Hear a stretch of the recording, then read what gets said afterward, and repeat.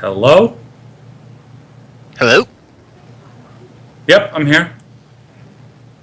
Righto. Well, let's, Sorry, everyone. We should be coming live to y'all.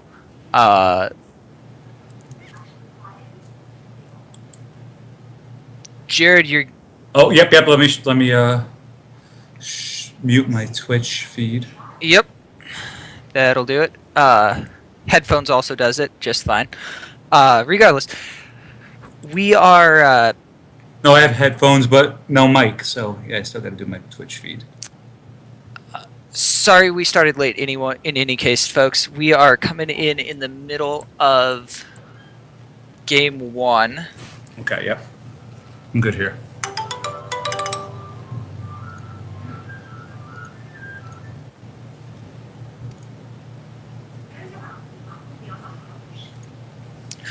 So this game, we've got Chris Gogolin versus Trevor Partridge. This is a hunt down game versus Watch Your Step with a very unconventional Watch Your Step build that's starting a new secret base.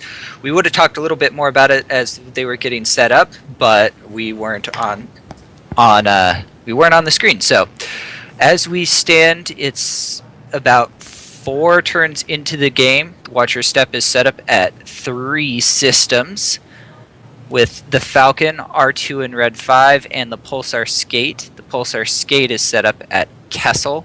The Falcon is set up at what surely looks like Nar Shaddaa. Makes more sense to run Nar Shaddaa than Coruscant, but...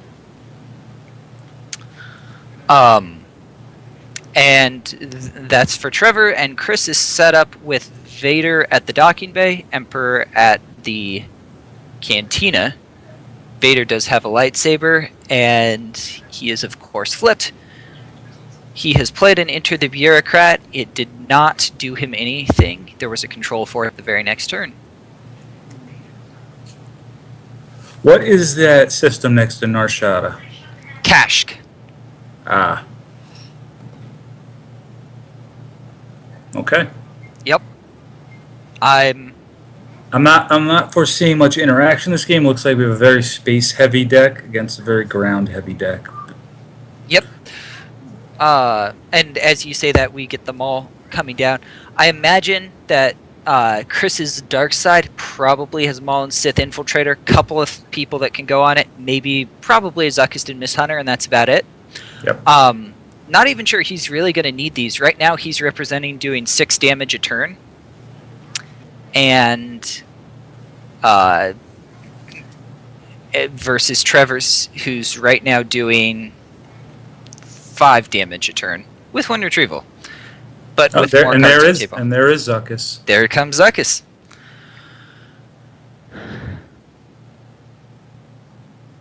And there's the battle.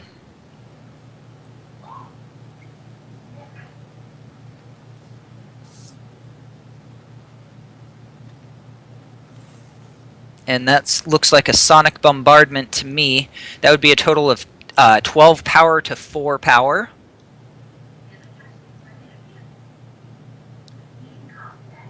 Assuming that it was Murex piloting. Which, that doesn't look like a Murex, but... You know, I think it's Murex. Cover 7, right? Yep.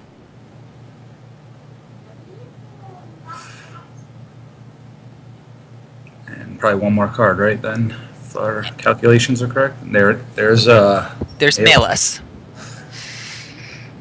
Yep. That was a really good move for Chris. With the new secret base start, we were assuming that this was going to be a Kessel run deck. So locking down the Kessel system is a really good move. I'm not thinking it's Kessel right now that he pulled all those other systems. And I haven't seen any freighter captains. You are correct. So I'm going to assume he just wants it for the activation and the extra drains. And it's just very space heavy.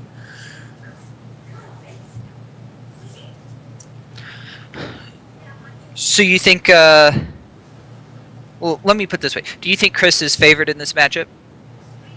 Yes. Yeah. I'd say so. I'd say so.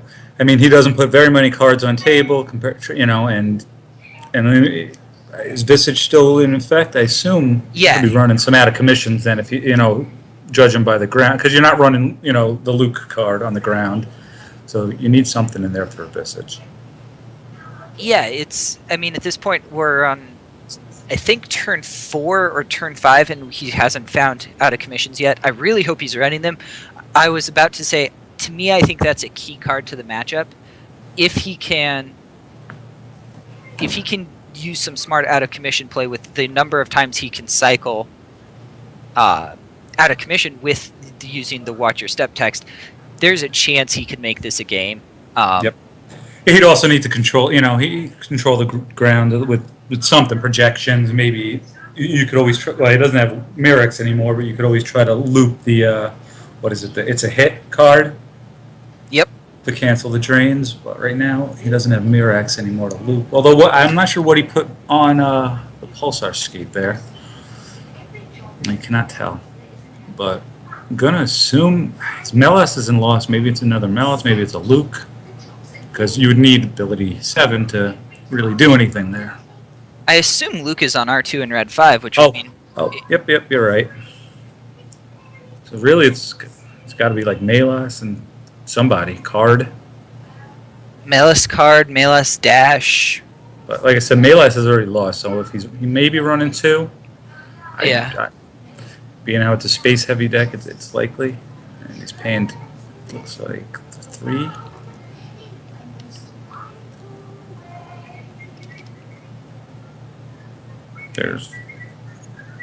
He just walkling for projection of a Skywalker, it looks like.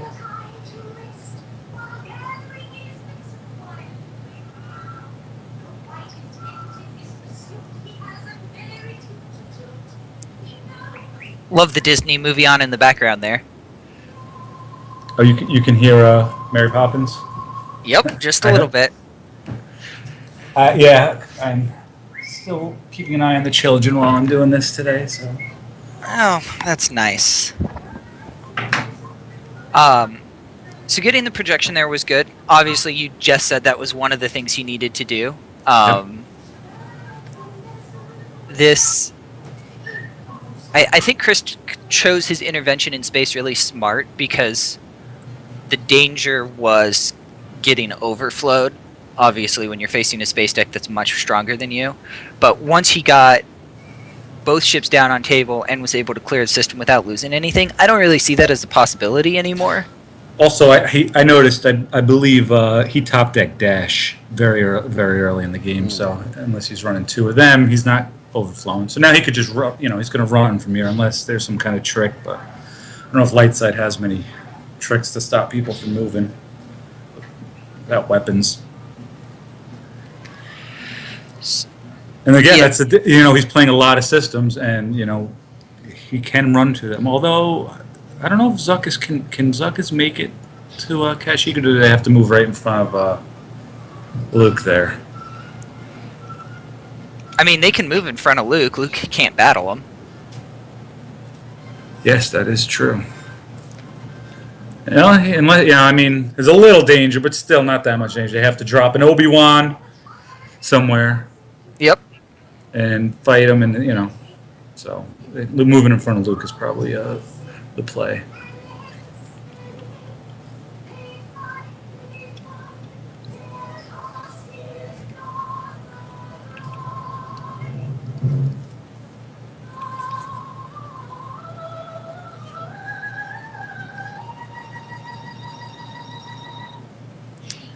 My fast math research says that Zuckuss has hyperspeed 5. That would get to Kashyyyk easily. Okay. It would also get to Nar Shaddaa, assuming that's a Nar Shaddaa.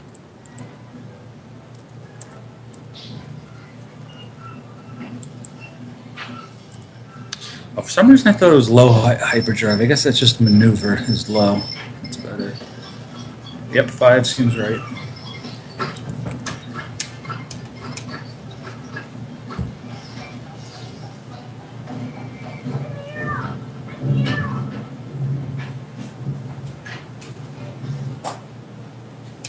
Indeed. I've shut Mary Poppins in the background since I noticed there were no children in the room anymore.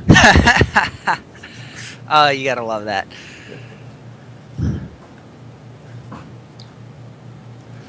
It's an okay movie, but I mean, after this, 75th time seeing it. Gotta love kids. Mine is still young enough that haven't reached that stage yet.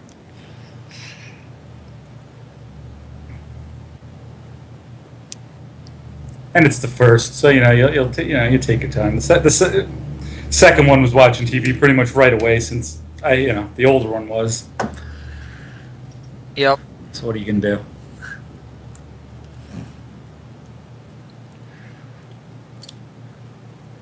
So he did end up moving in front of Luke, and so that's good. Yeah, there's very little threat. Like we said, he'd have to drop an Obi-Wan and probably put a cannon on, to even think about doing any overflow. Plus, but more in space, so not happening here. Also worth noting, excuse me, I was thinking Chris can also play battle tricks, barrier, that type of thing to prevent it, and then if there's only one copy of Mellus is pretty far down in the lost pile, so he can just cloak to suck up one of the damage, which at this point would mean that Chris is doing 2, 4, 5, 7 damage a turn versus 1, 2 damage a turn with 1 retrieval.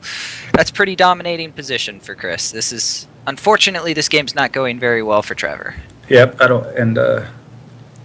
don't see it lasting very long. I did see an Obi-Wan in his hand, but I guess he'll throw Obi-Wan maybe to the back door. That seems like the move. Because you can't really kill any, he doesn't want to, you can't put him in front of Vader because then he'll just lose Obi-Wan. Put him in front of Emperor, he could just top deck a little bit to keep Emperor there and then drop Maul or something like that. I'm sure Maul's in space, but...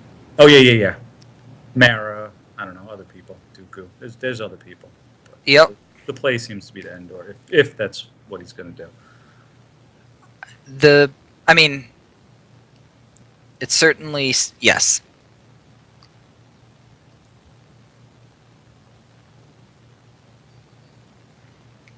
I'm not really seeing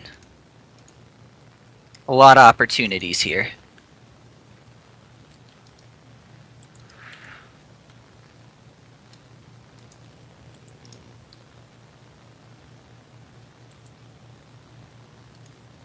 Well, we do have the feed in Skype, too. I did not know that. We do. I don't have to watch the Twitch feed, so I might have been delayed, no? The delay's not really bad at the moment, but the Skype feed's better. Yeah, no, now that I realized, I've just closed out of Twitch. So okay. So he did drop Obi-Wan there at the back door. I see that.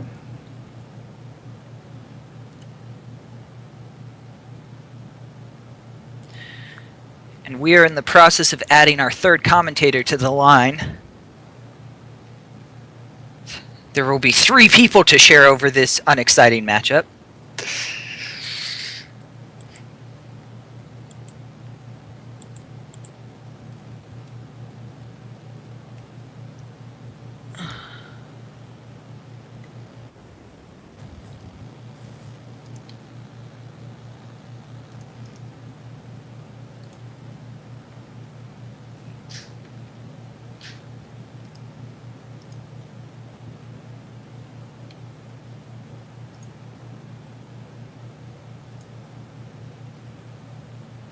I drew a 5, so Obi-Wan is lost.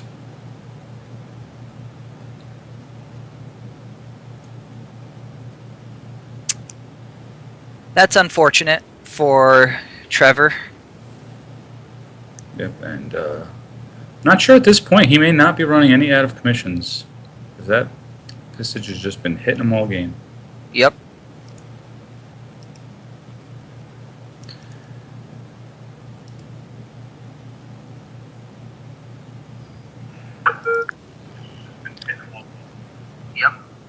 Well, welcome, Steve Buscemi to the call. Thanks, guys. It's your first time commentating a live event. Yeah, that's true. Looking forward to it. Well, welcome, Steve. Oh, gotta mute your Twitch there. It's your first time commentating a live event. Or you can just close out of Twitch. That's what I did, because Okay. you have the feed in Skype.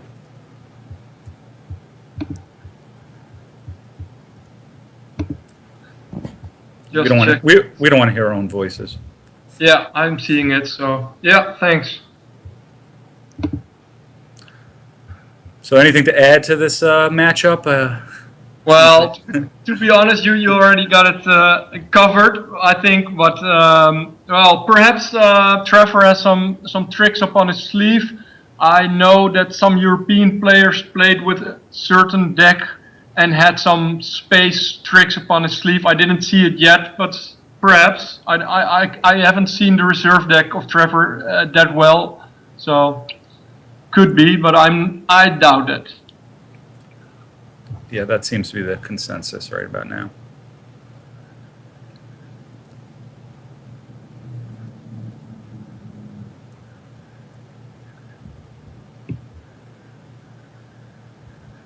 I think maybe if he can loop it, it's a hit, because We're Doomed is already grabbed. He could, but I think I believe it's a hit. His hit the loss pile. I could be mistaken. I thought I saw it lost. Even then, that would cut down So, yeah. 2 damage, which would still leave him suffering 5 damage a turn while dealing. Furthermore, I'm not even sure that I don't think Mirax is on table either. We know he lost Mirax at least once, so somebody else is on that pulsar skate. I think 2 other people. There goes his other Obi. And right now he has a control tunnel vision. So I mean, if he's got Fast math a as he card. counted there put him at 11 life force. Yep, and a couple in hand. So. And he's paying to drain, so Yeah. he's given up on the ground game, and I believe it's a matter of time. Retrieved his Obi-Wan, because maybe he didn't give up on the ground game, but he's going to have to get that back into his hand still. And he does have Melas in his hand, so he Must does have been play running 2. 2. Yeah.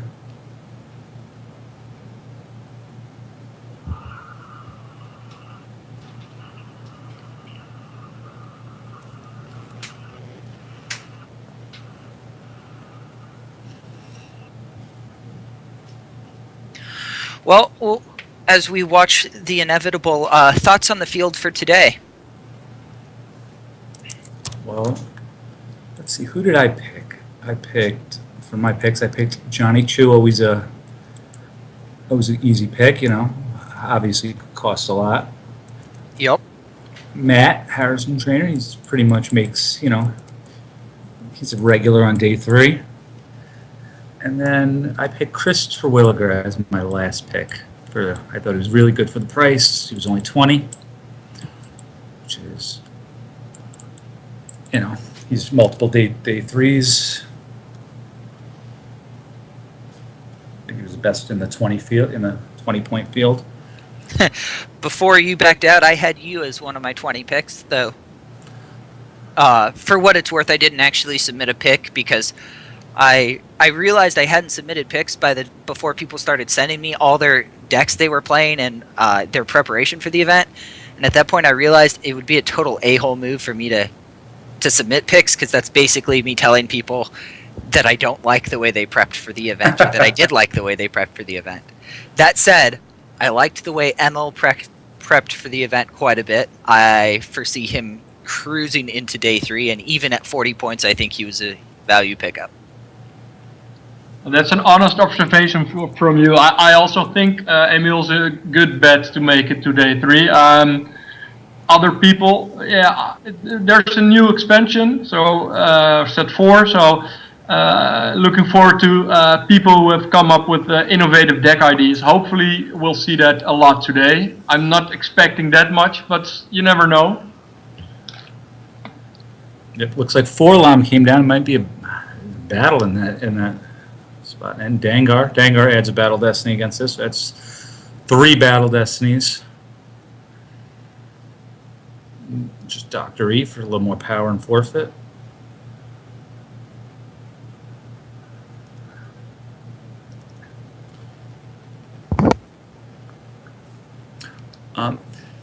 Yeah, I was really happy with my decks. I was a little upset that this is probably the first post reset tournament where I really, not only thought my decks were good, but they were fun to play. I posted in the forums I was going to play My Kind of Scum and Diplomatic Mission to Alderaan, and I finally am happy with the Alderaan build.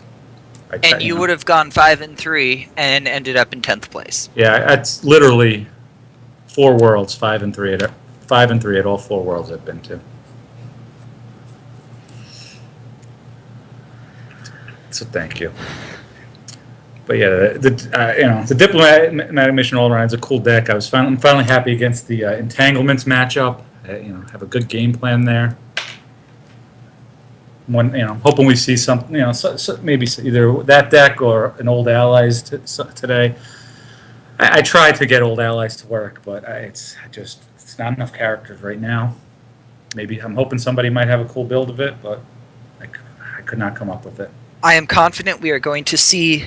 Well, I'm confident they are going to see plenty of Old Allies today, since multiple people told me they were running it. Okay. Including some players that by reputation might end up feature match. I would love to see that. That's a deck that it could be interesting. And we see the handshake, and that is a game. That was a nicely played game. Going into it, not 100% sure there was anything that could have been done, especially after Chris got that fast start. Yep, I agree. It's just a matchup. I toyed with a non-Luke Watcher step as well, and I think you need tricks on the ground. You need dodges. I was actually running. What was I running? I was running Luke on the ground. I was running EPP Luke with maybe some clashes and stuff from the Lost Pile and try to stay alive. But I think the Like My Father Before Me Watcher step is the best build at this time. And it didn't help either that I think that second top deck he lost was a projection of a Skywalker. So he runs two. He had one out there, but yeah, I saw that too. I think. Yeah, you're right. I mean, he needed everything to go right, I think, to have a chance in this game. And Chris played it very smart and didn't make the mistakes that Trevor would have needed. And Trevor didn't have luck go his way with that 5 Destiny when a 4 would have, given him a little more space and with his top decks. But that's what Hunt Down does. That's the point of it. You play it. You put the early pressure on. You hope they top deck some key stuff, which is what happened, and everything didn't go right for Trevor, and that's the matchup. On the plus side, it was a relatively fast game that will give them lots of time to rejuvenate and get lunch. Probably a little early for that, but it's always nice in the mid games when you have a game that goes 30 minutes and you're like, oh, thank gosh. Yep.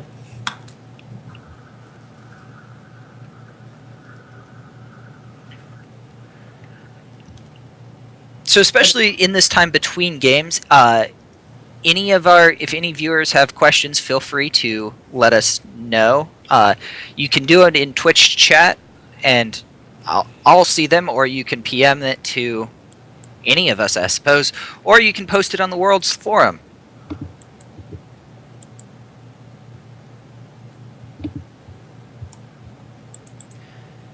It is likely at this point that we are going to have another 25 minutes until the next game starts.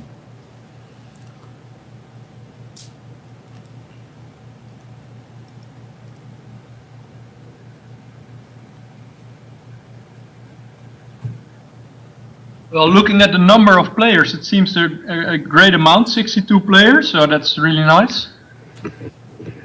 Absolutely. Yeah, that's strong. It's more than the NPC, I believe that, right? So they didn't fill up. I don't think they were only 2 short. Yeah, I believe you're right. That's So that'll make this the biggest event of the year, which is appropriate. tough draw in the first game for Brian Fred and Steve Brenson, two playtest partners who got matched up against each other. Yep, Yeah, and I saw another Johnny Chu, I think, against Matt, if I'm not mistaken. Yep, Johnny Chu and Matt Sokol, two old Team Albany allies. Yep. I'd missed that one. Wow. And Steve Salucci and Chris Kelly, I think, playtest together. Yeah, and speaking about old school, I see Mike Kessling versus Matt Lush. That's a name that's, rang a few bells for me as well. Nice to read that he's back. That might even be before my time, right? Oh, yeah. I mean, the Lush was way old school. Amusing to me that the quintessential Texan, Mr. Mike Richards, didn't make it this year for the first, and then I thought I saw his name. He did make it. Never mind. I'm an idiot. I was going to say Mike Richards didn't make it, but Matt Lush came out of retirement. But Mike Richards left the wife and the kid to go play some Star Wars cards. Good priorities there. So.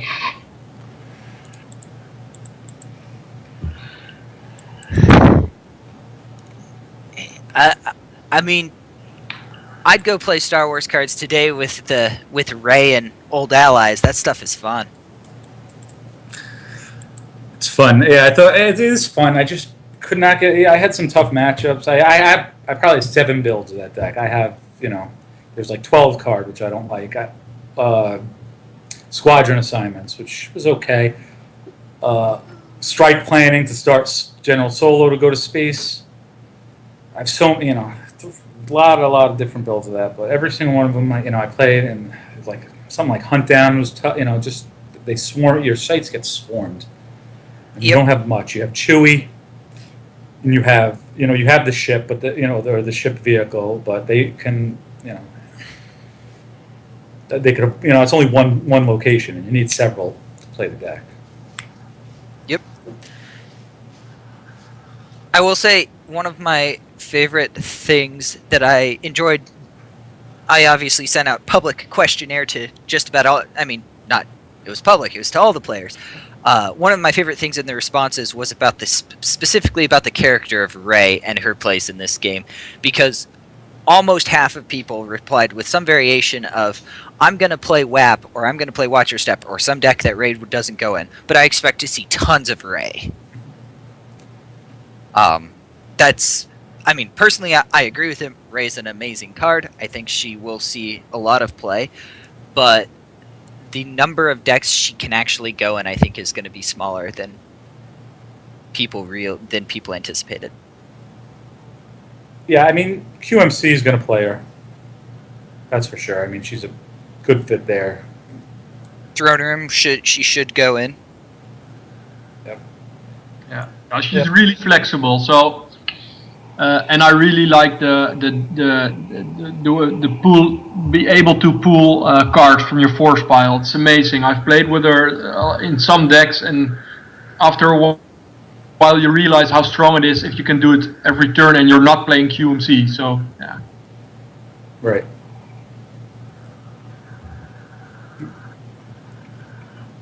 It's just good to be able to, you want to draw a force, but you always want to save a force, and you don't ever have to draw, you'll get that force into your hand.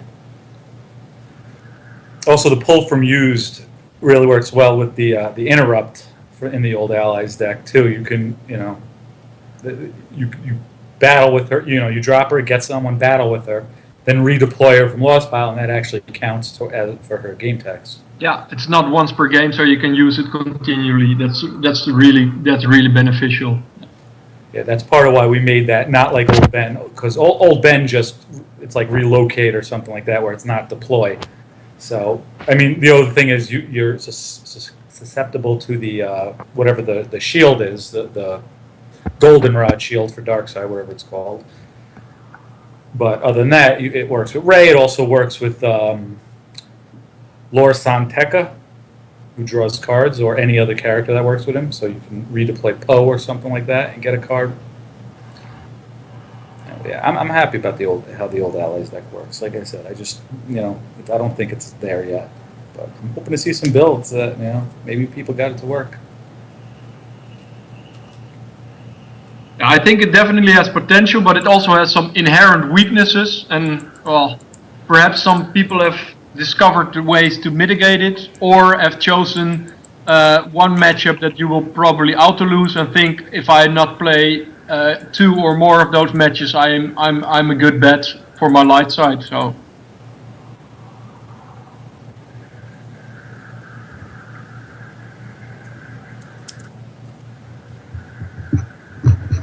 Yeah, one thing we noticed in testing is a deck that can hold its own at Jakku in battle in space. It makes it tough for you to control the two Jakku locations during your turn. During your turn. True. We test against entanglements, and entanglements can kind of just abandon Tatooine and just move everyone to Jakku, swarm it with your guys, and it's tough on the deck.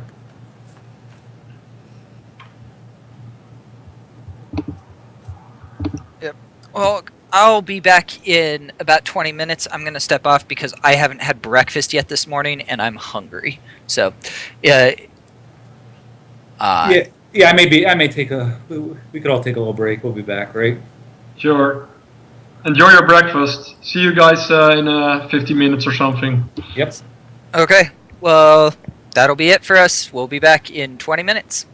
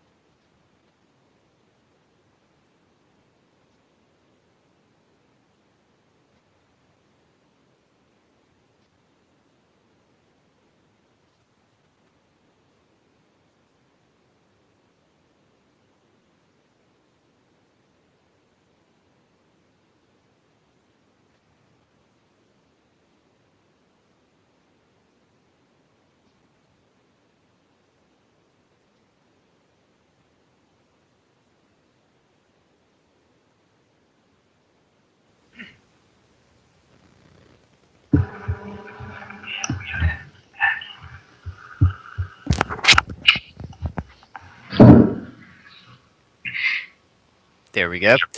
We have what sure looks like Jake Nelson. And let's see if I can pull up the pairing faster than they can type it.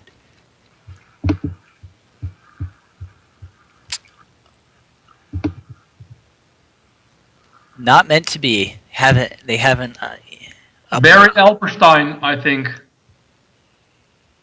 Interesting.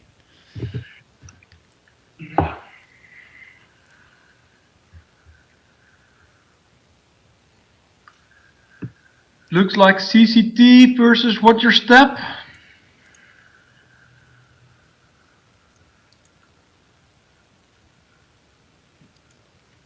Indeed.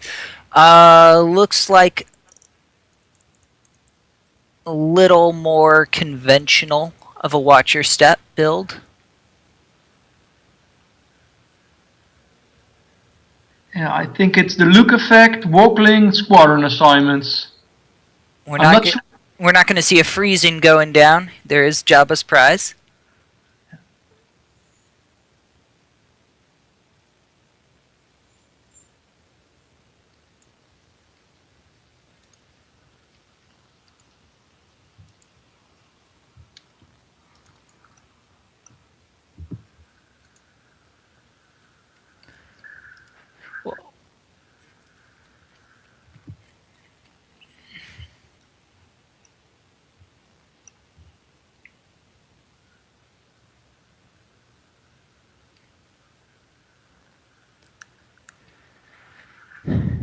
Jared either isn't back yet or he's still muted. They're shuffling starting locations, so Indeed. They haven't updated the results publicly yet on round 1. So I'm scanning through the results, not seeing a ton of surprises. Matt Sokol lost to Johnny Chu.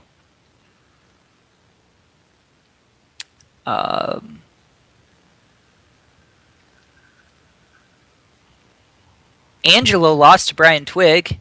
yeah. That's a surprise. Angelo's a good player. That surprised me too. Matt Carulli beat Jan Westergaard. What's up, guys? What's the Oh, we got Barry Alperstein's CCT versus Jake Nelson's Watch Your Step. We get 2 Watch Your Step games in a row, folks. Yeah. This one looks more of the standard Luke build. Yeah. Oh, nice. We get to see the starting end. Very. Ball strikes. Sneak attack as last card, I think.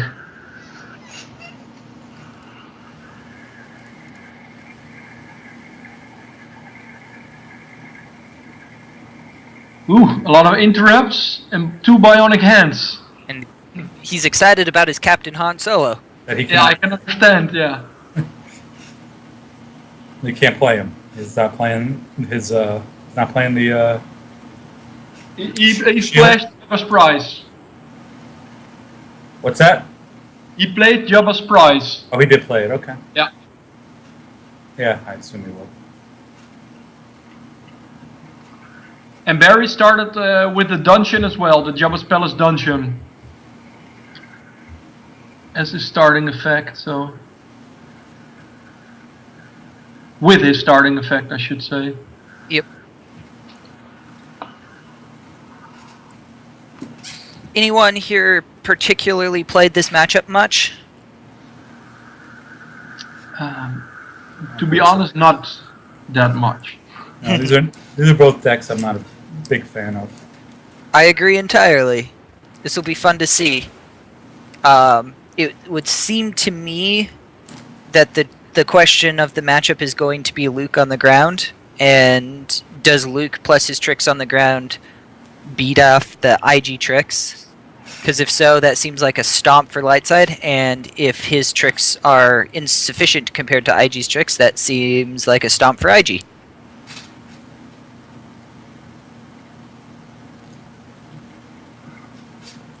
Yeah, IG build, can be built a lot of different ways. A lot of combo type cards since you get to pull so much.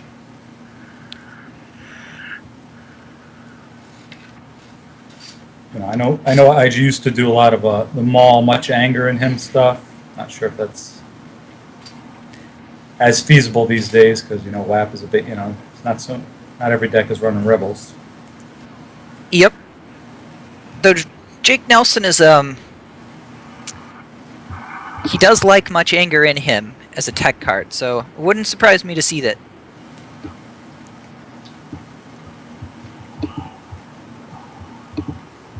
Jake Nelson. Wait. Jake Nelson is light this game. So. Yeah. I was like, wait, Jake's not playing the side. Never mind. Now I'd be much more surprised to see it. So we see IG come out, pick up Jabba's prize. Yep, typical start, despair. Nothing surprising going down.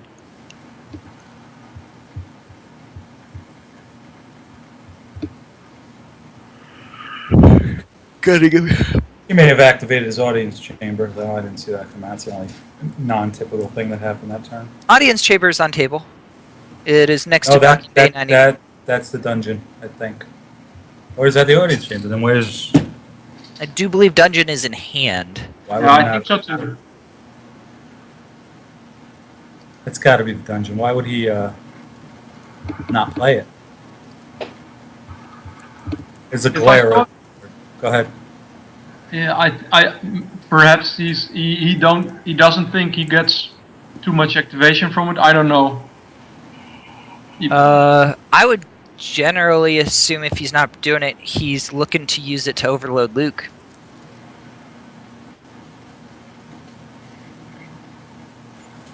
Yeah, that's just not that reliable, considering that any Luke deck is usually running 2 of the card, the Hear Me Baby card, since I Have You Now is such a strong counter. Yep. But Mirix and the Skate's going to go to Tatooine. he has one in his hand, so that's good. But I also saw Barry had a Disarm in his deck, if I'm not mistaken. And that could be nasty. No, that doesn't work against Luke because of like my father before me makes him. Yeah. He started it right. Yeah, that should protect him. Interesting. Don't see a lot of Boss Nass Chamber and Watch Your Step. But Jake pulls it after Mirixing. I think the Luke versions have been playing. I know. I have a old Joe Olson build, and he ran it. I think was it last year's NPC maybe. Last year at Worlds, Brian Fred ran it. So I guess it's kind of around. Yeah, with no farm nowadays, and it's either and you don't have any other options. QMC and WAP can play Hark. Plus, Wisa Got a Grand Army is a great card, even once you're finished pulling. It's much stronger after you've made your pulls than something like Speak. Especially if you want to protect Luke, you don't want to lose him, so restricting those weapon destinies is a small thing, but could help you out. Yep.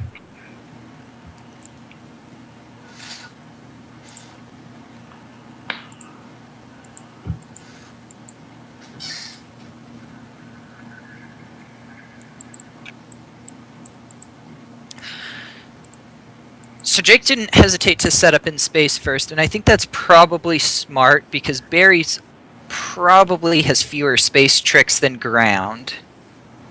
And so if Jake sets up in space first and gets flipped, that makes it a lot harder for Barry to come after him until Jake gets the interventions he wants. Of course, he could have not had much choice in the matter.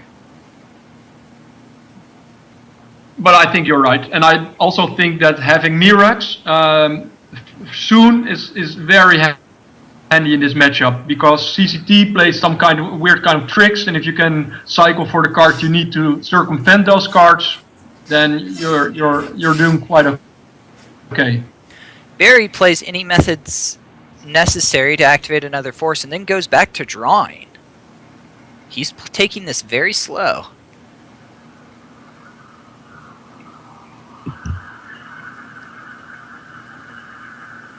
And we get a Murex out of Jake, who's then going to activate. Battle order is being pulled, and the puller shield as well.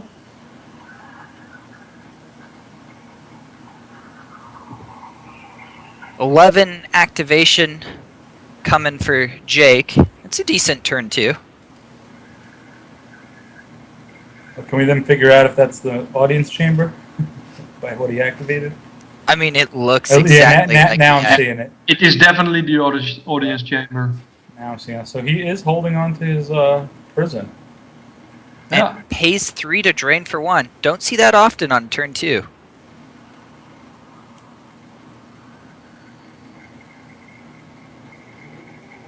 Yeah, And unless he's planning to just, he has nothing to drop and he's just going to draw up, I would say that, yeah. Normally you wouldn't see that.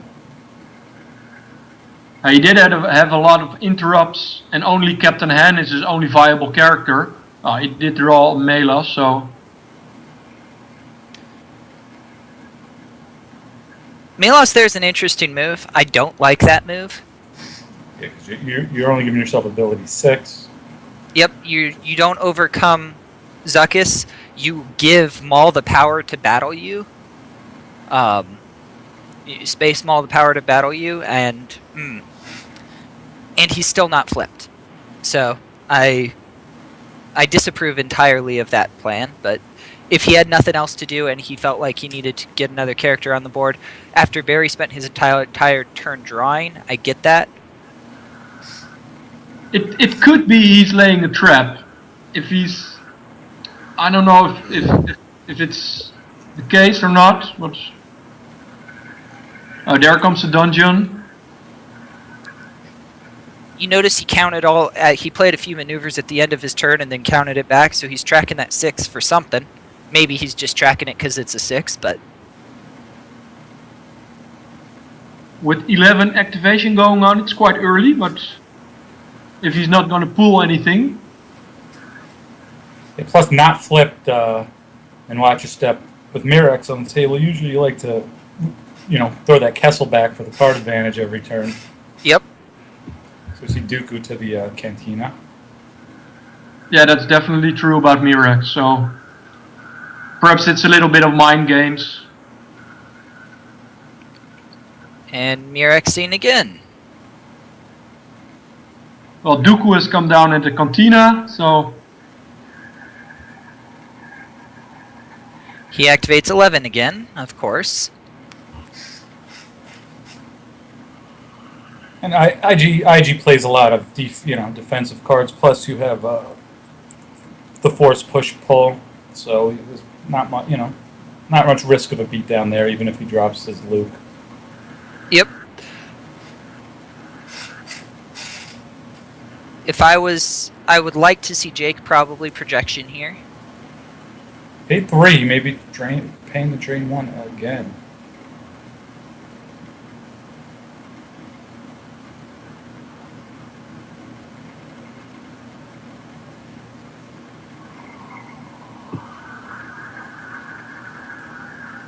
Indeed, he did. yeah. And Mirex again. I think picking up a control tunnel vision or a big or dark lighter combo. I think it was a Darklighter spin. I think so too.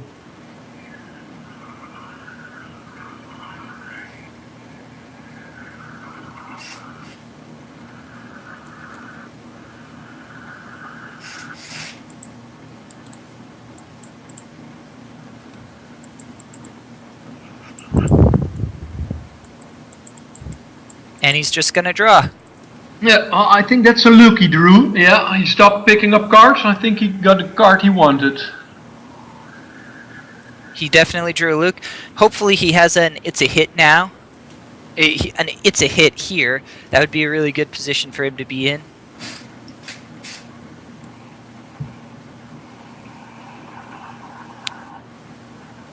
Both of them have very large hands at the moment. Yeah, I think Barry's going for more activation, or he was putting the location aside with IG. Barry's going through his force pile right now. He's got a lot of cards saved then. Yeah, Yeah. he's grabbing the location. Yep. Barry has not done anything except for that first IG. All he's done is, I guess Dooku. I'm an idiot. I'll stop talking. Oh, but he's definitely picking up cards and seeing where he can strike or what his game plan is going to be. So you're right, he's not doing that much yet. My feed froze. Are you guys seeing the Yeah, Kuga? mine froze too. Okay. So it's on their end, that means. A little slow down, probably.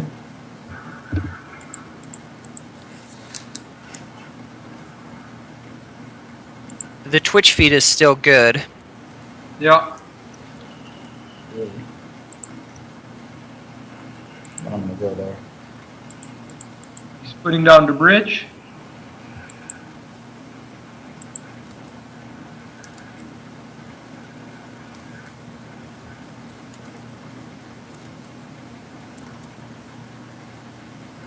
And we get an all wings, Yeah. which gets grabbed. That is an interesting grab. And because the image froze, I didn't think either Barry drained or Jake it's a hit or it could be worse, because I only see heading for the medical frigate in his loss pile, and if he drained, he either had it's a hit or it could be worse. There's no use pile for Barry yet. I don't think he's reached his control phase. Nope, I'm clearly wrong as Jake is activating. I have no idea what's going on here. He deployed the bridge, so we just missed some. Yep. But I think it was either it's a hit or it could be worse, because I can't imagine Barry not draining with so many force and large hands. But Could have been there was one card in his force pile he specifically wanted, but I definitely didn't see him recirculate. And there's no used, but in any case, we're going to see... the Outrider coming down. Yep.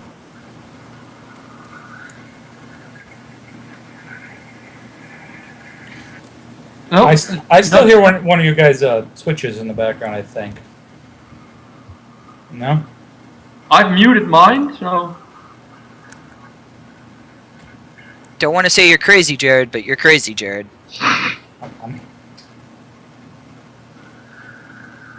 Okay, Kimura confirmed it was a hit. It's a hit was played on Barry's container drain. Thank you, Kimura.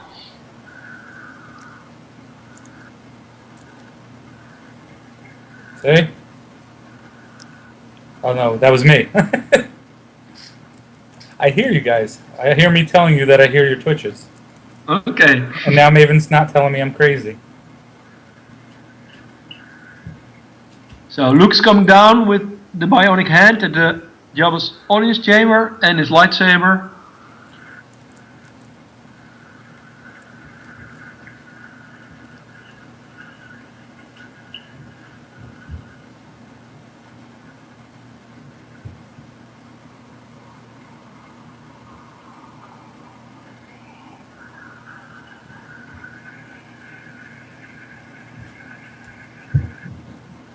Do you think Luke needs reinforcements on the ground?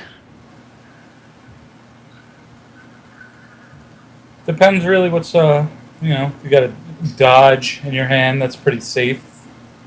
Although he's not flipped yet, is he? No, it's not flipped, so...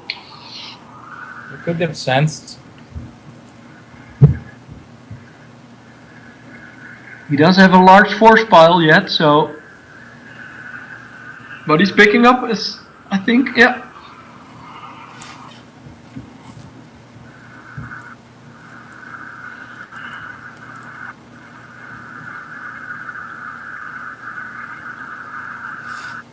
By my count, Jake is at either 14 or 15 cards in hand. He counted his hand at 11, drew a 12th, thought about it, and then kept drawing.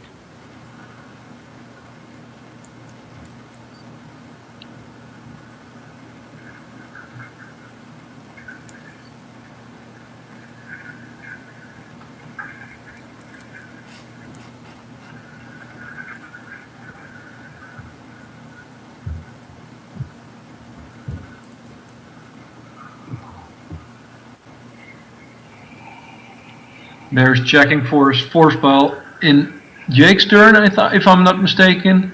Yeah, it looks like it. So he's gonna figure out which cards he wants to pick. And you got to think he's going to have some kind of good answer with the little amount of, of stuff he's done and how many cards he's pulled out each turn. Expecting Luke would come out at some point this game. And now I guess that was his turn because he just used some of that force to drain. Yeah. So there's one Captain Solo going and under attack.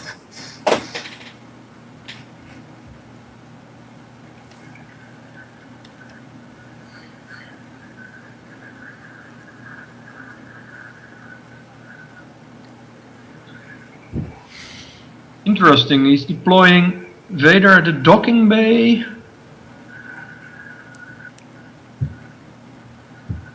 Was it with Blizzard 4? Yes. Yeah. You guys are ahead of me, I think. I just saw Vader come out. Yeah.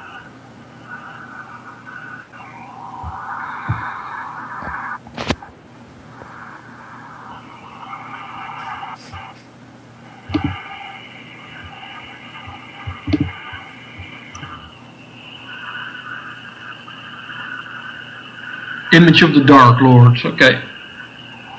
It's a good answer. Yeah.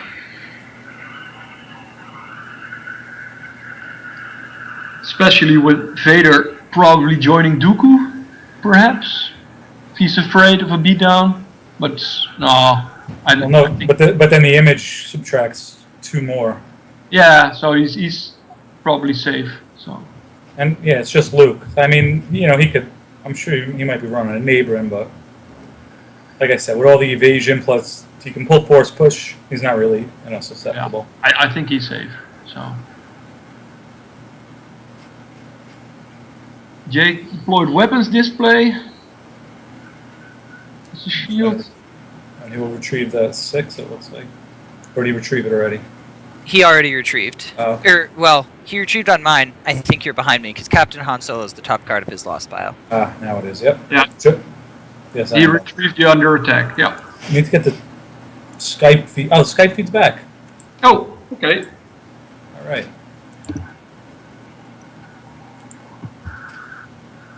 Sure, this must be riveting commentary for people listening. Let's talk about how far behind we are.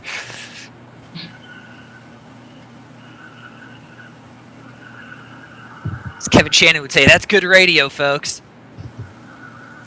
So we see Kessel going into hand, and now Kessel's going down with what looks... Nope, looks... Okay, Dash, Outrider, and somebody else that looks like a rebel will say it's Wedge. Yeah, and he's flipped, so.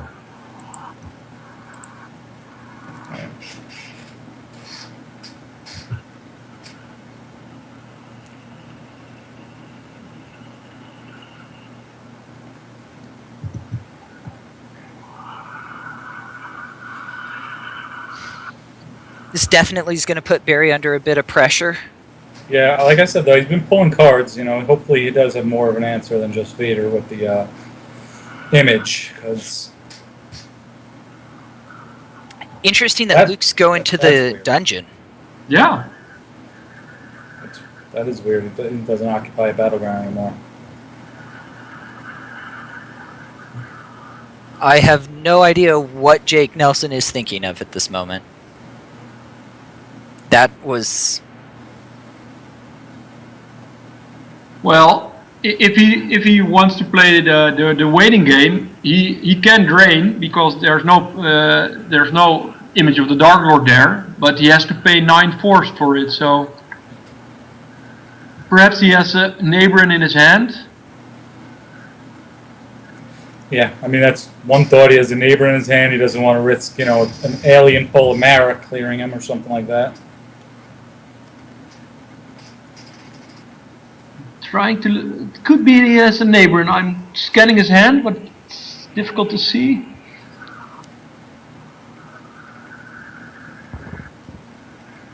I don't... Still not seeing that as any value. Paying I 9 to get a agree. drain of 1 there.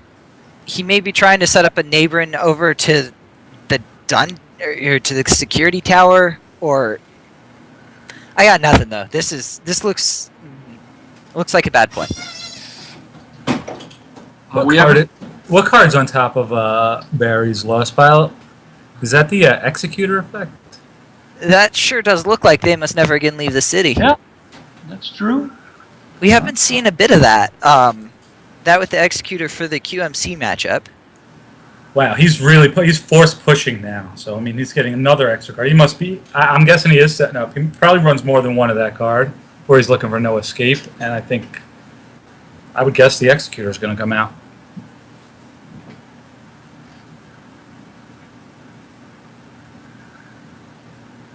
And by the way, when we saw some cards in Jake's Nelson hand, I saw a Melas moving to attack position. Weeza, I'll take the leader. I didn't see any neighboring, but I didn't see all the cards either. So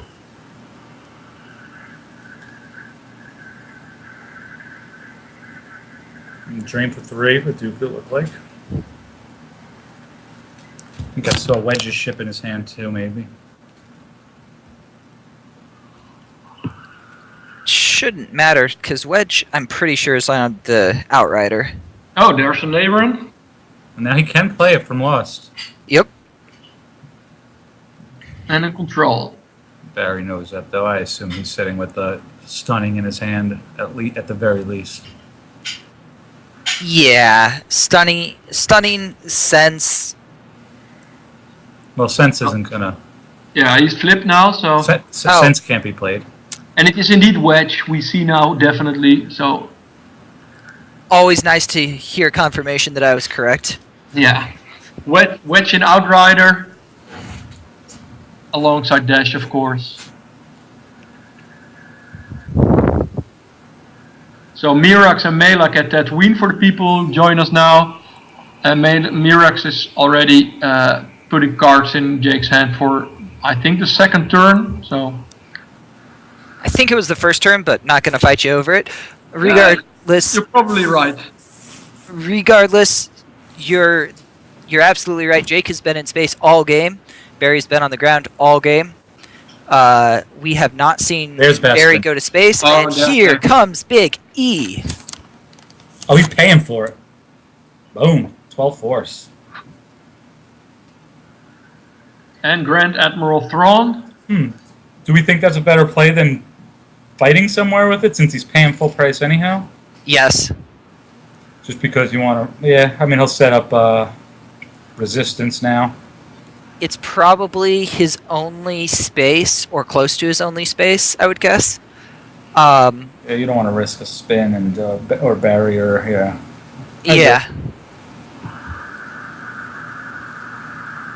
That makes his grab of spin earlier make a lot more sense, too. Yes. Yeah. Still, whenever it's watch your step, you want to be, want to make smart grabber play. Yep. The last time before the reset, I built a freaking beautiful Dark Deal Destroyer Droids deck it was a lot of fun to play, that was using Executor and Thrawn.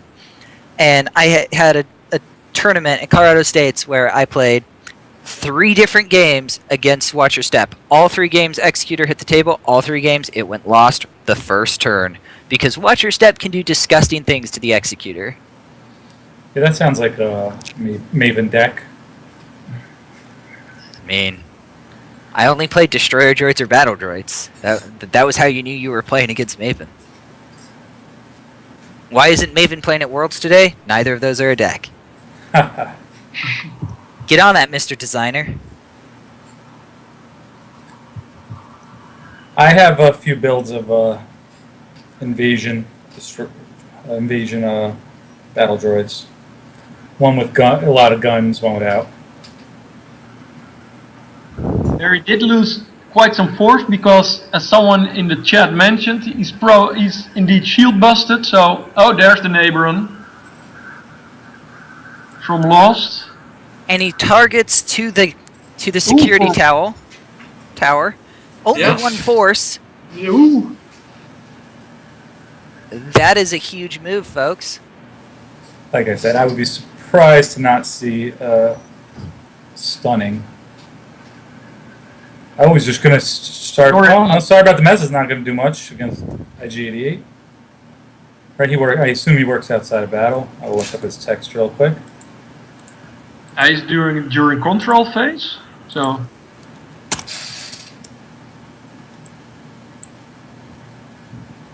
Yeah, he can cancel it at any time. yeah.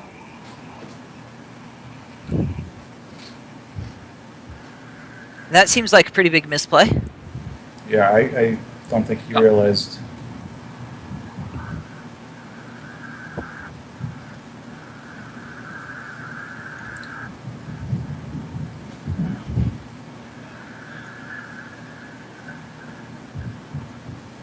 He's losing the sense of the top of his deck.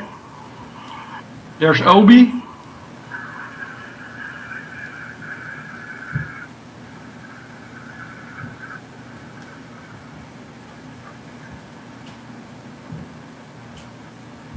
Imperial Warrior. Barrier Obi, that means he may not have a stunning leader. I mean, we saw several stunning leaders in his control pile. If he never chose to take one, that was a bold move. And there it is. Okay. And he barried him because this way he can't just move them back out to the battleground site next to it. Now, how many force is he going to lose to weapons display for this? I think you only lose it. Oh, well, was weapon display out? Yes. Oh, I see Yeah. what you're saying. Yes, he should lose one immediately when the battle is initiated. And then, because of the so that barrier. should be a 4-4 swing. Yeah, he should lose 4 force for the barrier and the stunning. Wow. This actually occurred in a game, a playtest game with me recently. That's a painful stunning leader. Like, I mean, it's a lost interrupt. You pay a force and lose 5 force to cancel a battle. Yeah. I'm thinking Barry wasn't thinking about the extra force loss for the barrier. Oh, I think the image froze again. Yeah, it did. Yeah, I don't think he's. I thought they were just sitting still waiting to get a ruling on this. We had a question in chat from Walset as to why 4. The reason for the 4 is as soon as battle starts, there's an automatic exclusion from the barrier. That's 2 loss. Then there's the just response that is playing stunning leader. Once the stunning leader is successfully triggers, that's another 2 loss for exclusion from battle. Oh, he didn't have a question. I don't know why you said why 4. Mark Walseth, you're confusing me. I think it's good to let people know, because when I returned to the game, this was one of the rulings I couldn't understand for a long time either. So, and it still baffles me somehow that this card works this way, but that's probably my own opinion. But to be honest, my opinion, I'd be happy if those 2 cards went away. Firepower and weapons display. I tried hard at the reset. They are my least favorite shields. I like the retrieve of force part. That's kind of cool. But yeah, I think it punishes cards like dodge that doesn't, and path that does not need to be punished. Stunning barrier again. I do agree. I prefer Star Wars to be played over many battlegrounds instead of just a couple, and those cards strongly incentivize you to build death balls at one site, one system, and that's not as nearly as fun to me as spread them out decks. So, or at least having the option of spread them out decks. It's very punitive. Regardless. back to the match. Yeah, I agree. But I totally agree with you on the shields as well. But hey, can he move? He didn't cancel the barrier, right? Oh. That's why that was my my reason. I said before I thought he barriered OB when he could have just stunning the whole battle. Yeah. So yes, that is illegal play. Yeah, because we haven't seen like Desperate Reach or something. So, Yeah. Okay. Well, perhaps Barry is still. Oh, it's a hit.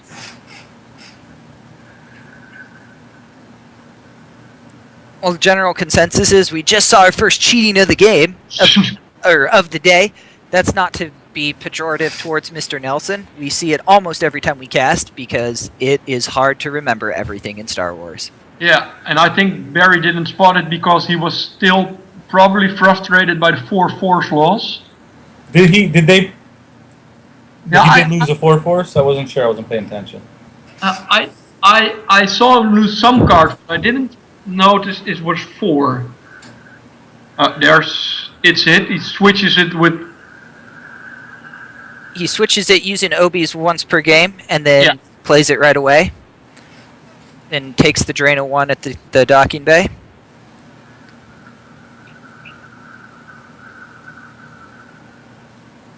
Yeah, if he's going to track that, it's a hit. And Barry doesn't have an answer for that. It could be problematic.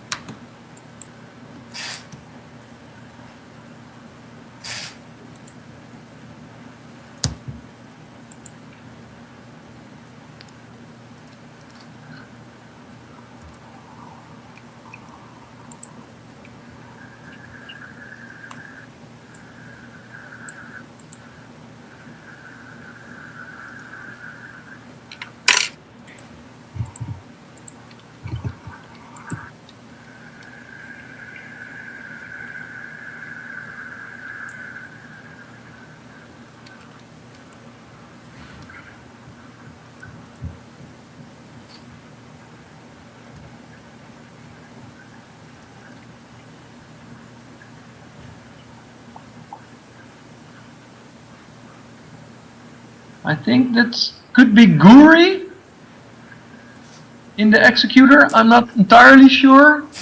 That's scary. Yeah.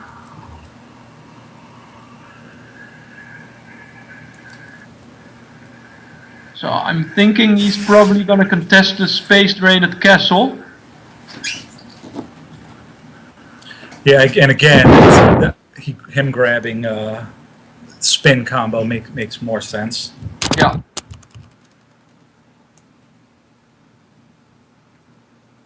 I don't believe can Bespin reach Kessel? What is it, 6 and 6 and 8. Okay. So it's good. He has space. He can reach all 3 systems. So. And there he goes. Yep.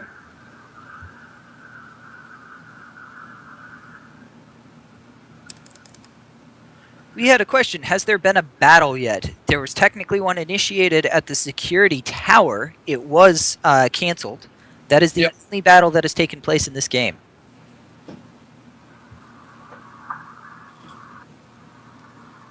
And now we're going to see what Jake's going to do. If he's going to play the evasive game or if he's going to full onslaught the executor. With Guri in it, I'm not sure if you will do that. But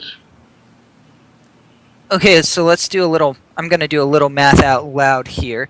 We know he has a few maneuvers in hand. If he gets the all wings in hand, which I haven't seen, that gives him a 6 battle destiny plus whatever he draws.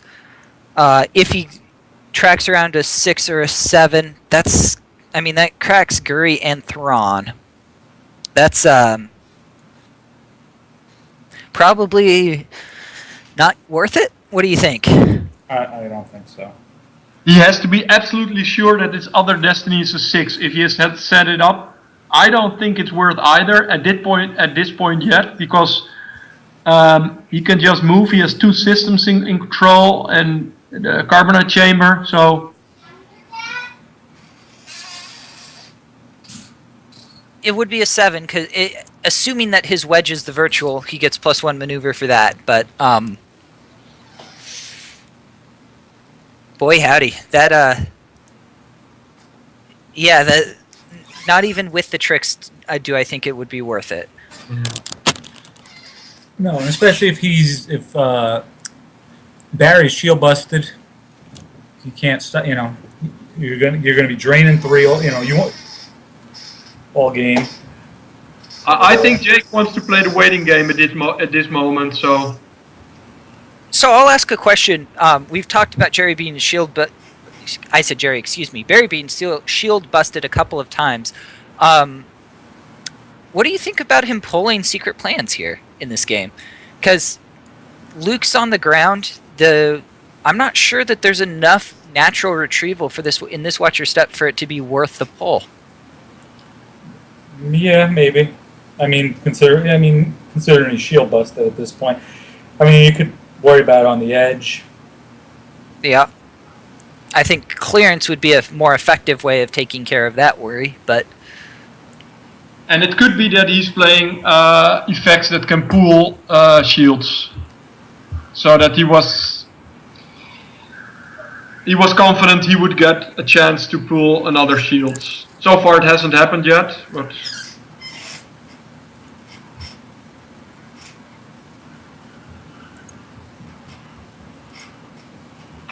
Yeah, people in chat are agreeing that clearance is a better play. I personally, I often leave clearance out of my decks. It's not a card I think is that good often enough.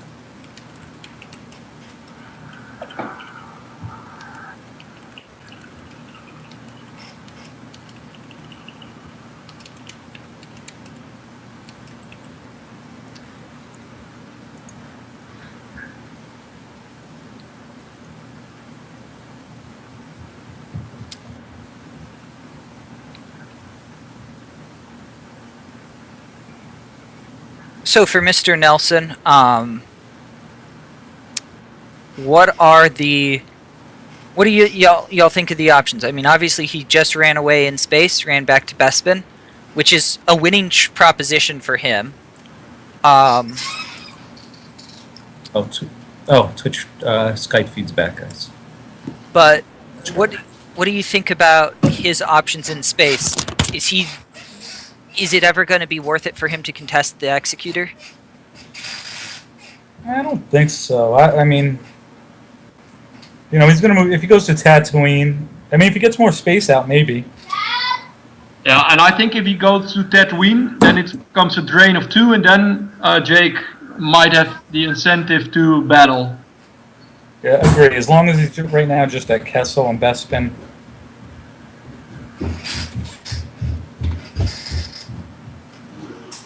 And we see Resistance come out. Or excuse me, Ultimatum come out. Which, I'm not seeing the value of that, but...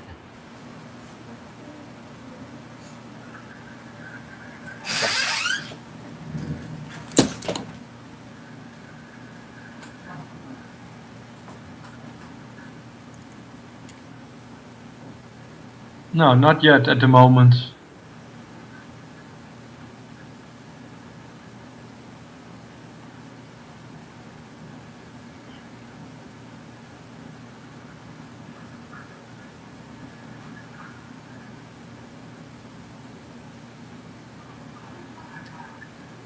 So Barry, I think, activated all but one of his 4s.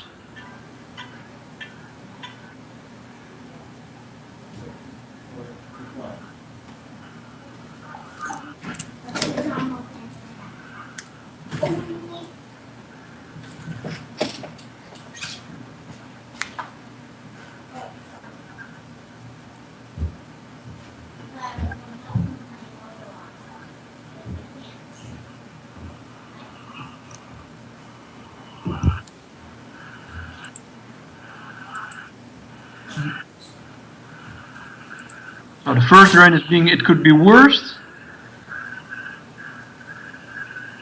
And I think Barry activated all of his 4s, so he's not going for a battle. Hear me, baby?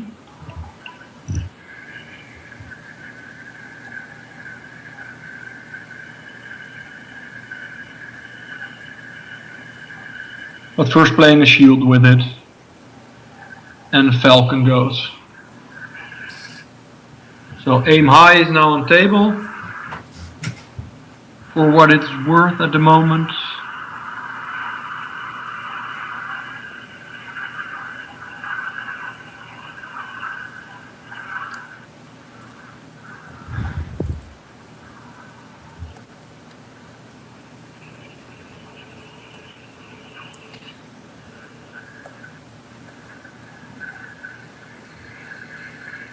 It is interesting the disparity of the raw number of cards on table between the two players.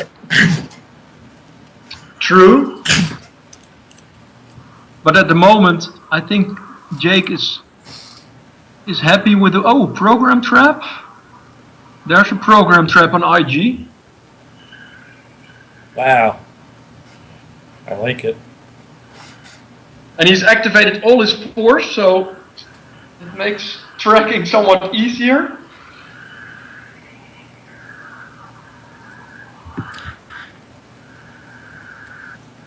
You know- Starting out, yep.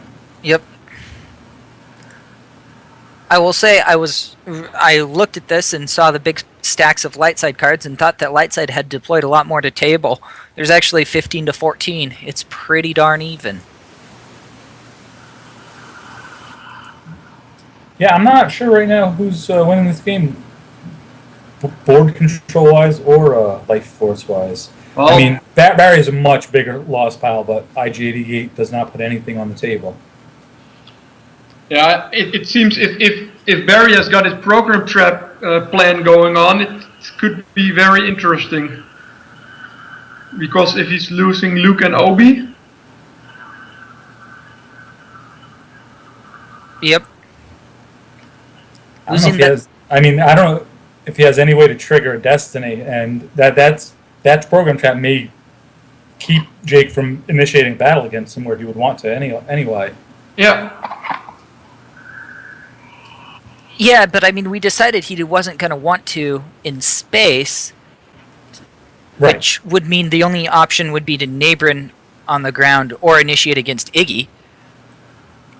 That neighbor he played, that was with Watcher Step, correct? He played it from Lost, Yeah, he played him lost. Yeah. so it's out of play. So he would need another one in there. Yeah. I hope to not draw a 3 for Nabrin.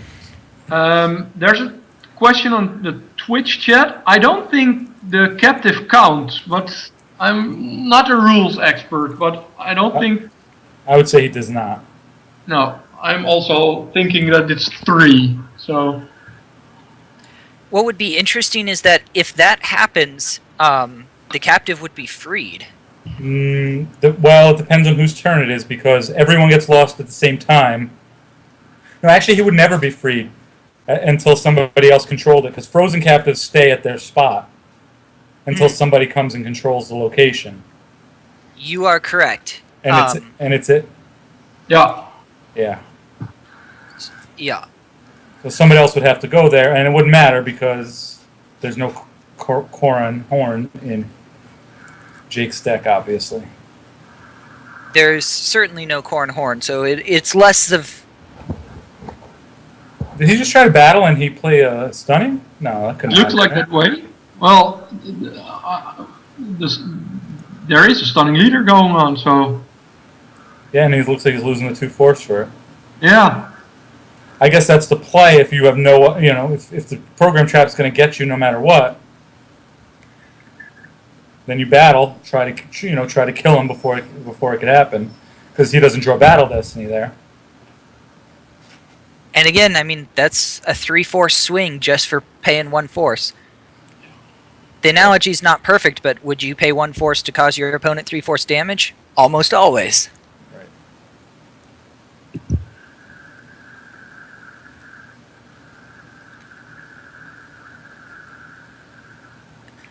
We're going to move Obi away to possibly, in case he was tracking that 3.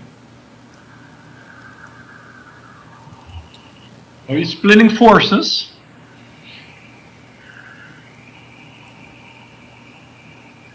It's interesting that he moves the Obi away. I'm thinking he has more Lucas in his hand or something like that. Yeah.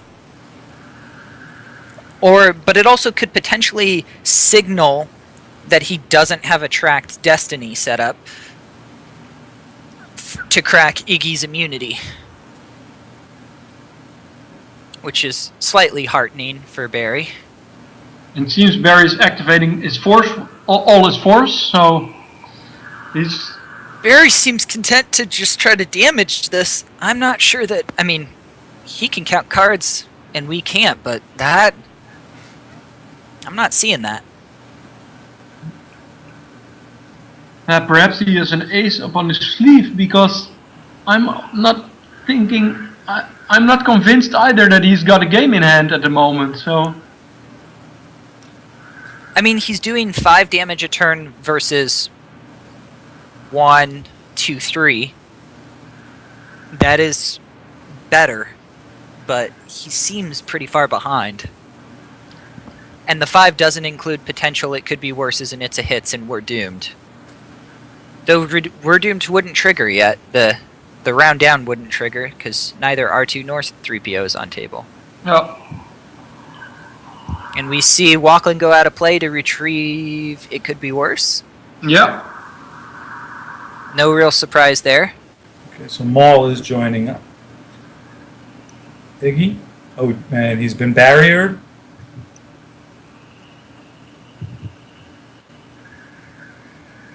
And I think I saw a Phantom Menace in Barry's hand. So There yeah, it is. there it is. Interesting that he moves Iggy away. I'm wondering if the next turn Barry's gonna move to Tatooine, because it's a hit that's being a pain in his ass, to excuse my French, for this matchup, and he has to control it to play it. So he could choose to eat the drain at Bespin to prevent its hit. Only Maven's offended by French. I am offended. I know.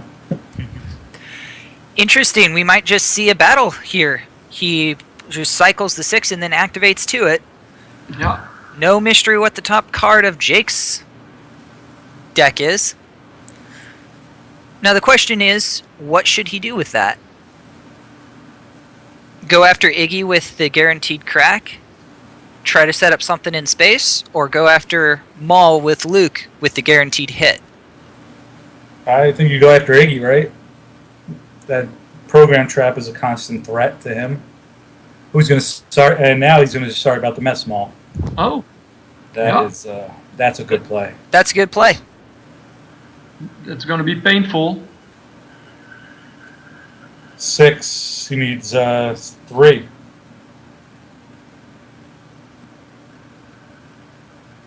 Yeah, 11. 6. Phantom Menace. Yeah.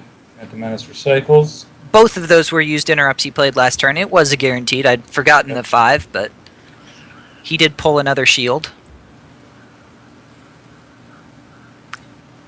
And so for paying that 3, he now gets to drain for 2 and sends Maul lost. That was a pretty worthwhile payment.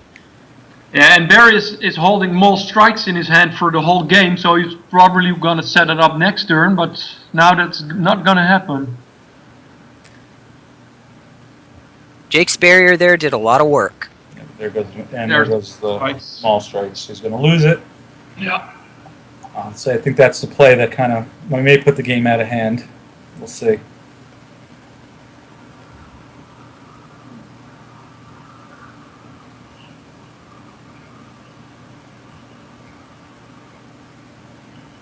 Yeah, drain a 3 there, so it's a pretty big play.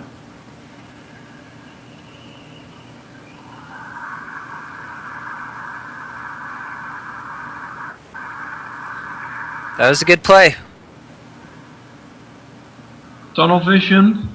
Interesting burning a tunnel vision this late to pull a card. There must have been something very specific he was looking for. Yeah. When that could save him, I mean, it's only going to save him 1 force, but to a drain, but a force is a force, and it's getting to the late game. It's more than that because you could play it from Lost Pile again, so. Yeah, but he still can play it from Right. Lost Pile, so. Well, that's true.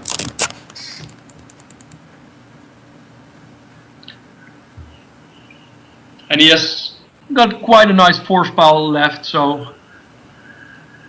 But he's gonna deploy. Eller's Medic. To Vader? Oh. I thought the Juicy Blizzard 4 was going to be the play, but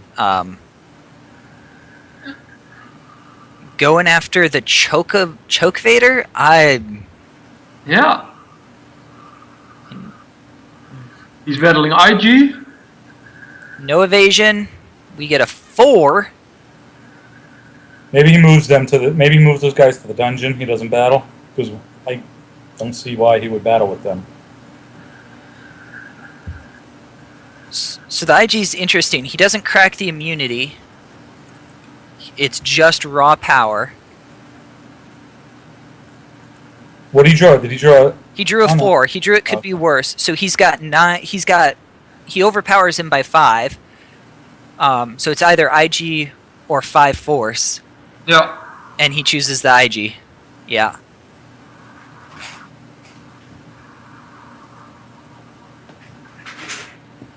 Like I said, I think he moves away. Yeah. Good call. And he's going to move the Outrider as well. Bespin, there's really no reason to engage at this point. Yep. I expect a handshake soon. Yeah. This was a well-played game. That Sorry About the Mess early was a real blowout of Jake, and the Sorry About the Mess late was a real blowout of Barry. Kind of like the way that played out. Yeah. There was a total of 6 force damage caused by weapons display. That's probably going to be your MVP of the game. And he retrieved once for it or twice for it? Yeah, it was an awesome asset for him this game. Yep. He's going to do 5 damage, and we'll see what the last 2 cards in his hand are, because other than that, you know.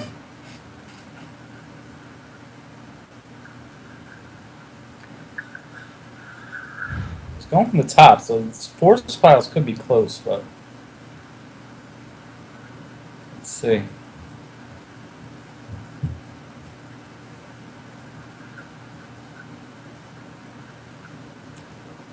Shows his reserve deck. Yeah, he's looking with the objective, not finding it. Did you see what those destinies were and what the cards were? I think any method's necessary. Yeah, that I saw. And might have been a Force Lightning. Yeah, I think it was Force Lightning. That's 3 and 5 for those counting at home. Got a Weapon Lev in his hand. So that would have probably been played in that Maul battle. Assuming he had it, which I think he would have. Yeah.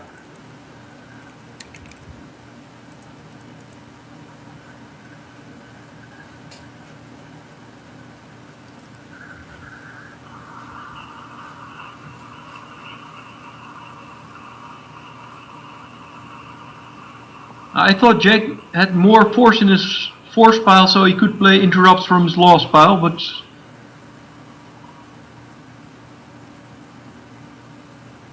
I think he's playing conservatively now because he probably thinks the game is in reach now. Yeah, assuming he doesn't get a shield pull, or next turn he's looking at 3 from the Carbon Chamber, 2 more from the 2 non-battlegrounds, and at least 1 from Tatooine. Yeah. So that's 6 more loss.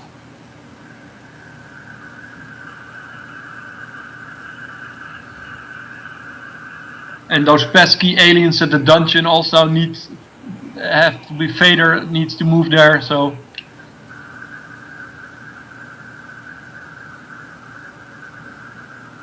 Really still not seeing the value of those 2 aliens there.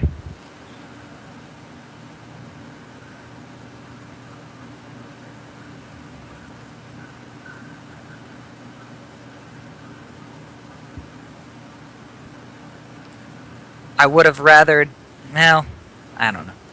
So maybe he just had nowhere else to put him. In space, he's done. He's just going to run from the executor all game. well, the one thing I don't think it's that big of a deal, but Ellers cancels lateral damage at the related system, so it could be that he's like making sure that Pulsar Skate cannot have a beatdown anymore, but that seems unlikely with the amount of cards in Barry's hand.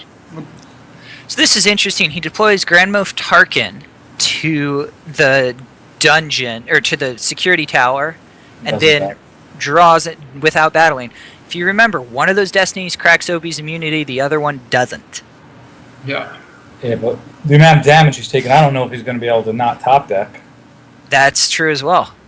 Yeah. When you top deck 1. If it's the 3, then you could kind of maybe. Then you do Right. your best to not. Yeah.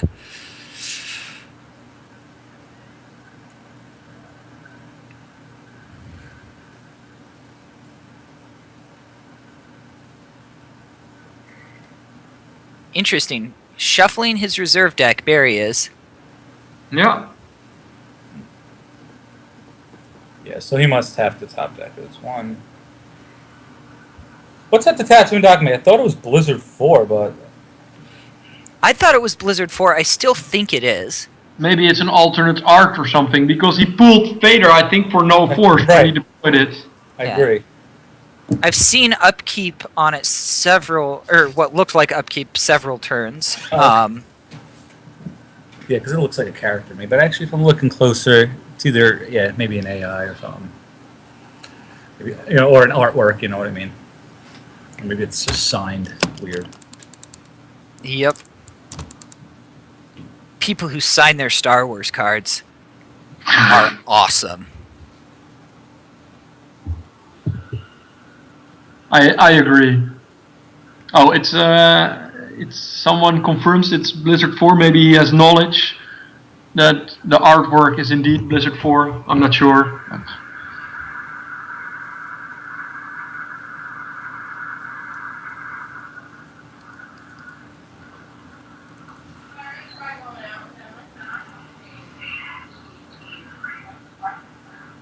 Looked like Barry had a short break or something. Maybe he went to go poop. Yeah.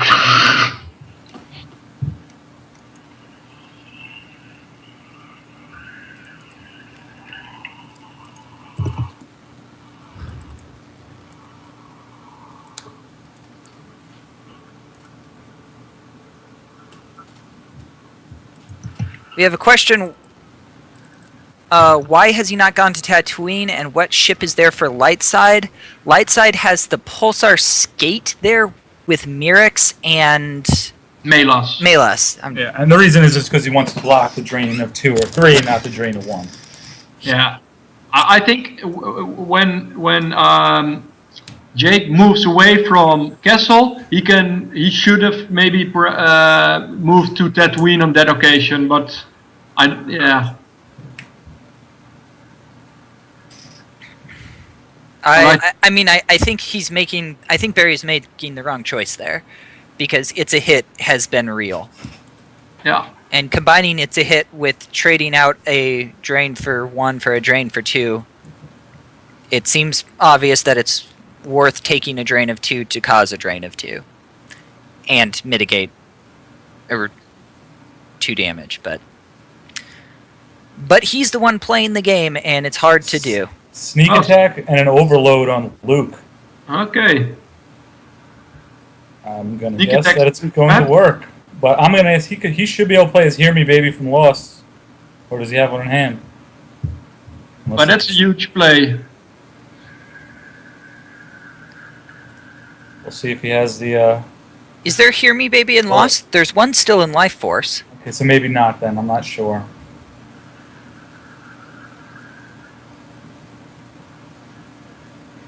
No, Yep. he's gonna lose it. That's a big play. That's huge. And then he draws the 7 and clears Obi too. Yeah. So there is his ground. So now those pesky aliens on the ground need to provide the better ground. Yep, we were right. He could have saved them.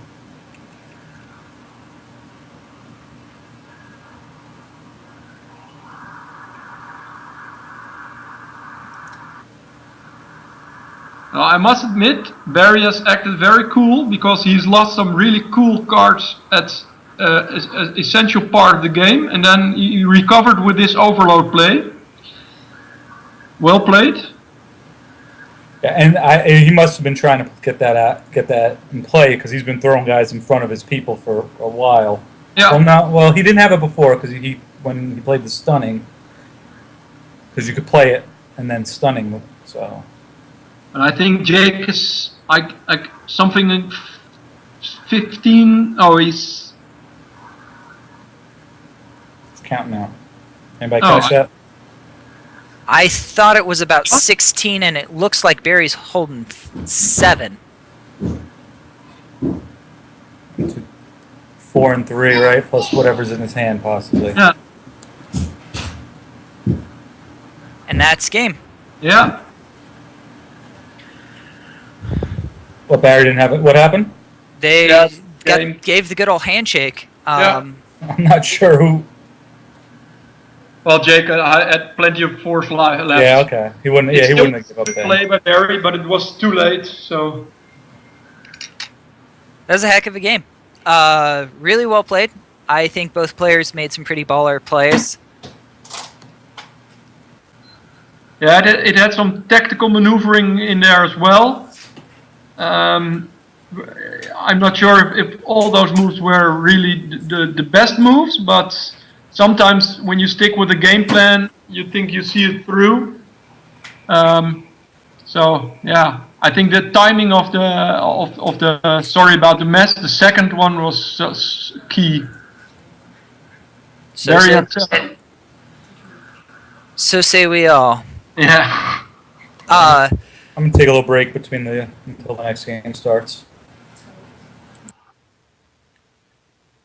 Yep, Yeah, I think we should take a break for some sanity, folks. As far as we can tell, Jake won that last game. They did concede. There was a concession while both players still had cards in hand, and it looked like Barry had 7 total force left, but Jake had Barry had 7. Jake had 15 or 16 plus whatever was in his hand. Yeah. So it seems like Jake was winning, but Barry had a pretty dominating board position. So I have no idea what was happening there. I think the general consensus is Jake won. We will see for sure. This was a Yeah. really fun game, though. Definitely, it was a really cool game. So nice move by both players. So, and there's I think an overload being signed. So Gotta love to see that. That's a classy move. Or at least a fun move, if not a classy one. yeah. Okay, I'm also gonna take a break. See you. I don't know when the next round starts, but this game took quite some time. So I'm thinking 10 minutes or something. Hopefully. I'm guessing it's going to be closer to 20 minutes. But yeah, I'll get a confirmation in a minute. But we'll be back right when the next round starts. Well, we'll see you guys then. Yeah. Thanks for the questions, guys. By the way. Yep. The comments. If anyone has questions about what's going on site, not that I have infinite knowledge, but I do have several hookups on site, feel free to send them questions, and I will try to get you answers. If there's particular matchups that you're wondering about who won in the last game, you can also send those in. I will get results slightly before they are posted, and if you care so much to find out, you can ask and we will post. So until then, take a nice break, and we'll see you in a couple minutes. One last thing, we just had a comment in chat. Barry should sign weapons display. That is so freaking true. That weapons display did work.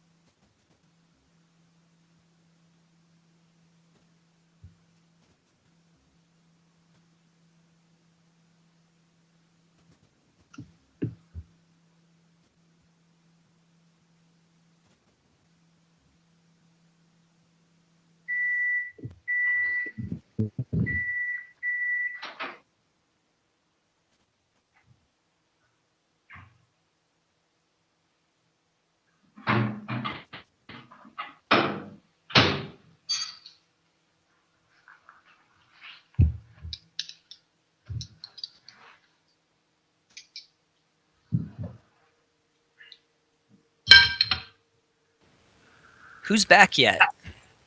I'm just back yet, but I'm also having dinner now. So the pairings seem to be going smoother and faster than I thought. But it looks like an epic match between Justin Desai and Emil Wallin. TTO versus Watch Your Step, if I'm not mistaken. But I'm gonna grab a quick bite and then I'm gonna rejoin you. Roger, roger.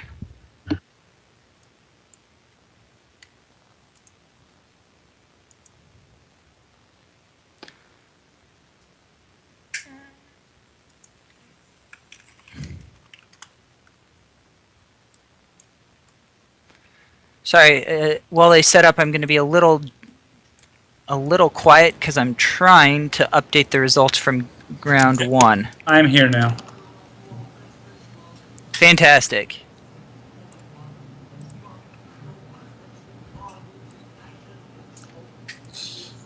Watch your step against TTO. Indeed.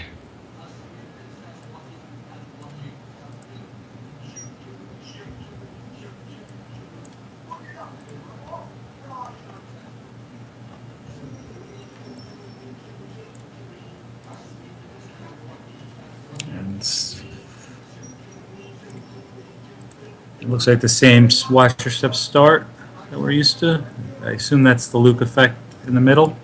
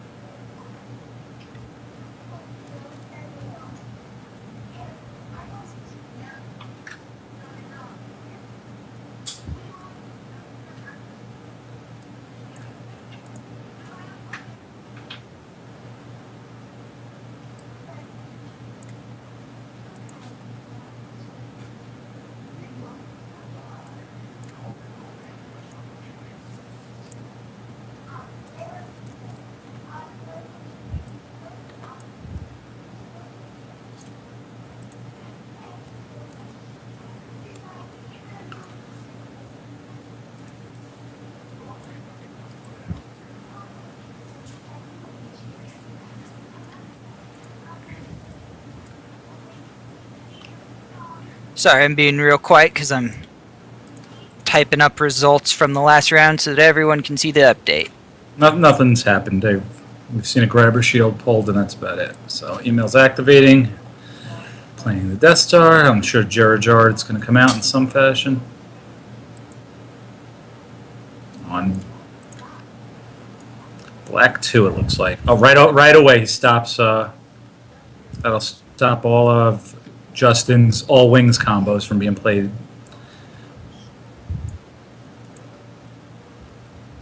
Pulls the normal pulls. It's the Sector, Endor Shield, and Admiral Ozzel.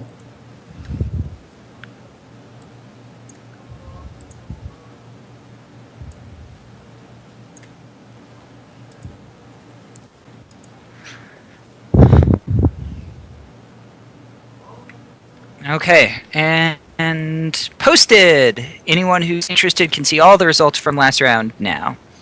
Let me know if the formatting works of what I did, because I did it very quickly.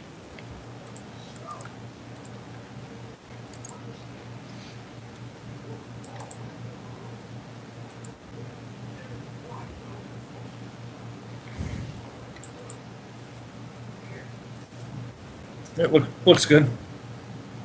Got an extra quote at the end, but that's all right. I won't hold it against you.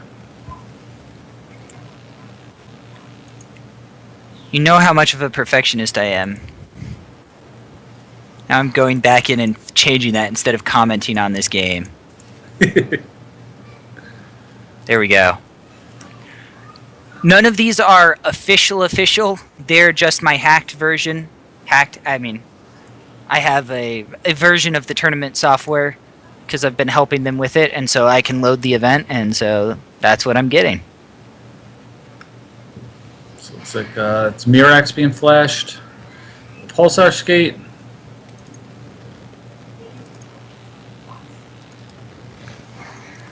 Use 1/4's mover right to the Death Star. Put some pressure.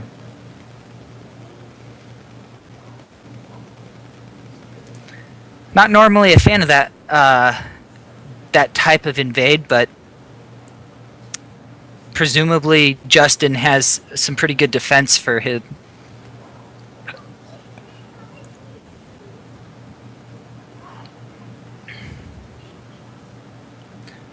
I haven't seen Justin play Watch Your Step. I don't think I've ever seen Justin play a game of Watch Your Step. I'm actually very looking forward to this. Yeah, I don't know either. I've seen that.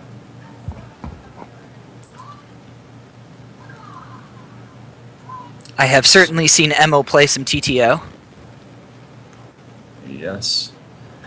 I would have put Justin on the Throne Room Endor deck that Baroni played at the MPC. It seemed like a K-Todd type of deck. With as much as Justin had been hyping up Ray, I would have thought for sure he was playing a Throne Room deck just so that he could run Ray. But this is why he's a 2-time world champion, and I'm not. Vader comes down and he's immediately barriered.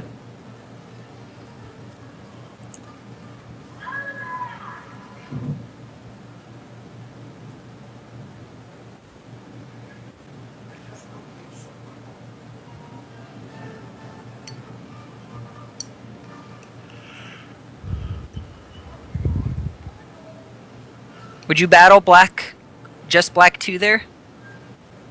With Black 2? No, you can't battle with Gerard, you mean? Oh, yeah, with just Gerard, yeah, you clearly can't. What do you put? He put somebody with Vader. I'm going to guess it's Ozzel, but it could have been... It looked like Ozzel to me, and...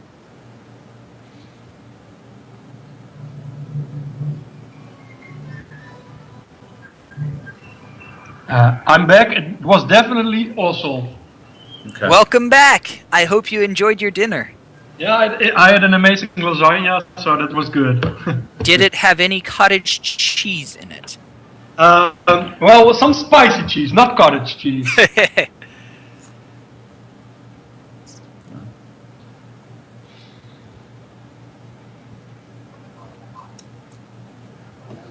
I just had lunch because I live in the correct time zone. I mean, I had breakfast over our last break. So we got it all covered. Yep. I don't know. Last time we cast a day 2, Matt Curley managed to convince the stream to send him or to buy his lunch. I was mighty impressed by that. Yeah, I think I remember that. He managed to trade spoilers for people buying his lunch. I was jealous of his design skills there. And Emil picking up some key space cards. I saw Suckers and Mist Hunter. And I saw some other spaceship. Zuckiston Mist Hunter is an unusual card to play in TTO. He's been playing. I think he's had that in his before. I've been noticing it in the builds. In Emil's. Yeah, I mean, it's a good card. You can move it with the Admiral's order. Yep. Skype just cut out for you guys? Yeah. Oh, yeah. Okay. Making sure. Back to the delayed Twitch feed. Malice is going down to the Cantina. That is actually very surprising to me. He's flipped. So you probably have some evasion going on. I mean, I'm not surprised that Malice goes down to the Cantina like it's weak doing that. I'm surprised in that if Maul goes to space, Malice is one of your counters. One of your 4 ability characters, and burning that at the Cantina, where she doesn't have a lot of defense, is it's a bold move. Yeah.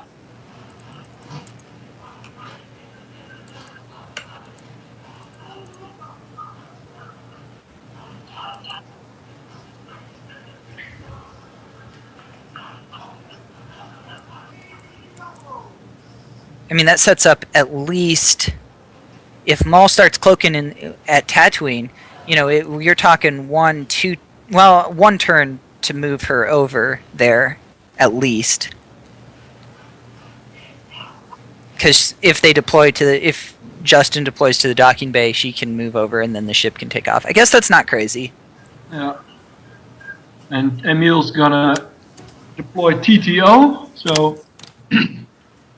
That thing's operational, folks. Yeah.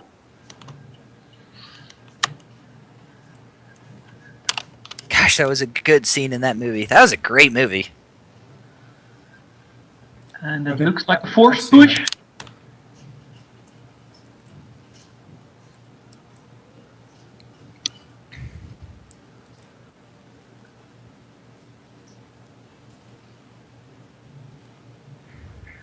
Fourth push. Yeah.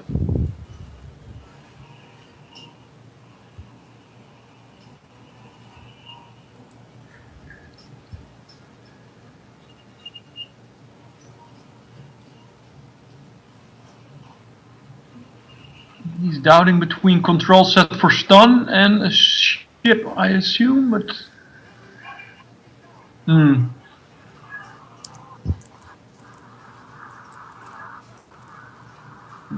Couldn't tell for certain which card he took.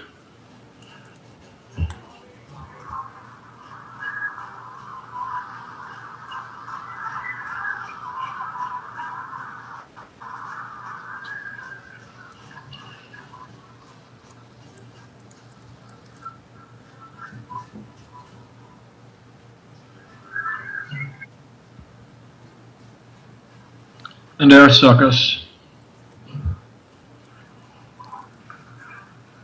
I'm still delayed. Zuckuss going down to Tatooine against the Mara Skate. We do see Black Sun Fleet come out.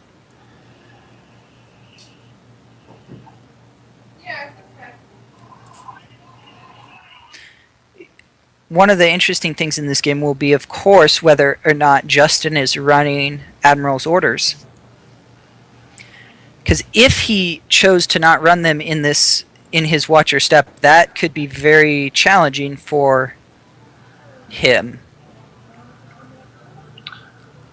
True. We see battle, no surprise there. Mirage. Yep. Used. And that's a 3, I think. A sense.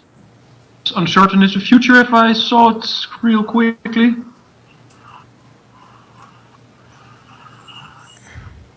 Allegations or a useless gesture? Allegations and a useless gesture, so I think... I think it was a Gik combo that he drew, actually. Okay. And he's moving in force to Tatooine. With Black 2 and Vader's personal shuttle with Vader and Ossel in it. And Black 2 with Moff Jerjerrod for people who just tune in.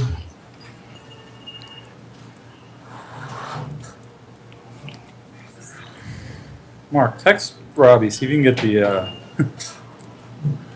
feedback.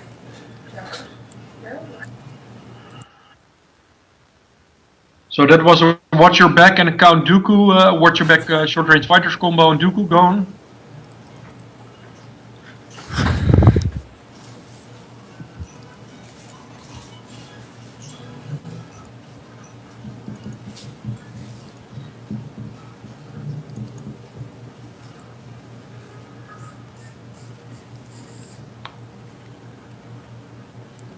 And now we're gonna see if, I would hope it would take some longer, but to see if there were some interesting cards there.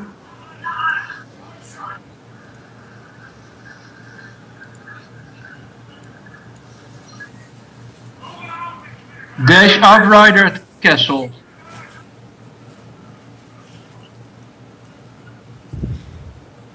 Mirage moves over.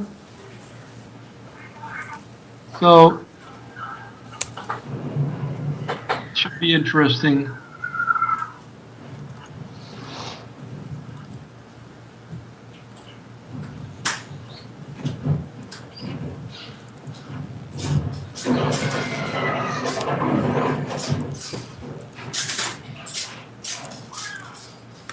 Seems like Captain Han moving to attack position and the large card is a foil.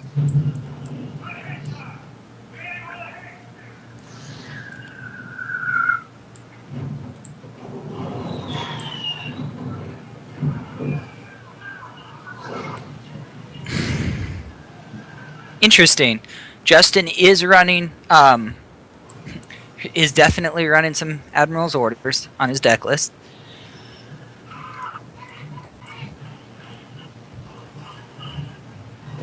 Okay, that's interesting.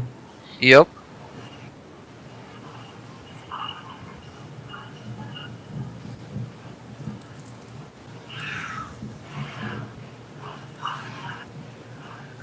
So that's 5 damage, right? That Emil's going to be dealing if, or he dealt. One. Oh, he's going to use Black Sun Sunfleet to land. Yes. Oh. So now it's 4, 5, 6, 7 damage, and he doesn't have to use 3 force. Yeah.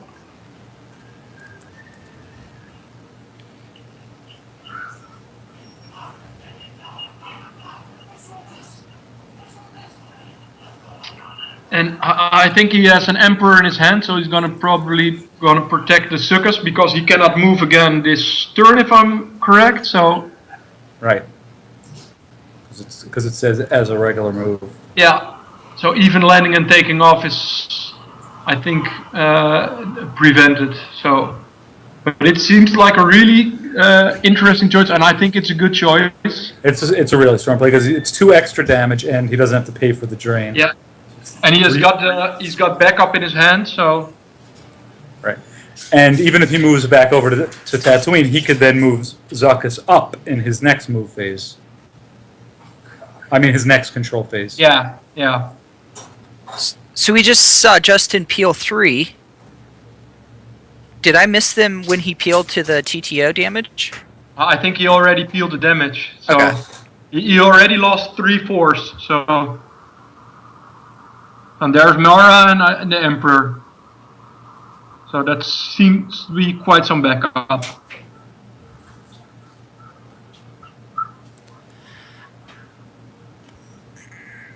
And Alice in Hinthra. And that's what TTO has to do. Also, you stack at one site, one system, and you just put so much damage down.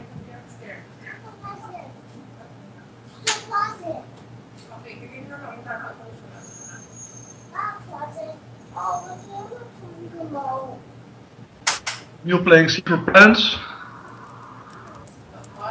Perhaps expecting Walkling to be placed out of play for something special. Because I haven't seen Luke in his ship yet. Well, he's playing the Luke effect, I think. Yeah, so he's not gonna play Luke in his ship, yeah. So.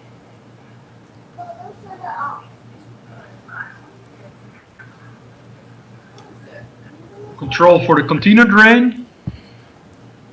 Or castle drain, probably. Sorry. Right. Your Skype screen's back up, fellas. Okay, thank you. Yay.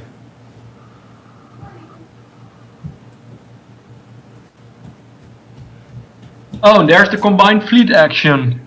So.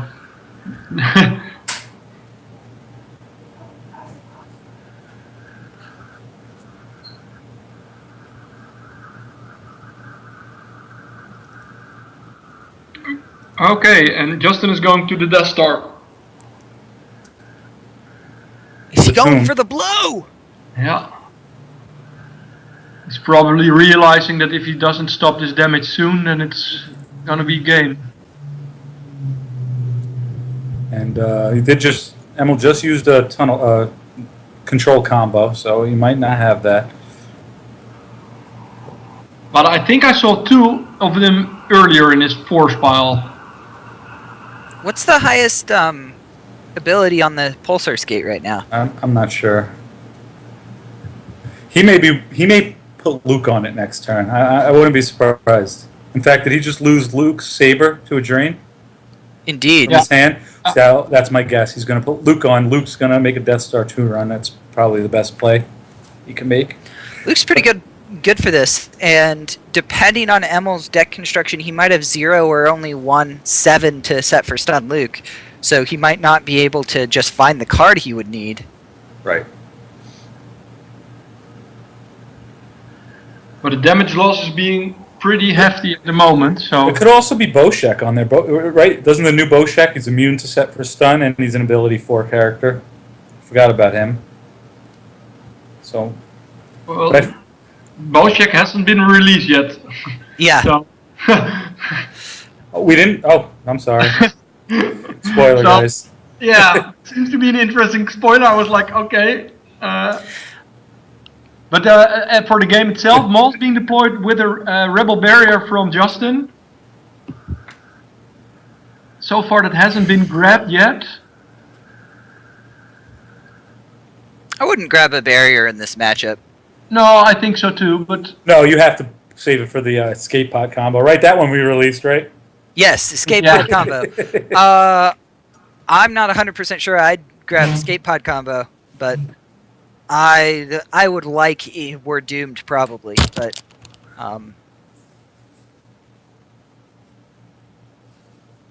obviously that's one of those things you playtest. You get a verify. Pretty good destinies. Didn't see too many characters for a matching ship, but there could have been something. And it seems to be he has another control set for stun in hand, so... And there's an Alice.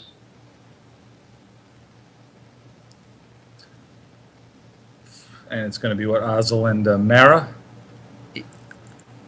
Or just Mara, maybe? It has to just be Mara because that's Emperor. Because the Emperor, yeah. Oh, right. Oh, it's Emperor and Zuckuss, right. Yeah, that was an expensive Ellis. He did draw Tarkin's orders. When I was talking with Emil before the event, he did talk up Tarkin's orders quite a bit as a tech card. And he's back. Did he play It's a Hit on the... The answer looks as though yes, he's going to. Yeah. And he will play that from Lost Pile.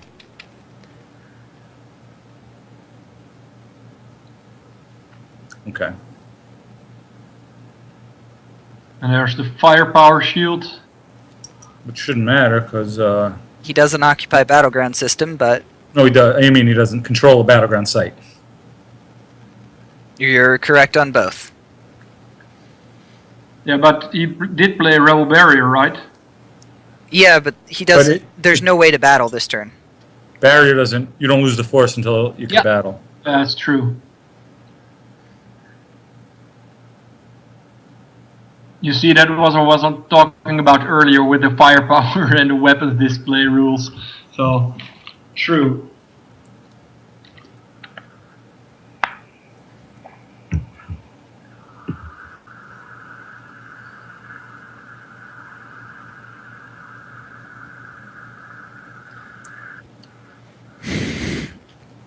Justin has peeled quite a few cards, as we saw when he dug into his Lost Pile there.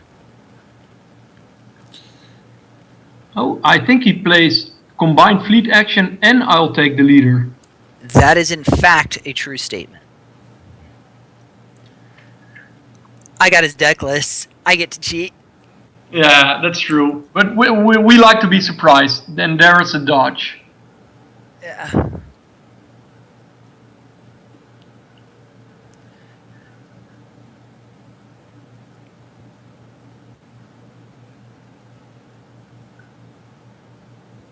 Oh, so he did battle. Somehow the Ellis went through, Yeah. and that's why he pulled the shield, and he lost the force from all being excluded. There you go.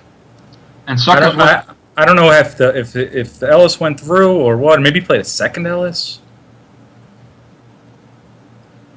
Maybe chat has some inspired ideas. Oh. They're talking about my new Boshek. My bad.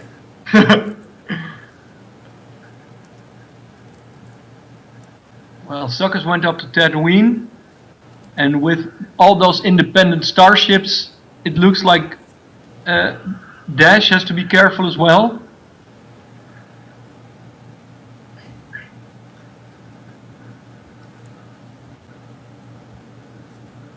So here's the question. Oh, there's sorry, I was the combined fleet action is being played, so the Black Sun fleet is now not on table. Sorry. No, you're Continue. fine. So here's the question. If Justin makes the attack run here, does he have enough time to actually make that before losing? Yeah, I'm not sure.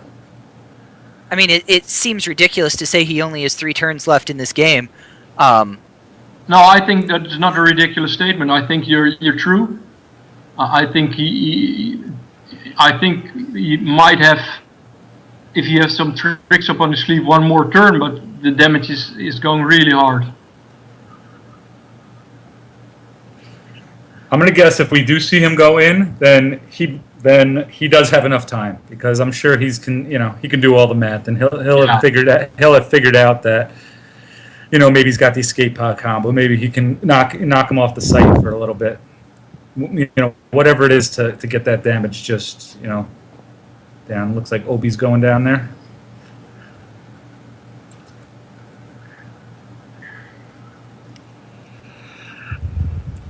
And Theronet. Yes. And a flip. Now watch me flip. Yeah, it's an automatic flip. He's gonna.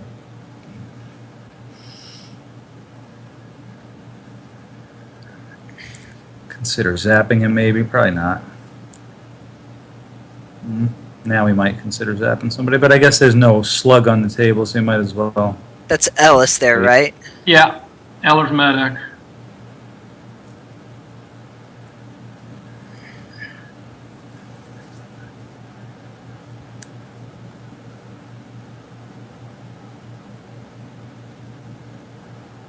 And Emil has the target's orders in hand and a control set for stun for sure.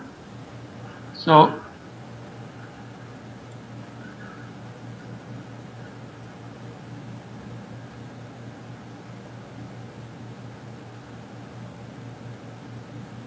even if he's going to lose the Tatooine Cantina battle for it's not looking like it, but if he would, he has at least a turn to cancel a force drain.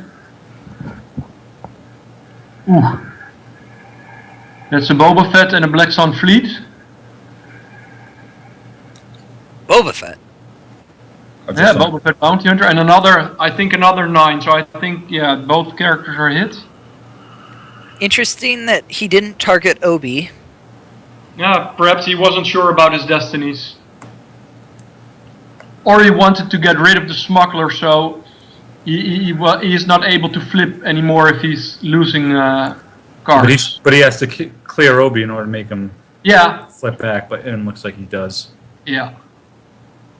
Yep. Maul lives. And that was a really good battle for Emil, and that was a battle Justin picked. Yeah. Yeah. And that's game. And he calls it. He knows. Yeah, that was Yeah, so he moved to the Death Star just for the drain. Yeah, that's Yeah, he's showing he got a control stat for stun, so yeah. Man, that's some rough stuff. And that is the power of an expertly played TPO when you get a fast setup and your opponent gets even a moderately slow setup. True, and the Black 2 Jurgerod was really nice, preventing the all wings combo turn 1. So. Yep. Anything you think Justin could have done differently that game? I mean, if there was, probably we're not going to have seen it if he didn't. But I mean, it looks like I feel like that's how that matchup's going to go often. Yep. They're in the chat saying the Death Star was built extremely quick. I'd say that is the normal time it takes to build it, because usually you'll get one of your cards in your hand, right? Yeah. So all you need is one sector in your hand, and that means, bam, you get it second turn. Yeah, but he didn't have to verify it, so it was a quick, but it's not unusual to get it this fast. So Right. But I think Justin didn't get his Luke very early, so Right. Yeah. Right. Typically, you probably want to go Luke right away to the canteen of this game. yeah.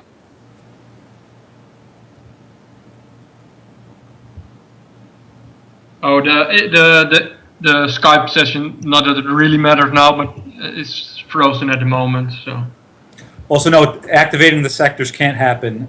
Somebody's mentioning that because Jerajard he uploads yeah, once per you turn, can which means you do it before you activate. Yeah, it's the TTO that can. The It's like- TTO can get lost, yeah.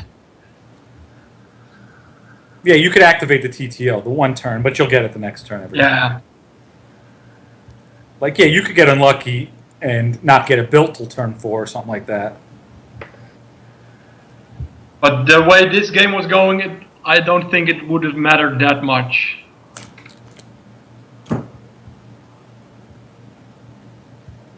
I honestly wasn't expecting to see a lot of TTO. I feel like a lot of matchups, are good against it. Like I what? think Plus, with the new, with the counter card. I think Emil's playing probably into that people are not expecting TTO anymore because there's now a great counter for it. I will say I talked to several TTO players about the counter card, and the general consensus was not that it is a great counter, but rather that it was a rather mediocre counter. Yeah, But it just helps light side because, those are deck slots and, it's good, it's your Hujix puller and stuff like that. I think it helps when you're trying to blow up the Death Star, and like when you're up against the clock and you can save yourself 4 or 5 damage once per game or twice per game. But usually, if TTO has, I think, go ahead. sorry, I think that most TTO players know if they grab. Perhaps some players play 3 of those, but if you like grab the first time it's being played. Yeah, it's 3 card slots that you're gonna dedicate to like the deck. So I'm not sure if a lot of players will be playing 3 of those cards. So. I know one player is playing at least 3 of those cards. There will probably least be one. players playing 3 We're Doomed combo. I'm not surprised by that, but if that makes your matchup against some other decks slightly worse, yeah, it's a tough choice you have to make. I could be wrong. I'm not sure that Justin ran any copies of that card. I Yeah, didn't see any, it's I didn't possible. see anything in his what I saw from the deck. So Oh.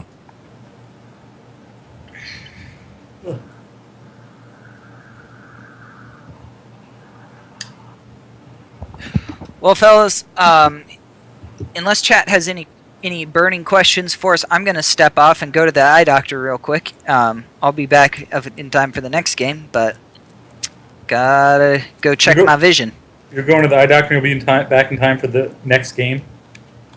Yeah, it's going to be quick. And my optometrist is literally a block away, so All right. that seems nice. Good Yep. luck. I'll see you guys back in a couple minutes. So Yep. Yep. I'm going to step off for a few minutes too. Looks like we have about 5 minutes. Yeah, we'll take a short break. See you guys. Once again, thanks for all the comments and questions.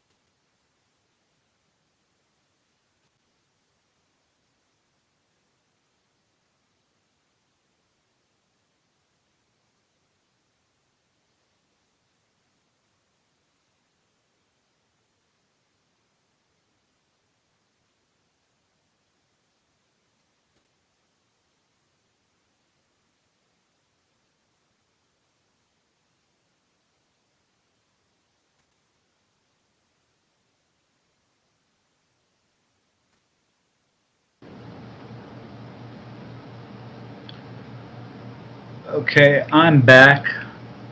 Not sure if anyone else is. Oh, you can't get away from me. All right, everyone's back. All people are. I'm also here, but if Marvin is coming online, he says he's available, then I will step down. I've just sent you a PM, Maven. So if Marvin gets his Skype going on, I will step down. Otherwise, I will continue broadcasting. Oh, he's ready to go. Okay. So we'll just say thank you very much for commentating. It was fun having you on. Yeah, it was good Yeah, having sure. you. Have fun, guys, and enjoy the World Championships. You do as well. Have a great rest of your day. Thanks. Bye, guys.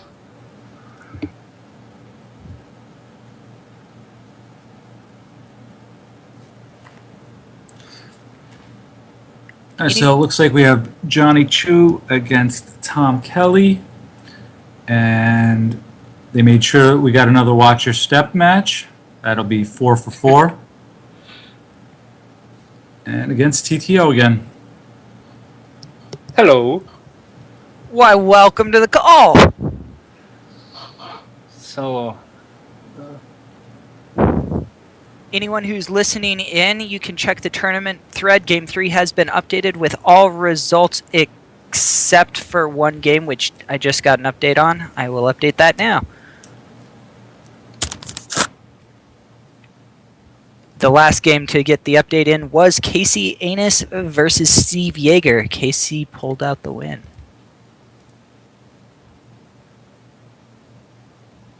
And yes to the question from chat, every game we have seen so far has been a Watch Your Step versus.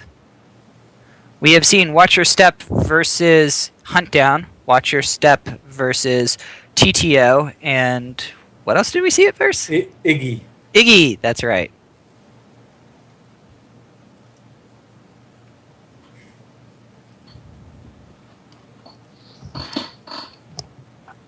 okay, it's Watch Your Step Luke, right? Or is it something else?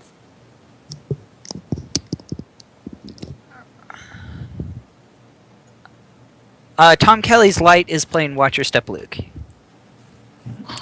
Yep, this is a deck he's played. I've played against this deck on Hollow Table a couple times.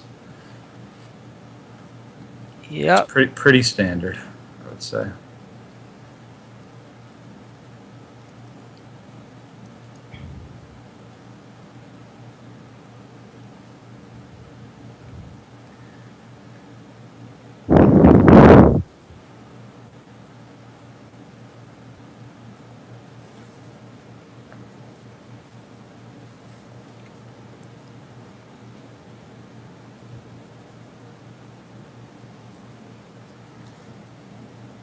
One thing that I was talking with Tom about with his deck, he as far as standard goes, in a lot of matchups he's not a fan of starting squadron assignments. I can't tell if he started it in this matchup, but he definitely is considered squadron assignments not necessary for current builds of Watch Your Step. So if you didn't go that way, it'll be interesting to see how this game goes. I think it's a little more necessary in this matchup if he's running it, but he talked about just taking the card out. So what do you start instead?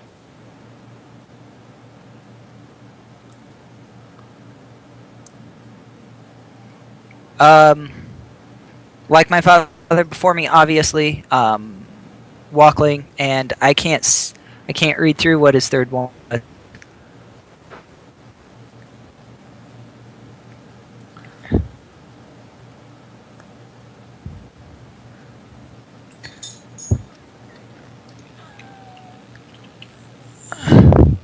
And yes, Tom is considered a good Watch Your Step player.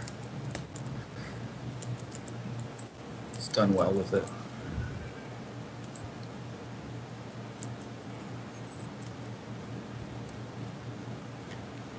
Tom also had some pretty strong words about TTO in the or about the new escape pod combo in the matchup. He is not a fan of it. He thinks it is basically a worthless card.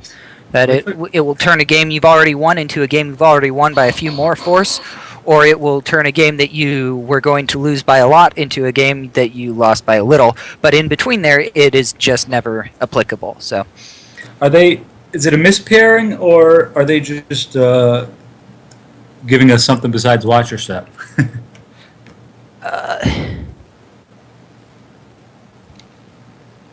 let me check. Okay, now it's Scott versus.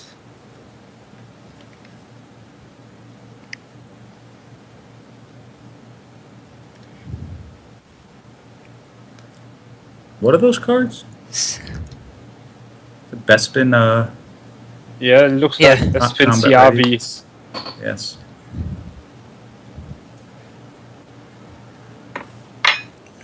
Like the chat for a quick game, that was indeed a very quick game. Sad I don't get to see my boy Tom Kelly play, but Yeah, but we don't want to see no more Watcher Step. I'm so effing sick of Watch Your Step. I'm giving us Emil now. What is he playing? We That is is dark. Scott. So Scott. I'm guessing the Bespin deck is Scott's. Looks like WAP. It would have to be. We saw Emil in the last game play his dark. Right. And that is indeed Emil pulling out a bunch of glorious looking cards out of his light side deck. Oh, that are the Welsh AIs. Those are some hot AIs. Yeah, folks. they're so good. I have a Kanan that's from them and a Jabba's Haven. Oh man.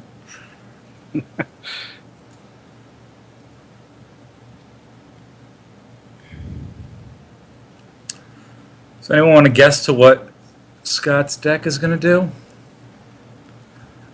I guess it will deploy an executor, but I'm going to bet his ground is a bunch of undercover spies, because that's a Scott thing to do. And I vaguely remember him playing a deck like this, probably in Legacy. so I'm gonna then guess- Ender Shield, mob points, and what Probably is security precautions for the extra activation, but can't be sure until we see him activate.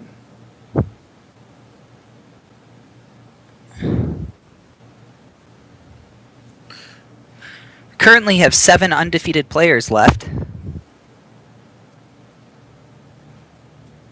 Ryan Freeman, Reed Smith, Ryan Jellison, Scott Lingrell, Tom Kelly, Emma Wallen, and Johnny Chu.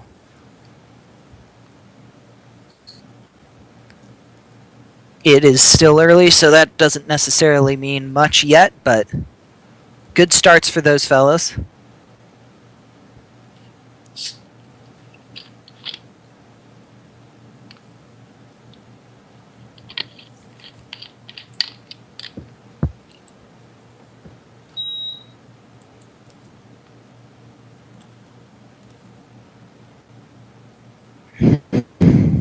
Starting. Mark, do you want to plug French Revolution Mafia? Absolutely, folks. French Revolution Mafia on the Star Wars CCG forums is going to be starting here in the near future. You guys should come out and play. Come out. All you have to do is sign on to play. You're going to learn a lot about the French Revolution. If you don't know anything about the French Revolution, lots of people died, and you might be one of them. You might be someone who kills someone else as well. It'll be a good time. Just go to StarWarsCCG.org, click on the forums, go down to Forum Games, and sign up.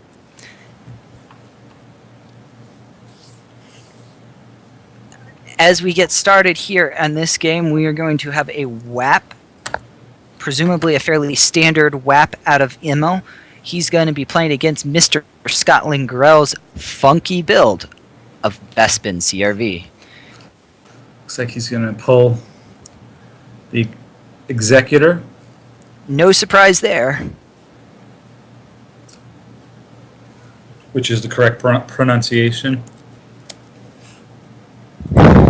I will disagree with you there. It is the Executor, but it is definitely not the Executor. Executor. The executor is wrong. The executor is the best way. I think that was an accent thing.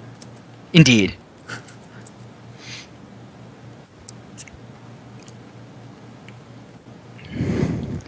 The executor just also brings back, glorious memories of the good old days of playing StarCraft 1. And executor?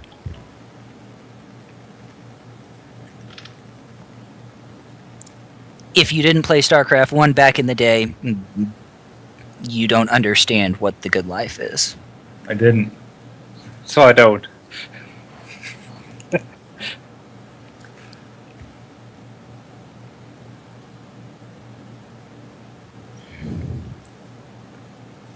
Pulling an effect, and it's the free executor effect.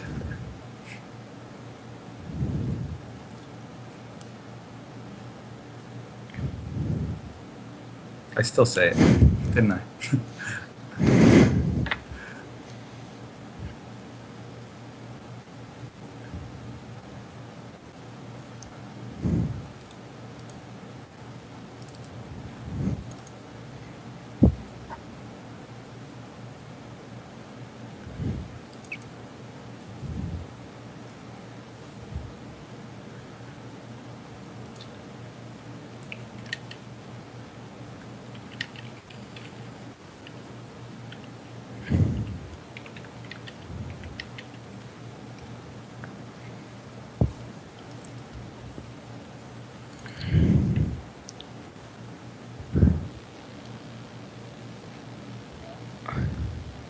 Interesting. Got my first deck list in, scanning over Emil's deck. Looks like it's going to be fun to see this play. I really enjoy WAP. I think it's one of the stronger decks out there. So, who is the pilot?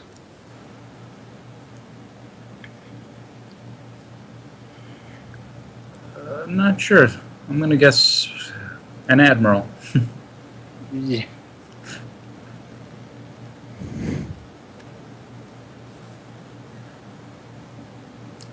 Kind of think Piet, and then he's pulling. It's not Thoron because he's pulling Grand Admiral Thoron right now.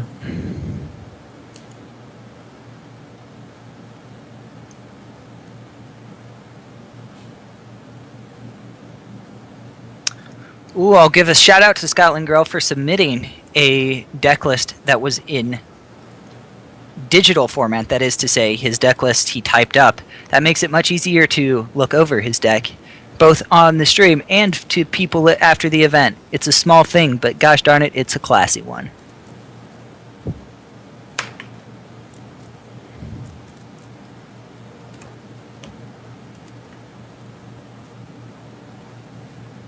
I believe the Admiral on there, the only Admiral I have seen so far has been Admiral Shiranu. Going for the extra force drain damage, it looks like.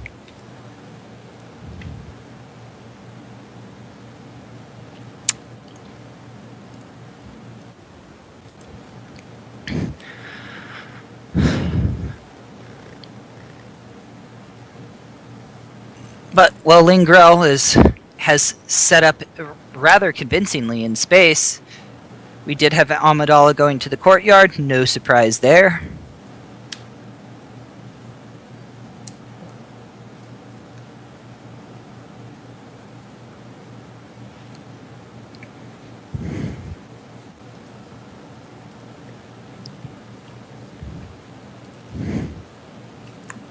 That's CO Bibble.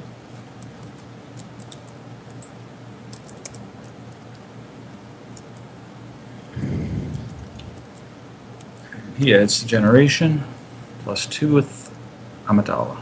And they move those, both are moved to the flagship hallway. Good gracious, Theed Palace hallway. For free via the text there. Indeed. Theed Palace Hallway V is one of my favorite virtual cards we've seen since the reset. I love the free movement. It's just enough of something nice that it gives you a little bit of some ways to have some fun without overpowering the deck. Yes, the good card is Wheel Takes a Long Way. That basically guarantees you the Amidala what was the problem before the reset. Indeed. Shields Scott has out. I think a grabber, and is that a sack shield maybe? I'm not sure.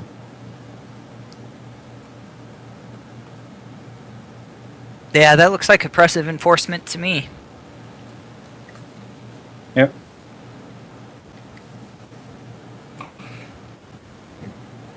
That was probably for the effect. I think I'm going back to executor. It just rolls off the tongue better. Sorry. I mean, you're more than welcome to say wrong things all you want. It is.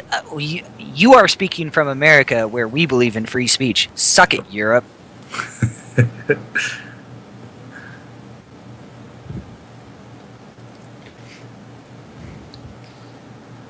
Did the stream freeze? The Skype version froze. If you go onto Twitch and make sure you mute your Twitch, you'll be able to see it. The Skype version freezes occasionally. Ah, okay. So we're going to see what sure looks like General Hux, I think. And a couple of First Order Stormtroopers. There's definitely Captain Phasma there. All right. I think that was General Hux, definitely Captain Phasma, definitely one First Order Stormtrooper, I believe a second First Order Stormtrooper with a weapon. Getting to see a bunch of virtual set 4 cards coming out of Mr. Lingrell.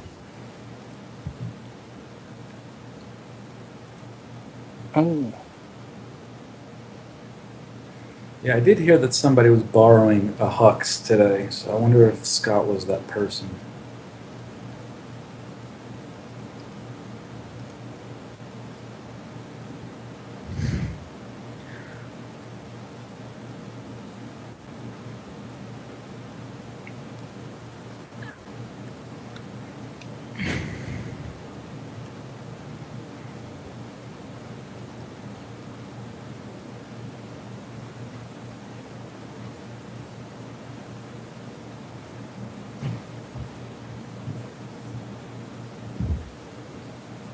This deck of Scots, he doesn't seem to have very much activation. I'm sure he's running the bridge, he just doesn't have it out. A good thing that Bub gives us so much for icons. Yeah, that's what I'm thinking.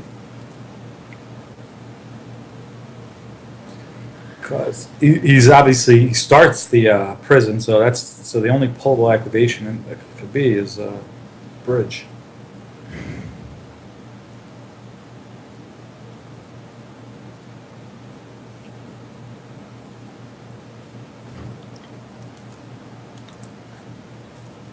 He's definitely running several locations that we haven't seen yet.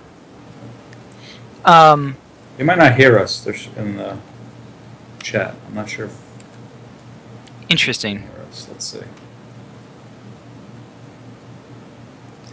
Not sure what the problem could be with this.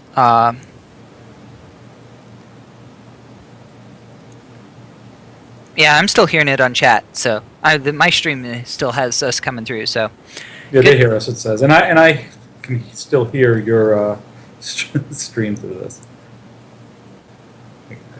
in I any still have echo. Go ahead. Go ahead.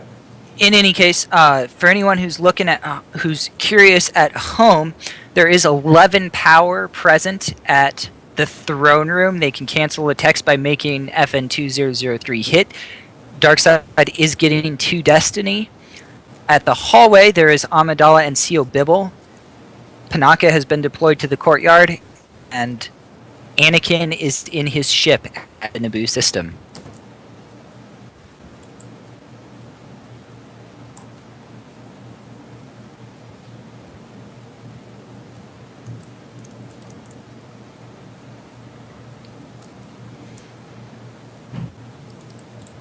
So does Emil give up on the throne room, or?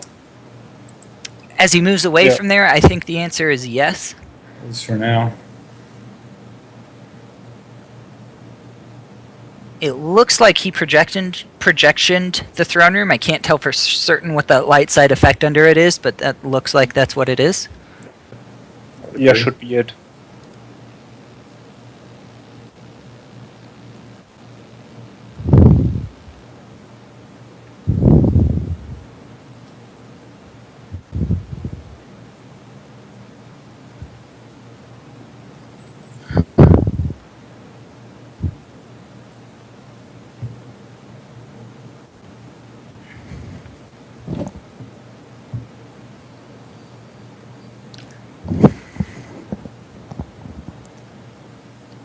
So currently Scott's doing 3 damage a turn. Emil's doing 3 damage a turn. Is it Admiral Churner? It is. So, all right, because so then the projection is -1. I got you. That's what I was missing. I am moderately certain it is Shiranu. He's only running 2 admirals and 1 is Thrawn, and I don't think he paid 4. Oh no, Thrawn. We saw him. We saw Thrawn. It wasn't Thrawn. He's not running like Piet. Not that I'm seeing on his list. Figure he's cheap. He can pull some commanders or.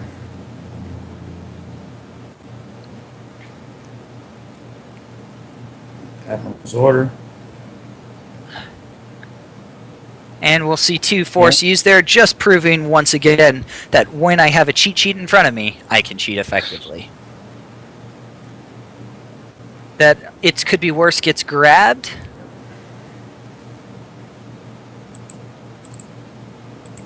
A lot of folks would rather grab the We're Doomed if you're going to grab mitigation, but with 3PO having not hit the board yet, it's understandable, certainly. We see Strategic Reserves comes out. That's going to let him cancel some force drains. There's the throne. Also, for those who don't know, that it could be worse tech in WAP if you could get your opponent to play it's worse on a drain and use a bunch of force. Your objective says you don't lose any more than 2 force to drains, so it's a good card to play. It is. It wouldn't be applicable yet because the WAP player is unflipped and unlikely to flip, but Yep.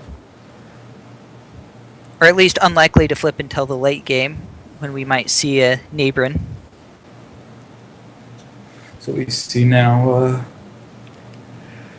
the big blue ship move over to Naboo. To face off against the little blue ship.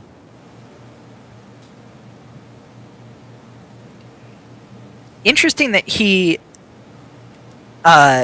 used a trooper on a drain of 1. That's kind of like saying that he has quite a few in hand. Because normally you wouldn't want to, to burn one of your force drain cancelers on a drain of just 1. We threw 3PO go down.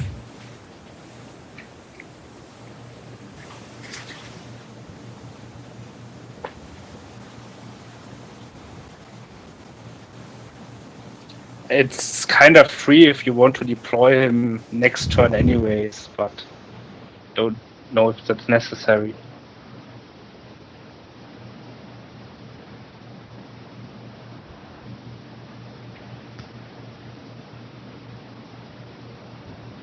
See y'all stream going scatter shot? Oh, I see that too. So we're gonna get some Bravo 4 is gonna come out here.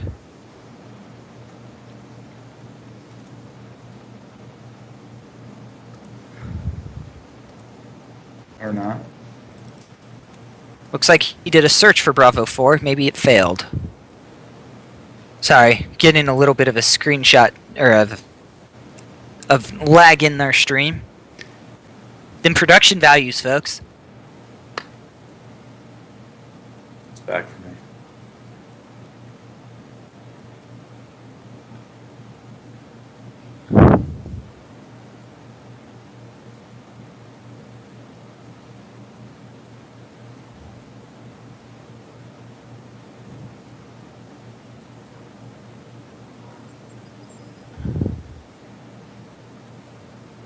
Not 100% sure what character just went to the to the courtyard. I think it's Cody. That would make sense.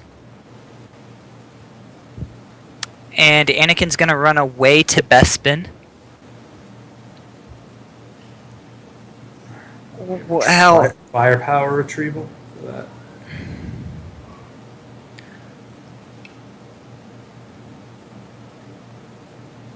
so Cody, Panaka, and 3PO are gonna stay at the courtyard. Amidala and Seal Bibble are going back inside. They will cut that drain down to 0.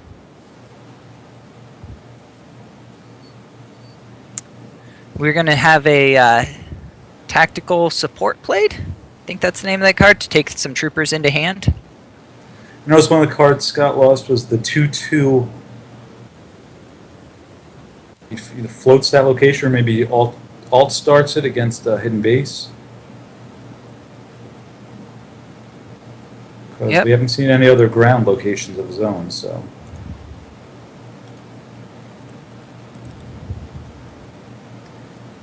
So Scott's got a decent beatdown force here. If he has a leader in hand, he could go after Cody. And we see Emil take the All Wings report in. And use that to search for Bravo 1.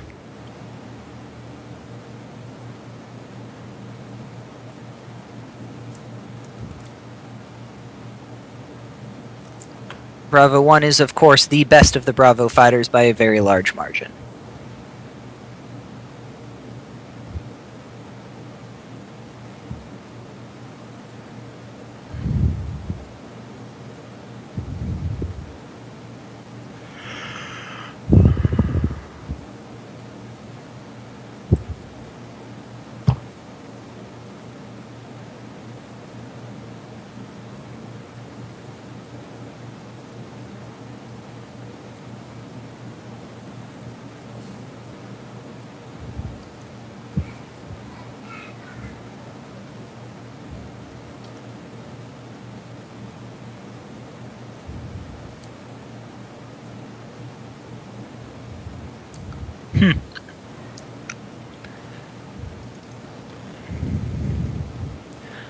I feel like it seems like after Bane here, Scott's going to make a rather aggressive play at the courtyard.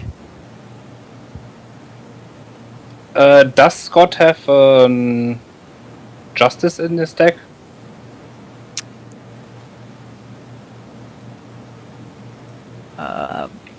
So he's barriered.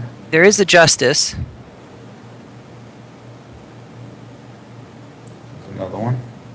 And another fellow. And no sentry shield, huh? No Sentry Shield and no we do see Golden- Professor Shield, which is Goldenrod is there.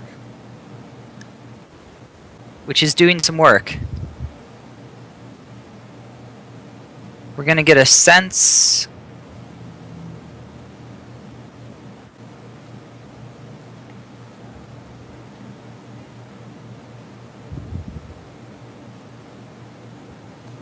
Do we see what he sensed? I assumed he sensed the trooper assault. Trooper assault? Yeah, that's what I would guess. He moved too fast for me to see it.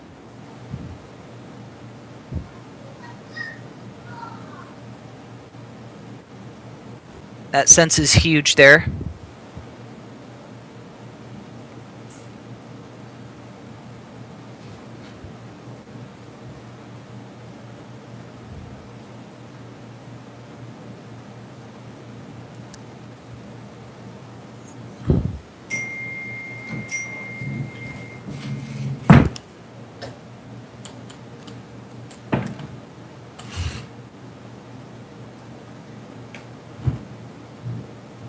Looks as though it wasn't a trooper assault because he didn't battle. Or unless they managed to have it. No, there's no possible combination of a battle there that doesn't lead to either side drawing Destiny. Because Panaka and Cody combined for enough to draw Destiny, and surely they would. Yep.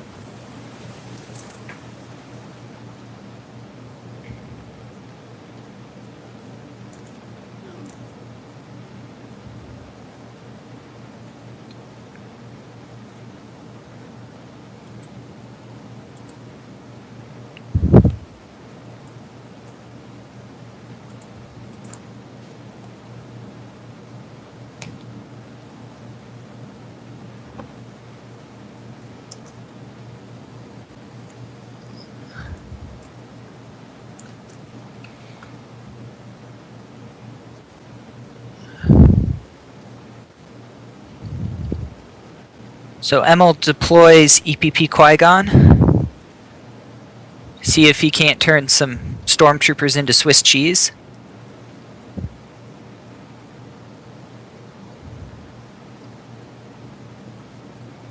He has 12 force left in his force pile. That's a lot. He's got plenty of options.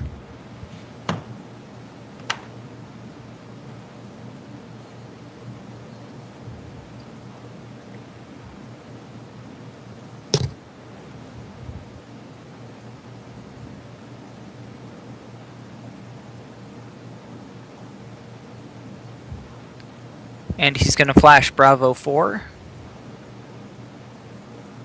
He will be unsuccessful for the second turn in a row. The destinies that we see in Emil's deck are on the moderately good side. A couple of bad destinies, but mostly pretty solid.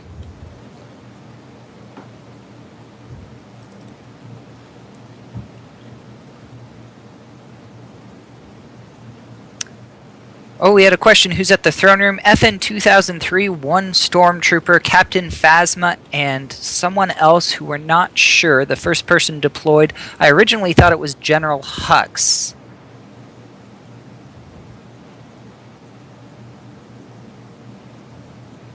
Has he searched with Bravo 4 every turn? He has searched with Bravo 4 twice. He searched in the first round as well. Okay. There we go. 3 turns. We're gonna get lots of bravoing going down. We get a battle on the ground. Trooper assault gets played. Trooper assault gets grabbed.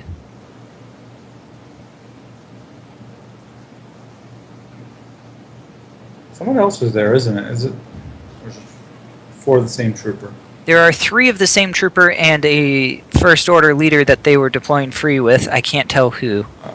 No, it's a Stormtrooper patrol, I think. That He paid makes for sense. them.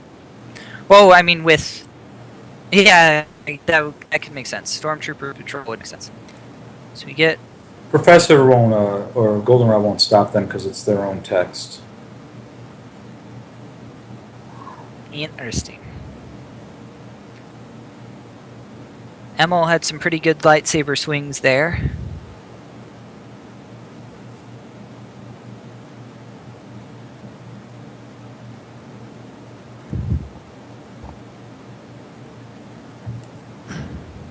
Scott's going to lose 2 troopers.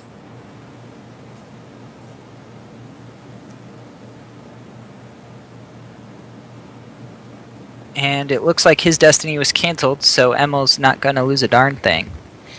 Emil's now moving Anakin over in space. That gives him Anakin, Bravo 4, Bravo 1, presumably with other matching pilots, not 100% sure on this, at the system.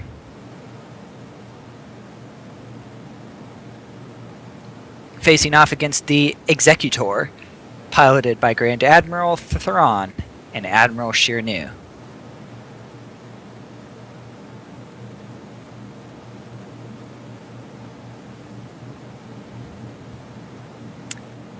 This would be a good turn for Scott to find justice. Yeah. We cannot count on Well, command. command. We can't count on command because of Because Anakin. Azure Angel. Yeah. Yep.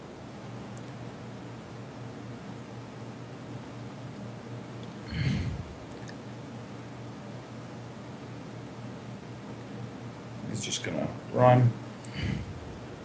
Those guys there.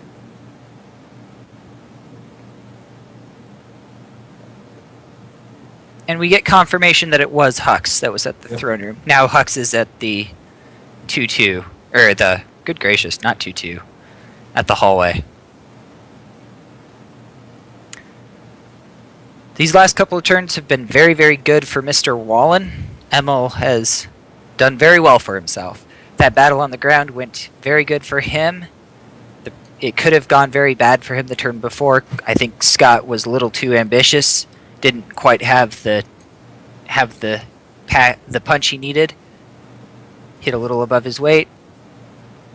Got beat up pretty bad.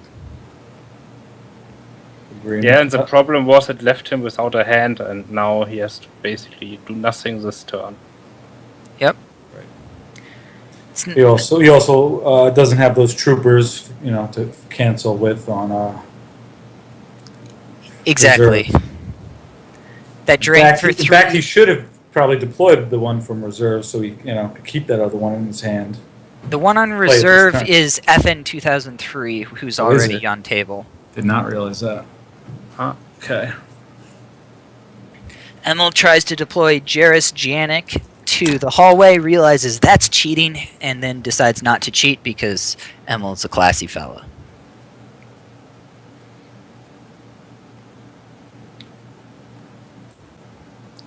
Right. He could use the ascension guns to move to the throne room and then deploy them. But he's not ready to go to the throne room yet. Piling up. So Jairus and Cody are going to go. That's going to leave Panaka, 3PO, and Qui-Gon at the hallway.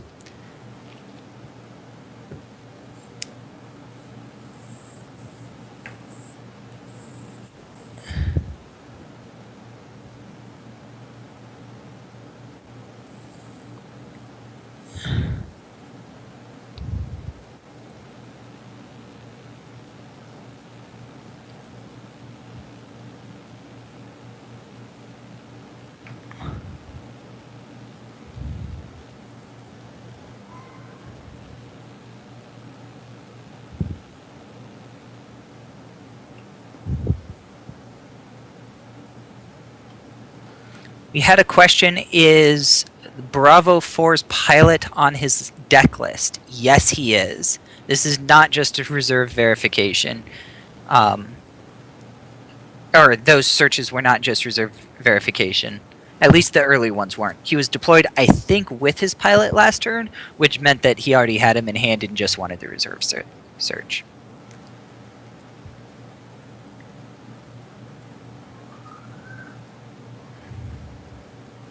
So we have seen that Scott has the SFS cannons in hand. If he's found one of the ships to put them with, that could be a way back, because the Bravo fighters are very low maneuver.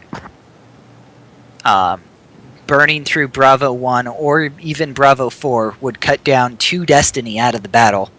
It's a pretty big swing. So now we add some fourth generation.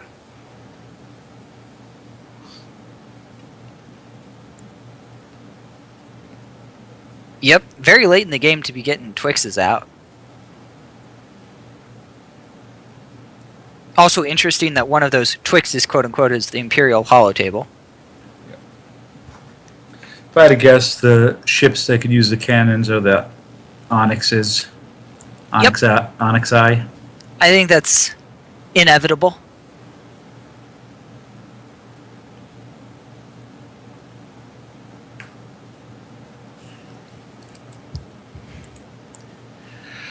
Those ships are relatively hard to find because there are fewer pullers for them and the like.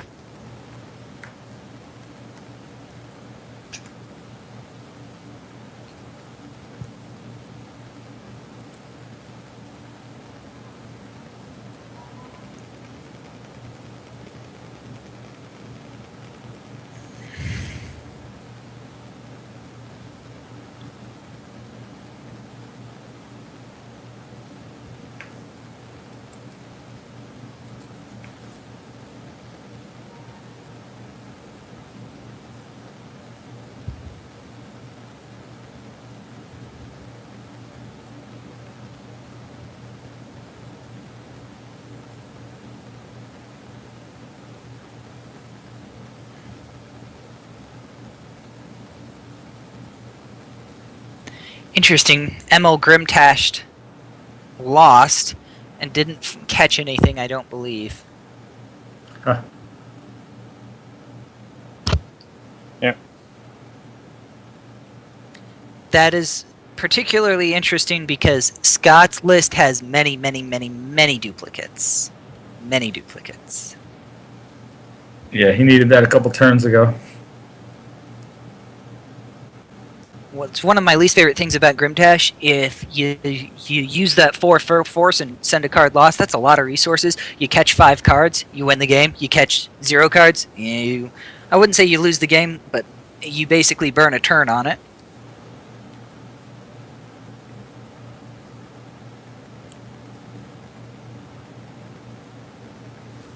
Yes, card. Many people have that feeling about.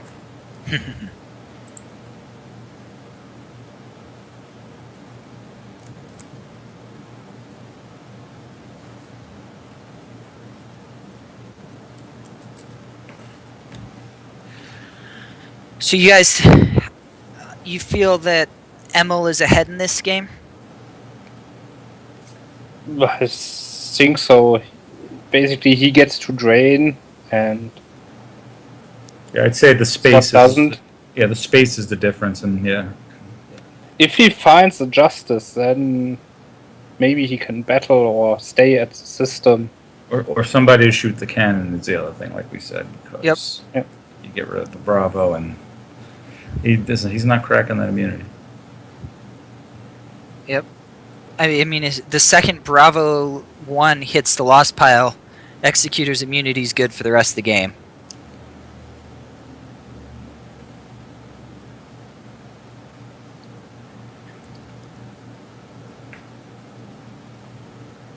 It's Hark. Yep, we got Hark, Seth, and Overseer coming to Naboo. I'm gonna guess they're not gonna battle this turn. Though I would bet on a battle at the hallway.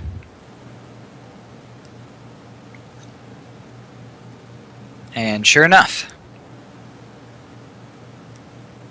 we're gonna get a Trooper Assault. Pay 2 force for the grabbed Trooper Assault.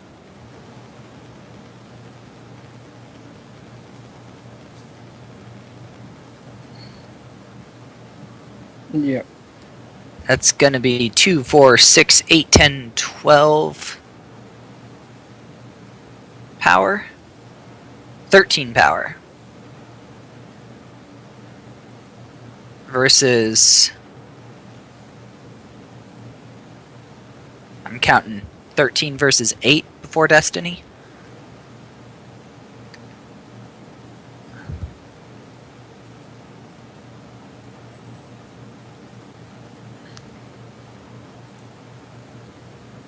Mm.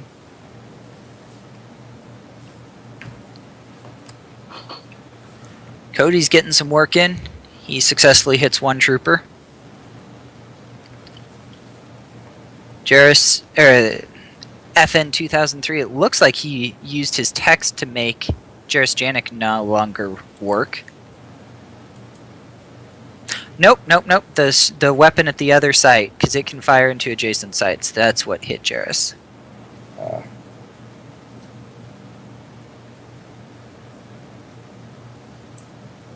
And he'll be hit as well. Seal Bibble and Jarrus Janik both hit. Interesting that he went for Seal Bibble and the Drain -1 text instead of Commander Cody, who has the weapon and the battle draw canceling text.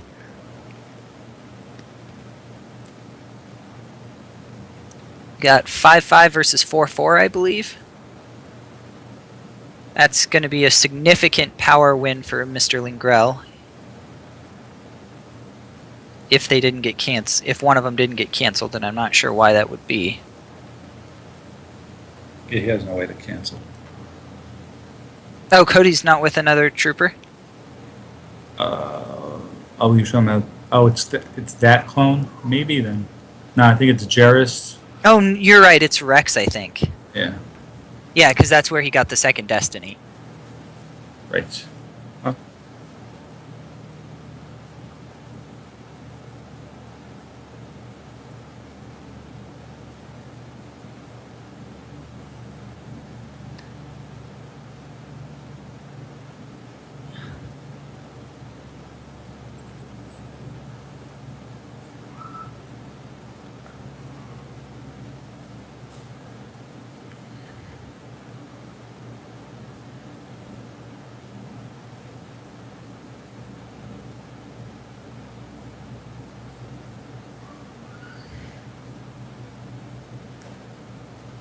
So all those troopers are going lost.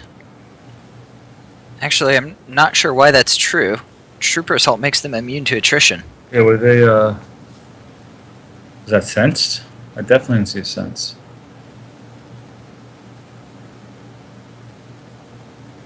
I have no idea.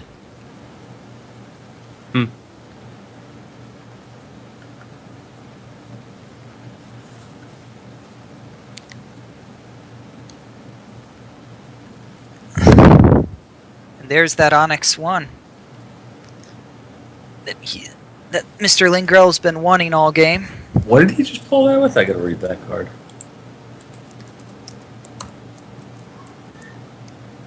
I believe that was with a... I don't believe he pulled it. I believe he searched for something else.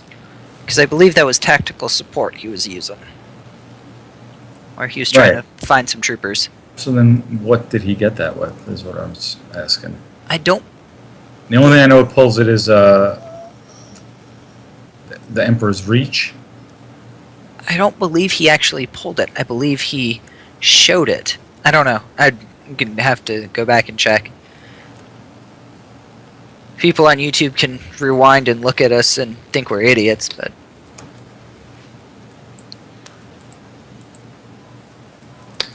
Perhaps he was just showing it, you know. As soon as I get this. Yeah, but what he did is that he played full scale alert, and now you have the lone overseer.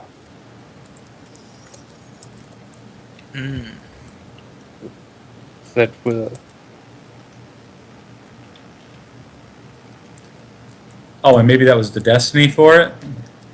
Is that what that card is? Full scale alert? Yep, Yes, that's it was it the is. destiny. Oh, I got it man. now. That's effing sweet. That is huge. Oh, so nobody can move. I got it. Yeah. That's glorious, because now he gets to beat the living crap out of the Overseer. And not to spoil anything, I didn't see a Hujix. Oh, wow. I could be wrong, but I have So- not seen a Hujix on this deck list. So that would be... Does he have three troopers out, though, to draw? Would that draw a counter, or did he draw that before the battle ended? No, he wouldn't have, because it's on top.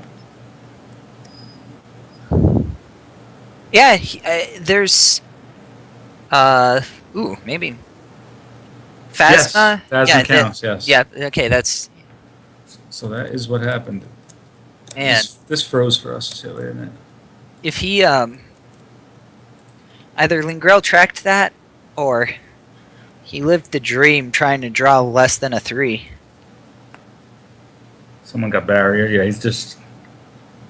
That barrier should signal to Scott that there is no Hujix to come.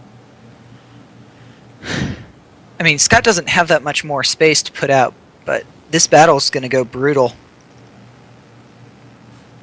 That was a 2, I think.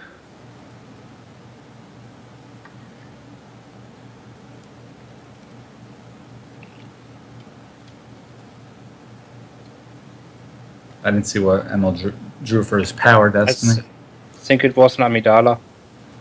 So that would be a total of 8 power. I think we got a 4 and a 3 for Mr. Lingrell.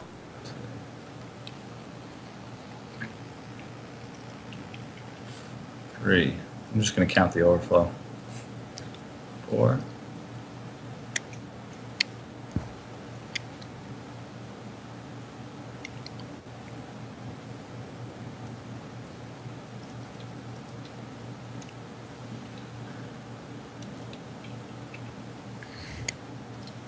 Five, I think. 7. He's calculating this. What now in his hand can he lose that he's not going to have enough force for? After it's all said and done, he's got a big hand. Yep. That full scale alert was absolutely money. If he had a spy, it would be even better. Yep. Though I'm not sure Scott has any cards in his has any troopers left in his hand. Yes, but he could have deployed the ones of the reserves. There aren't any. Yeah, he reserves? deployed them now to the. Oh, okay, gotcha. Yeah, he put reinforcements there. Yeah, that would have been big. But it's still. How much force was it? Something like 10? I think it was closer to 5. Wait, 4, 5, 6, 7. 7 force from reserve deck plus cards from hand. Okay, you're clearly right. That's about 10 overflow. Good lordy, Mr. Lingrell. Playing for keeps.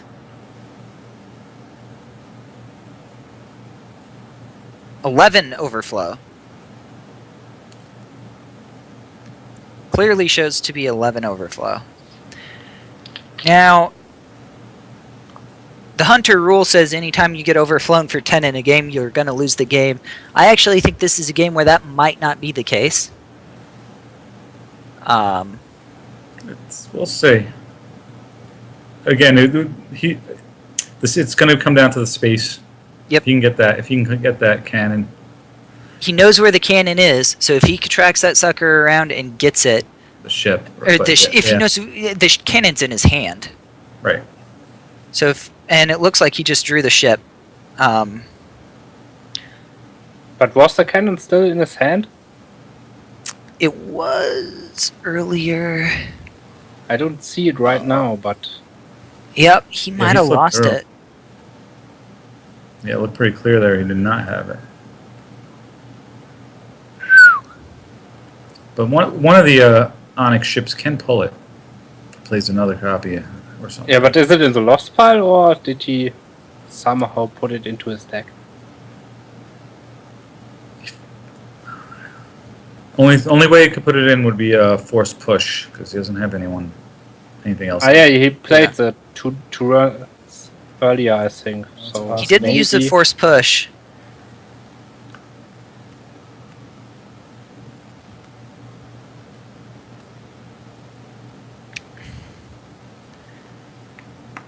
I mean, he might be able to pull it off. Just slow the game down. I mean, Yeah, if he can keep canceling the drain 2 in space. that is Drain- that well, was now it's draining 1 on the ground, but he has a force advantage now. that was a bold move. Neighboring Rex alone. Yeah, he can easily get it back. I think he has one card in his reserve deck. He can activate it, recycle 3PO. If there's a beatdown, he can just move away.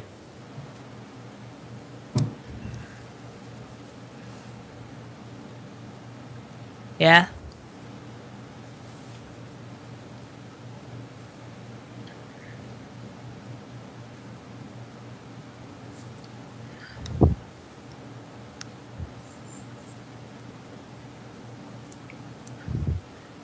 It's interesting to see Scott keep losing from reserve deck to keep cards in his hand.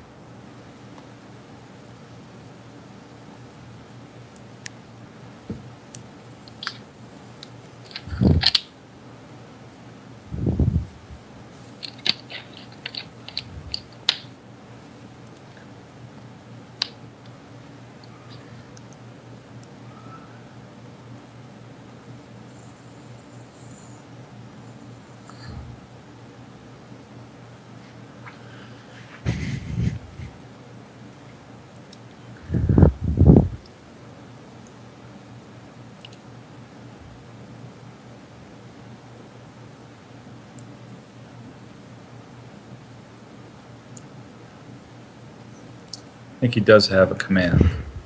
Let's hope he doesn't. He realizes Anakin's ship is there. Is that a command? I can't tell. Yeah, there's a command in hand. Command in a ceasefire for sure. Those his destinies he just showed, and looks like the cannon is in there. Oh, so if it's Onyx 1, he can. Well, he only had 2 cards there, so he pulls the cannon. Can't shoot and draw battle destiny.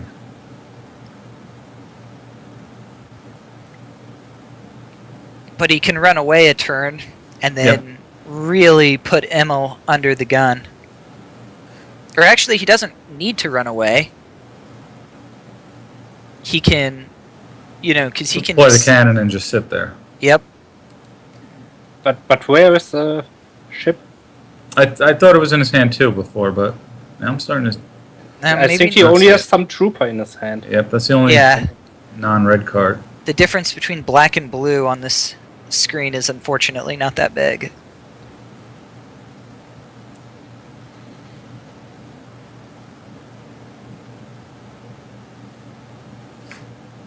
Well, Scott's looking at his last options.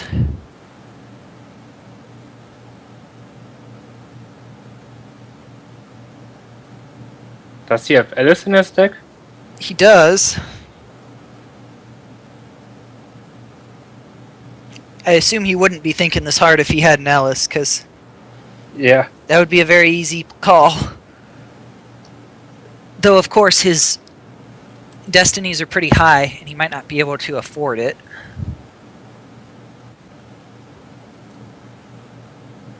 Yeah, he's got 2 high destiny as reserve.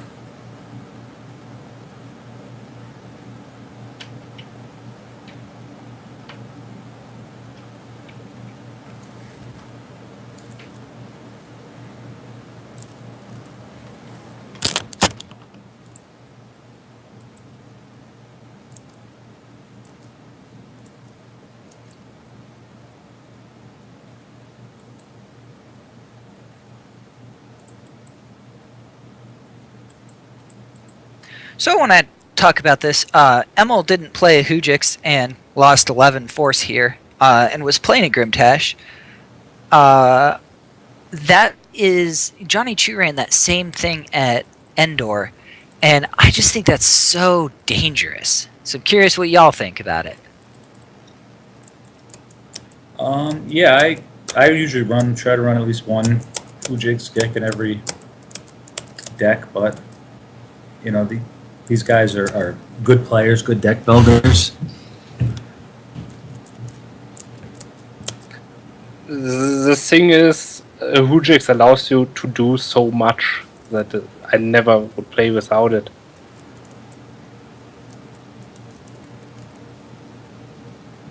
Yep.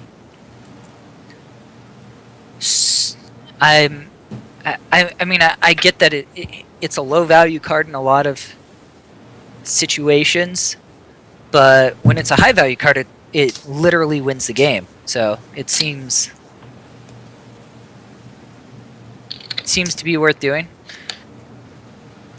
So we had Thrawn get off the Executor with a couple of Stormtroopers. Shiranu and the Executor go to Bespin, and this next turn at least isn't going to be too painful for Mr. Lingrel, as we see a verify of Emil's reserve deck. What did he search?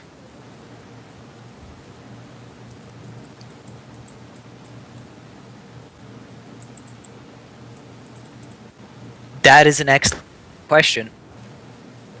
Or was it a Bravo fighter and he had all wings? No, because he could have all wings to search for a ship. He couldn't have searched with a Bravo fighter because all of his... No, he searched for something and failed. But if Yeah. it was all wings and it was a Bravo fighter, then if the ship that was in there was a Bravo fighter, he cannot pull it. So that would Yeah. be okay. If he searched with all wings, that would make sense.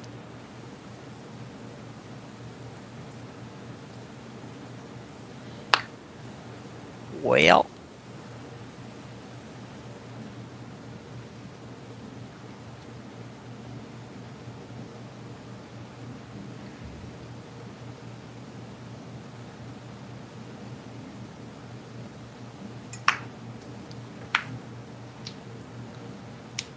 That is the justice, right?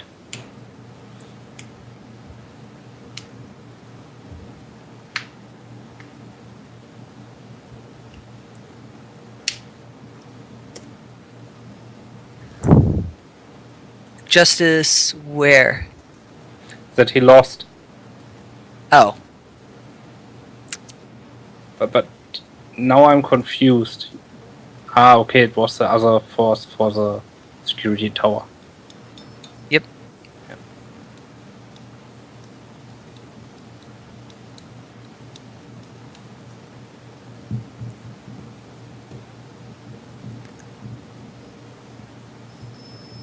So you see another Amidala coming out. It's actually a high number of Amidalas that Emel's running.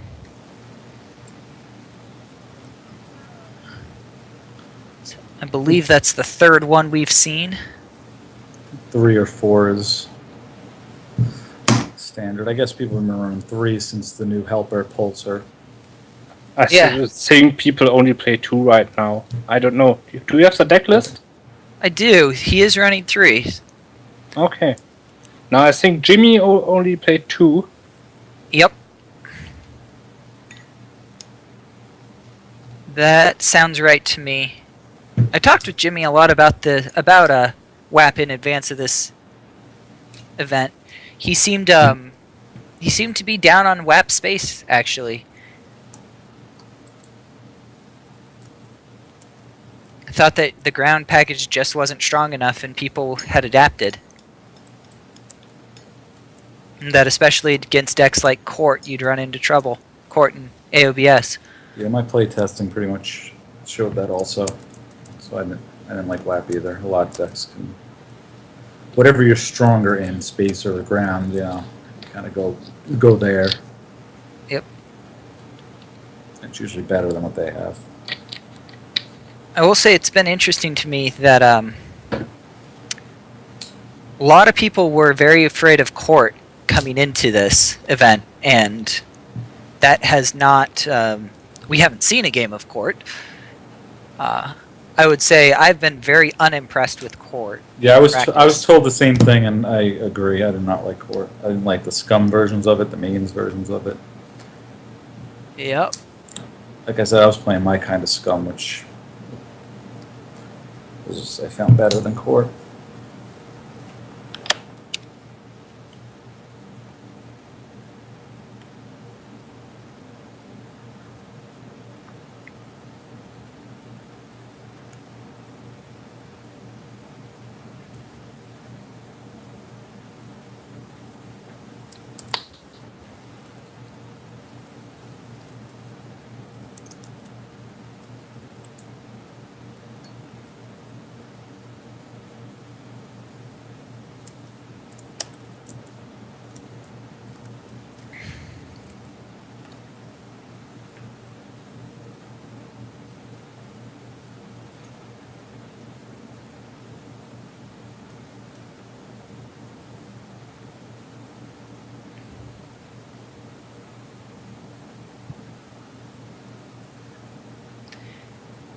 We didn't even say anything. There was an entire long battle sequence. Bunch of dark side stuff hit the lost pile. We said nothing.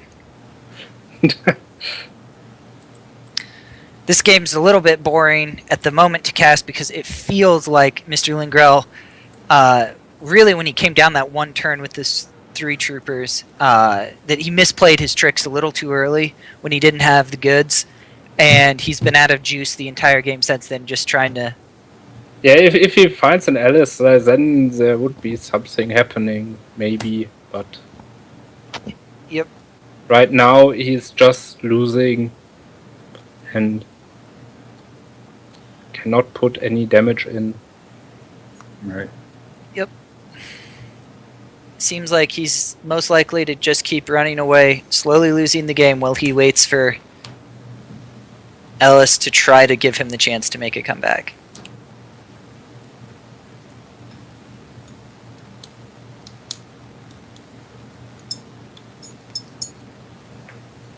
Another full-scale alert would be something that would be pretty great, but he's only running 1.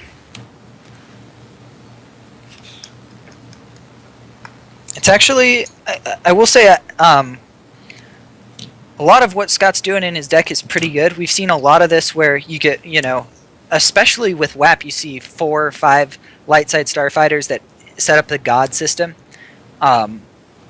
with the big executor being so strong at one system, the ability to just run away and then prevent them from following to set up a beatdown, really nice. I like it a lot. You add that to the incredibly cheap deploy of the troopers, there's a lot of potential there. Okay, now we have Shiraneu at the courtyard. Let's just stop a drain. I saw he does have his gick in his hand. Yep.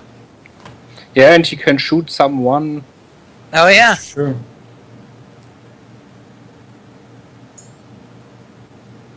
And maybe if he then has the Alice, and then there's only the Qui-Gon left. Yeah. So here's another question. I don't think he's running an Imperial artillery, but he's running blasters and he's running the SFS cannons. That sure seems like that might be a tasty card for his deck. What are your thoughts on that? Yeah, sure.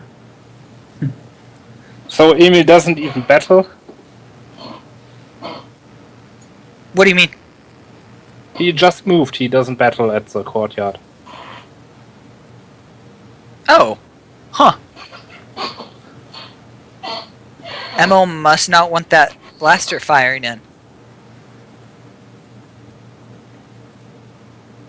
It is amusing to me that Scott is being very deliberate about making Emil afraid of the full-scale alert when he is not running a second copy of it. Right.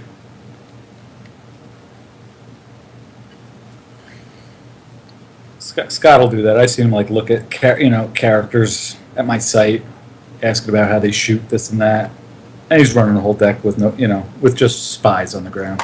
Yep. So Emil's got, it looks like 4 in reserve deck, 4 in force pile, and 3 in hand.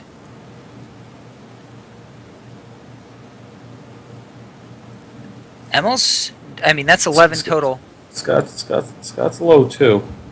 I think he needs that. If he needs he needs the Ellis soon. Oh, Yep. He landed somebody now, so he's not gonna put the beat down in.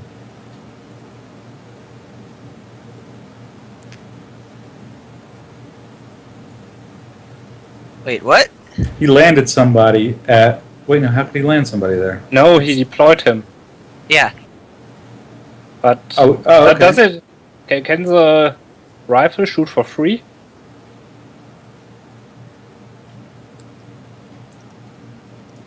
I don't know. I have the rifle pulled up. Let's see. Oh, and my holo table crashed. Holo deck. Yeah, it shoots for free.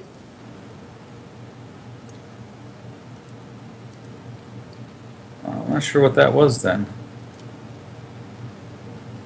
Oh, was he just left him there to block the drain? Yes. That was Emil's turn. Okay. Yeah.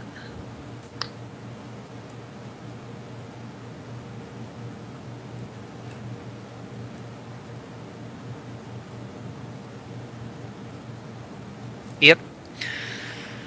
So Emil battles with Commander Cody with Captain Rex. Captain Rex shoots the trooper. The trooper goes lost.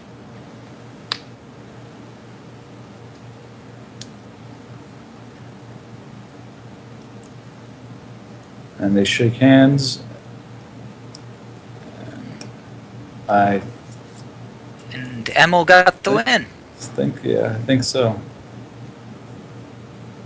That was a close game. That full skill alert did a lot. If he'd had a second one, he would have had it. Or if he'd been a little more patient with those 3 troopers early, I think Scott might have been able to do something. Yeah.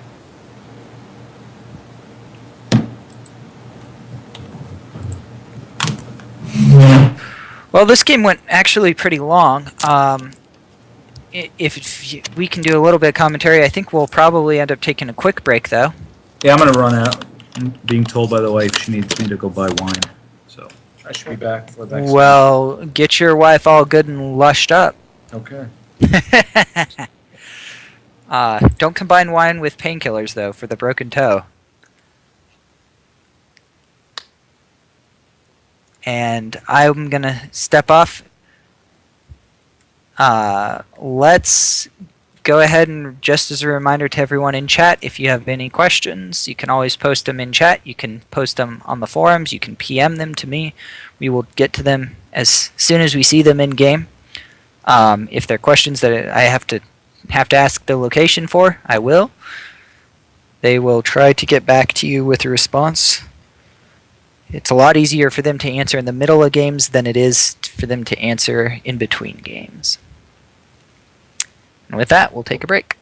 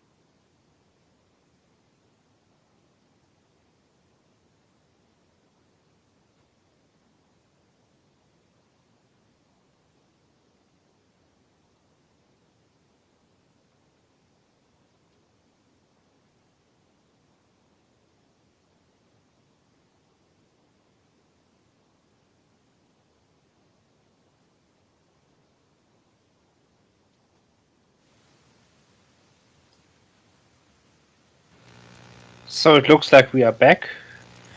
We are indeed. I believe I'm actually not going to be casting this game. Phil Austin has mentioned that he would like to step on, so if he actually connects, then I will step off and let y'all have some fun. But until Okay. that point, we have Ryan Freeman versus Johnny Chu. Battle of the Undefeateds.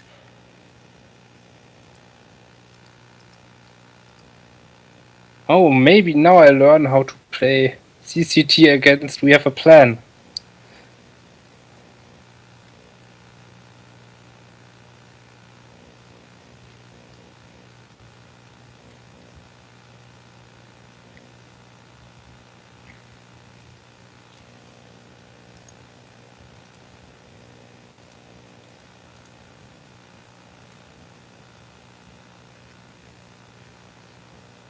Jared appears to not be back yet. I just got back. Well, hi, buddy. Hello. So my problem always is that you have to deploy IG-88 because that's your deck, and then you basically give up the first turn. And it's hard to contest the throne room.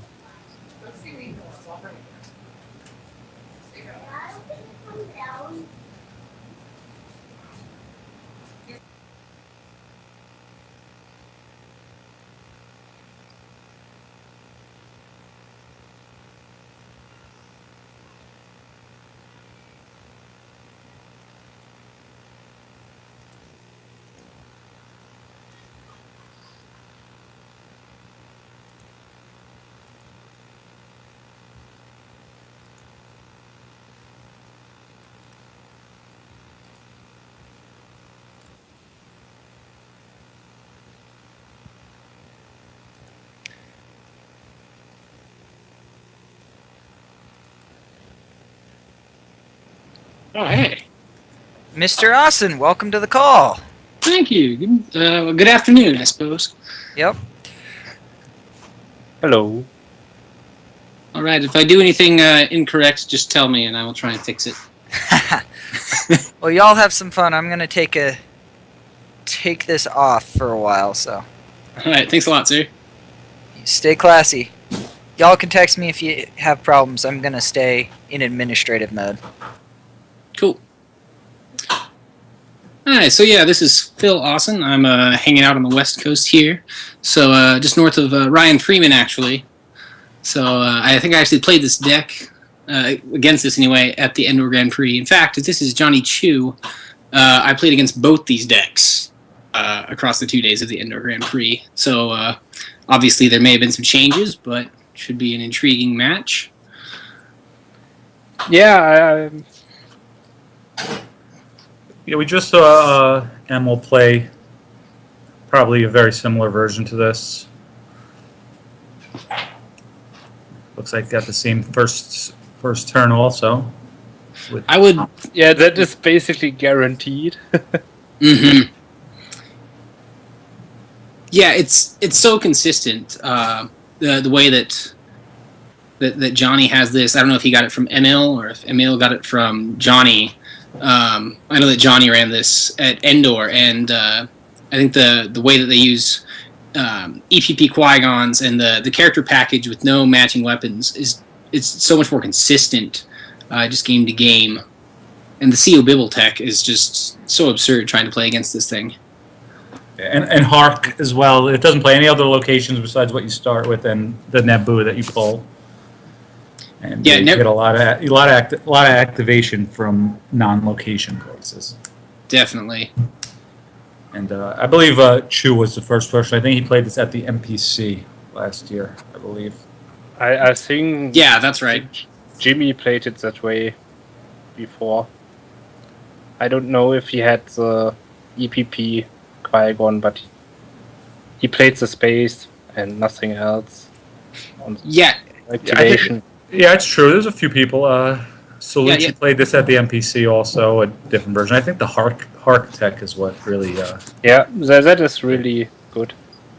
Yeah, Jimmy was the first one to come up with this type of putting the space into WAP. He usually used he had like maces and I think Master Qui-Gons or Qui-Gon Jedi Master and the saber for each, but he had to find them. He didn't because he started the same effects, so he didn't have Scyther. Yep. And so that could be problematic some games where you'd end up having to just burn tunnel visions, pulling sabers and things like that. Yeah, okay, then you play weapon levitation and Yeah, you just have to find. It was sometimes the ground just wouldn't get together. This deck is like you draw Captain Rex, you draw EPP Qui-Gon, just got nice combos, and all you need is 1 card, 2 cards. In some cases, he can also use Walkling to get the lightsaber proficiency to add with the drain in games where he is draining on the ground as well. Now, this is an interesting move. So, it looks like Ryan Freeman just dropped Justice, stacked Cold Feet, Count Dooku, and is that Ponda Baba on top there? Yeah, I believe. Yeah, looks like it. Just like it. it's a Skype stream back.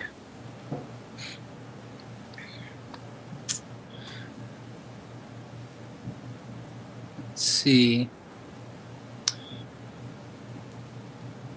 Now, let's see. Now, just the Emperor holding the throne room by himself seems a little bit of a gutsy play, I would say, not necessarily an Yeah, it aggressive never play. worked out for me when I tried.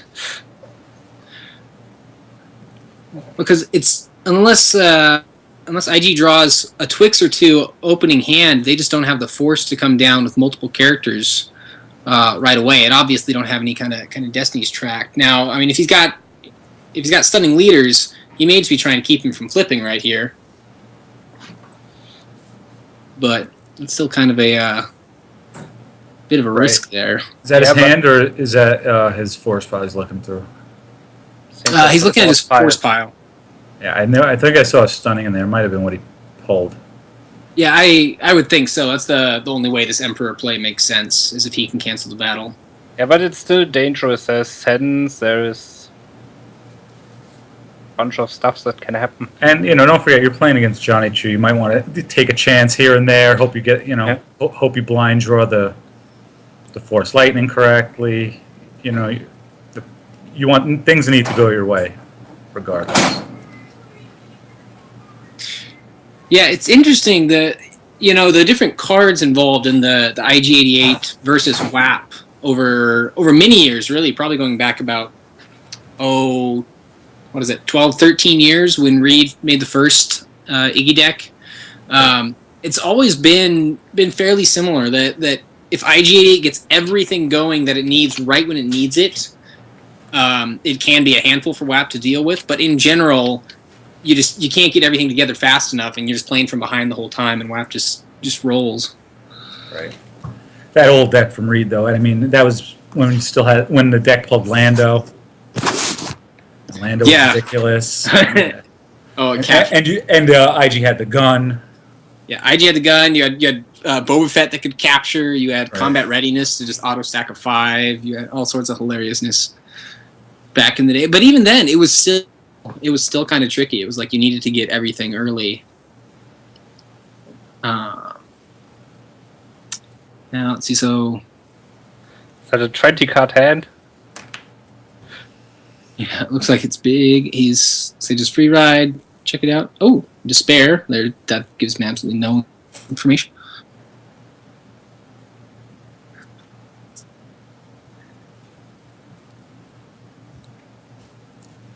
So he's looking for a Starfighter. Yep.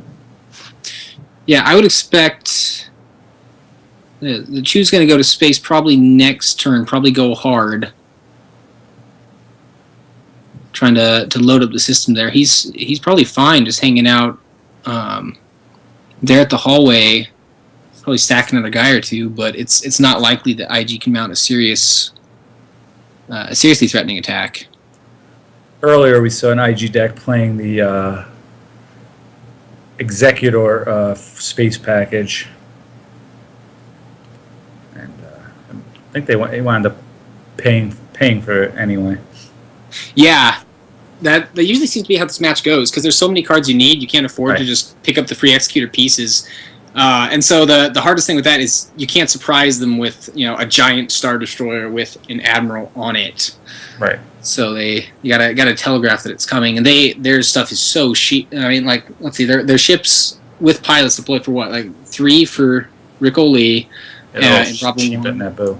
Yeah, like they're all just like 3 and 2 on Naboo. I mean, so you get to jump early. Now, one thing that I'd be curious to know, I don't have deck list access, but if Ryan Freeman has a altar in his deck and can keep projection off the table, that could help turn out the pressure here a little bit.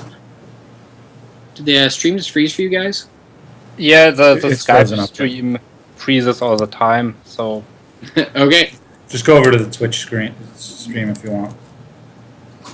Just make sure the volume's off. Yeah.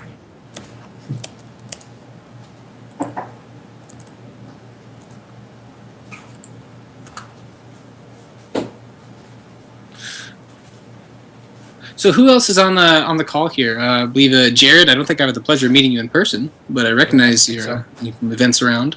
Yep. And Marvin from Germany. Well, hi, Marvin. So...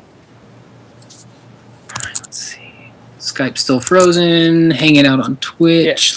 Yeah. It will probably only restart for the next round. Okay.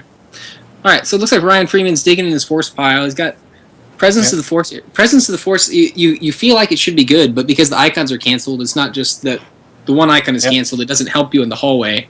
Right. Now, a couple of interesting cards that could come out here. Let's see. U3PO. If he's playing U3PO, can kind of surprise things there at the hallway.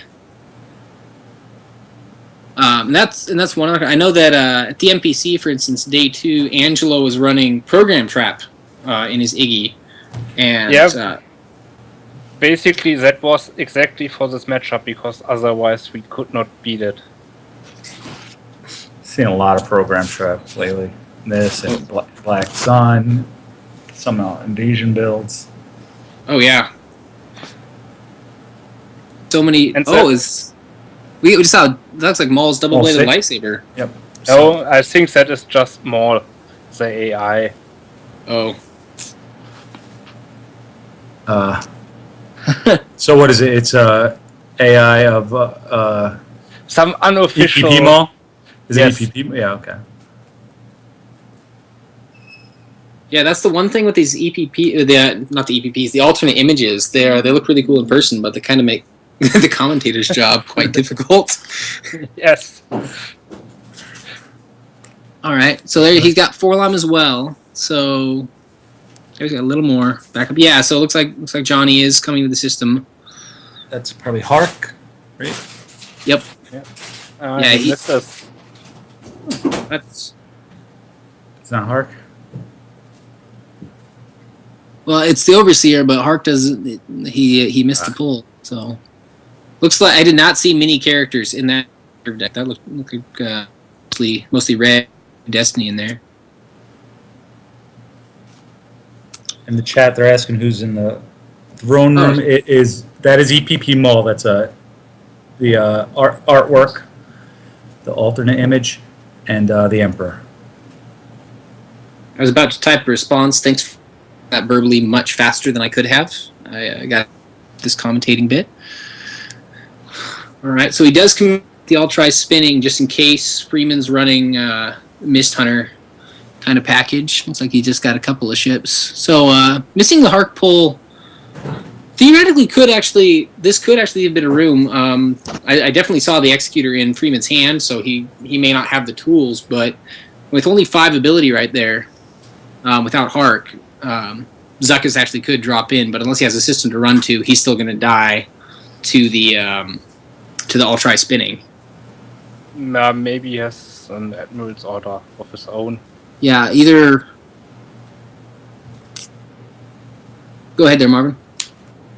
No, I'm just saying that maybe he can replace the Admiral's Order, but I don't know. I don't know the deck list.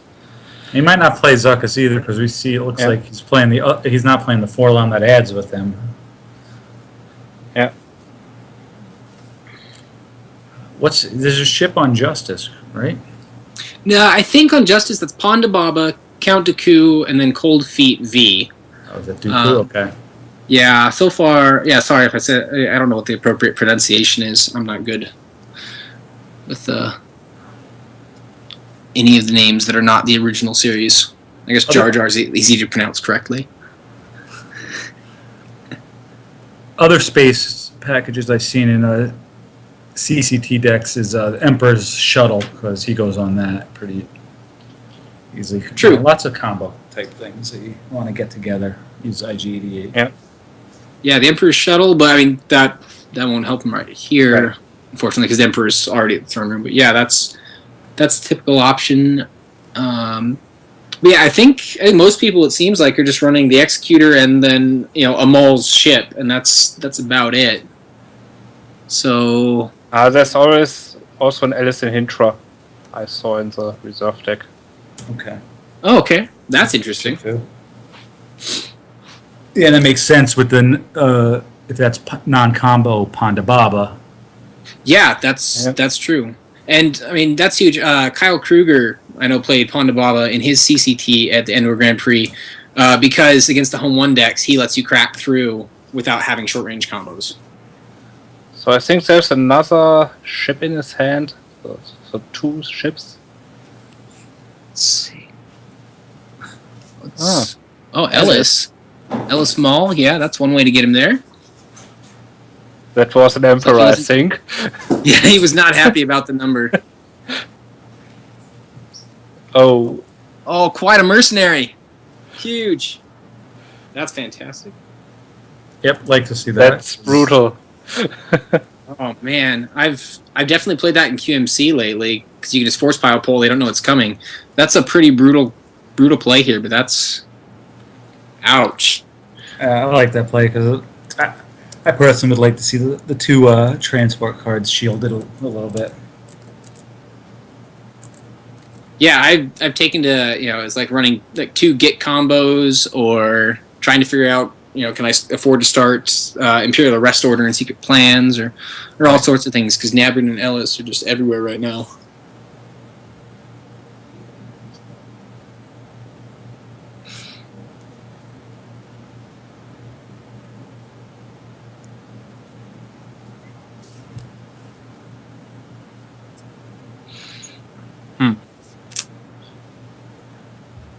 It's like Ryan's got to go back in the tank here, trying to figure out what to do next. Paying 6 for an Ellis only to have Maul quite immersed is a very nasty chain of events.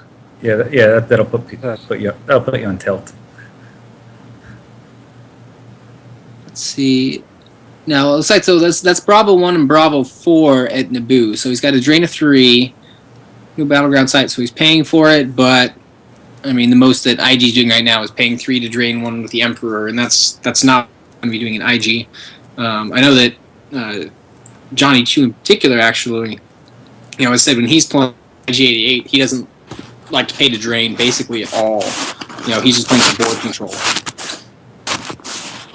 until he's fine, until he's got it, and then then maybe he'll pay to drain. Maybe like a mains versus mains where there is no battleground system, he pays to drain, but otherwise he doesn't want to do it. Alright, so we got Count Dooku also down there at the throne room now. Looks like he just pulled that Force Lightning. And I imagine if he's got 2 of those with a virtual 4-line on table, we may see Force Lightning pulled frequently for the next few turns here to build his hand up. Alright.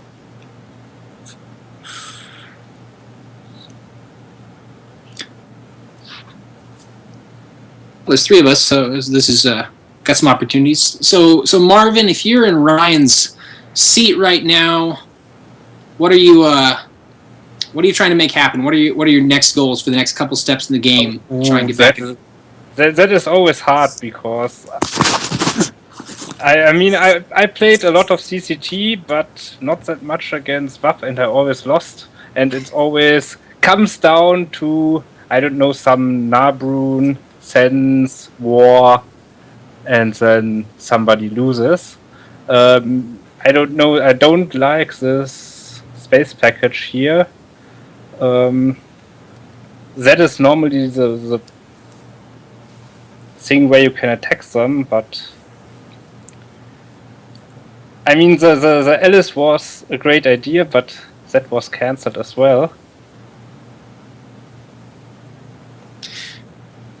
Yeah, Yeah. I think he needs to get some kind of space set up. Yeah, it looks too like he's having trouble finding his Twixes. I mean, because he's only got the locations that he pulled, and for IG, that's pretty bad. You really want to have at least the bridge, if not also the Dagobah Cave or the Ice Plains on table as well. Because I mean, he's only getting what 2, 3, 4, 5, 6, 7, 8, 9, 10, 11, 12. I guess with the Jedi Masters, he's getting 14 now, but that's just not that much when you're pulling a card out of your force pile every turn. Okay, now he can pull someone of the reserve deck and battle Mace. Yeah, Chu is playing Mace in this deck. I don't think he had that in his previous versions. Oh, that is a new adaptation. That's interesting. Don't know if he's also floating a saber. I would guess he was. He's not, not as good as he used to be. Totally immune. Yeah, I mean, the only other reason you would play him is to prevent Fat Bounty Hunter from adding destinies. So, I mean, he's a target for smoke. He's a target for smoke screen. This is also true. Yeah, he's probably got the saber. I would think if you're going to go ahead and play the Mace, you probably play the saber. I mean, it does change the complexion of the deck.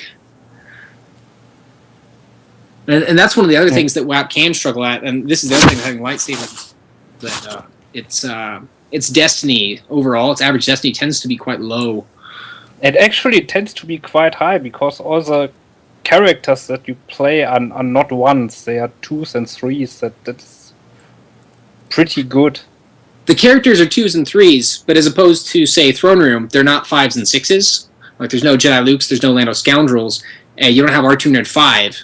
So you have a whole lot of 2s and 3s. It's very, very rare to get totally blown out. I mean, you're playing, other than Naboo, no 0s, but you don't have as many high destiny cards in general. It's a lot of the mains decks where you have a lot of sabers, you actually got 28, 30 cards that are all Destiny 4 or higher. I mean, you can just shuffle up in battle and expect reasonable results. Here, you really do have to be in control of your destinies in order for those to work well. Like, you can't just put Mace down randomly with a saber and expect to hit 2 guys. I mean, you'll probably draw 2-3, 3-2 or something and end up not being where you need to be. It's like Erica just got deployed there to block the drain. So that's a good use of the audience chamber's text, I suppose. But I mean, he has a maul in his hand. He could have deployed. See again his force. I don't know if he had enough to drop her and then maul because she can get to the hallway. Well, I think he pulled her from the reserve deck. Oh, with the audience chamber text. Yeah, okay. So she had to go there. Didn't know that. Mean, yeah, and if because you don't want to attack Mace with maul. I think Chu's actually probably trying to bait the guys to the audience chamber because he can't do anything once he takes that. I mean, if he's playing 2 Ellises, maybe he has another one, but he likely only has one, and that got canceled. So he doesn't have any. He doesn't have that ability. So if he stacks guys in the audience, probably stuck there draining for 1 for the duration of the game. I mean, especially when he has no system. I mean, that's just not anything he wants to do. So dropping in an undercover spy there is probably not the best way he could deal with that. The Skype feed is back up, guys. Oh, sweet.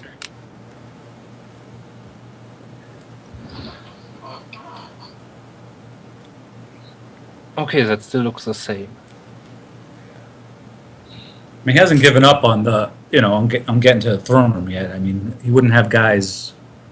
Well, I guess CO is reducing the drain there, so that is a reason to keep people there.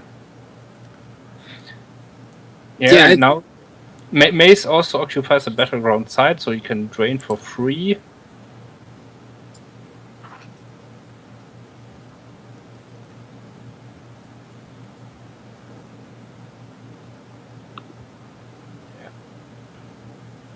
Vader's going to the Carbonite Chamber, and IG-88 will join him, so they'll have a drain of 2 there. Well, assuming Despair comes out, which should. Yeah. Did he put it back? No. I'd have no. This- Oh, I saw it. I saw it. That is.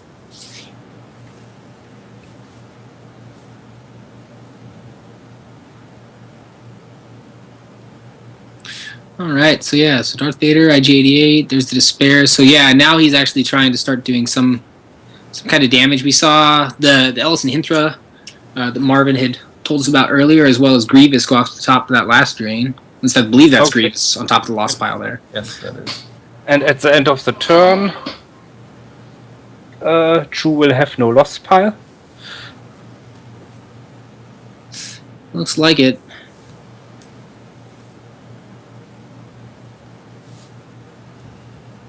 Or not. Let's see. Oh, did he just activate it all? Yeah. Good grief, that's gotta be over 30 cards.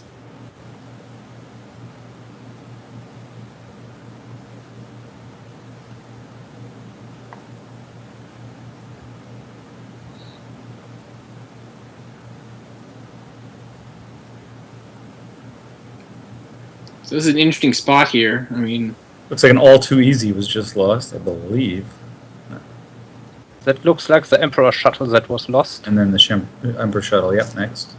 yeah, he's got to be running. That's what, at least 3 ships we've seen now. Executor, Ellison Hinthra, Emperor Shuttle. I mean, there's got to be like a Maul Sith Infiltrator. So I mean, that's a pretty strong space package for IG-88, but it's not doing a lot of good right now. Let's see if Force Lightning get lost. Yeah. Oh, and there's the And Azure it- Angel. Thinking, yeah. Yeah, and that might be the last shot he would have at taking that system. If anything, he could set up his own system, maybe, but Yeah, those 3 ships, especially with all tri-spinning on table, and if he has an alternatives to fighting, I mean, unless you got 30 force to drop an executor fully loaded, there's nothing you can do to take that system. Does he have his own system, or is he playing the greedy version that only works against QMC? Interesting question. Couldn't say. I mean, he hasn't played any locations that aren't basically auto pullable turn 1 at this point, and haven't seen any come through his hand. So just don't Then know. they will be drawn as destinies at some point. Oh, undoubtedly, yeah. my game against Johnny Chu playing WAP at the Endo Grand Prix definitely involved me drawing TTO for Destiny on turn 2, which is just not recommended use for that card. Mm-hmm. it's interesting he moves CO Bibble over, and because he's that's one more drain per turn he'll be losing. But And again, he doesn't care if he pays to drain right now for 1. yeah, that's if Ryan Freeman just pays 6 to drain 3. I mean, that's Johnny is completely satisfied with that turn of events. And then you probably just pay 2 to. It could be worse, and you lose 1. And just twist the knife a little bit. Yeah, and he's worried there could be a second Ellis in there. Probably. We did just know that Emil in his WAP was not playing a Hoojinks, so it's possible to Chew also. Yeah, it's true. I've seen that because of Jairus Janik being a pseudo Hoojix and the way that in space you tend to just save up and stack a system. Yeah, lots of these decks don't run Hoojix, so you definitely don't want to leave people alone. I mean, yeah, if he has a Hoojix, then leaving CO is fine because it keeps the drain to 0, and even if he expends a bunch of resources to go after him, it goes nowhere. Oh, he got a system.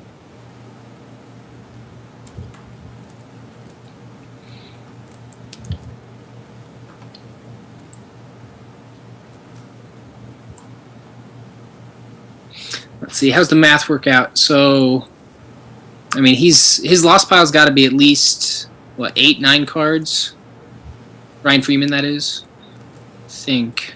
Oh, he's gonna go fight. Oh, I don't know what he's. Unless you get big overflow out of this, which seems highly unlikely. That just seems like not the right play here. Now, he may just be taking low percentage shot because he doesn't think he has any other real options. There's But area, there's a sense. it's like there's a do it on table. It's like he forgot it was out there. So yeah, that's why you usually blast door control is getting in the way of those. But again, this IG88 is like if it gets everything, it can compete in this game. But if you can't get what you need early, you just. So that was an overload, and then Jabba's Haven looks like. In the sense. Jabba's Haven can get back that Ellis. Ellis and Hinthra. Yeah, I don't even know if Ryan can afford to deploy the Executor at this point, unless he has They Must Never Again Leave the City and Bespin. Does I guess- True have an It's a Trap in hand? Yeah, I believe so. I'm pretty sure I saw that a while ago. I mean, his hand's like 15 cards. He's got to have everything in there.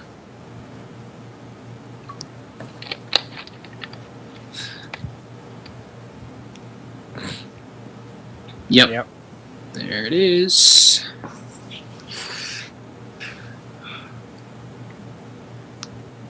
And does Ryan have the Chancellor here? That could change the math slightly if he has they're still coming through. Does not look like it. Yeah. Yeah, he would have played it quick. That might have been his last, his shot at this game. Hoping the battle goes through.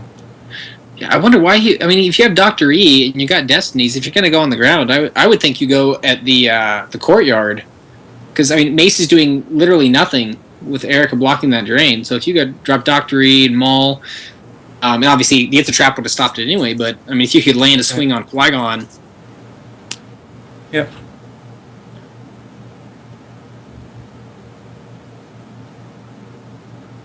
Yeah, it's hard. We're sitting here. We have nothing invested in this game. When you're sitting there trying to make these decisions and you're under the gun, playing from behind, sometimes you just got to take the low percentage shot. You just took. Hello? He just died, but Twitch is still up. Yeah, I hope it stays up. Yeah. Yeah, it's behind Twitch, so. Yeah, it could still go out as well, but it looks fine. I'll text Maven here.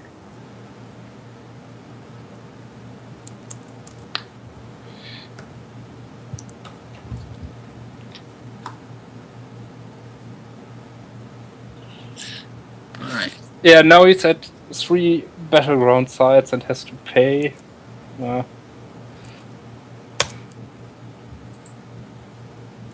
Mace will go somewhere else. I don't know if it's Nabrun or just to the dungeon.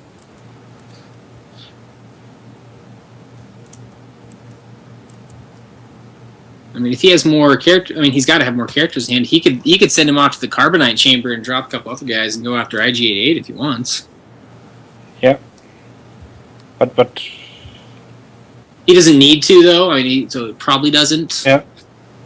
Who do you have? Because there's still a Vader, and you don't want to send in low ability guys, and the high ability guys are already on table. So. It looks like he's just stocking up the courtyard. Can you tell who that is? No. Where's that? Some full template. Where are you pointing to, or where are you looking at? So he just deployed Jairus Janik, and then there's another character under Jairus Janik he just deployed. It's a full template V card, but I can't tell who. But it's not it's existing picture, but full template. So I'm just trying to figure out who that could be. CT5? Maybe? Dorme? It looks like an One of them. alien from the... I think you're right. What alien would that be? Hark? Yeah, Hark wouldn't be a full template though, would he? He's just right. The drop-in slip. Chewie, it could be Chewie Bowcaster if he cut out the picture, but that doesn't make any sense. No, it's not a double icon. Yeah, I cannot tell who that is.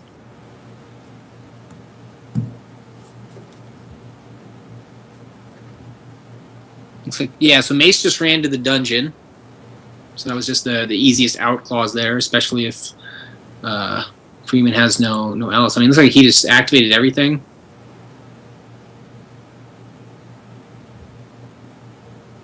I mean, this is the 5th game of an 8-game tournament. I mean, if I'm Ryan Freeman here, honestly, I might just scoop my force pile and just take the loss and move on to the next game and try and keep the mental, keep the brain not overly engaged. Yeah. I think they are debating that now. Yeah.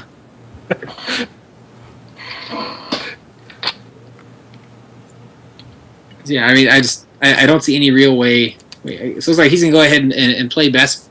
And if he puts out a free executor here, at that point, the damage is what Johnny Chu will be doing 3-4 with Mace. Yeah, his only play is a big beat. If he just plays another Ellis or something like that, he's not going to grind out a win here. Yeah, I mean, it's not even close.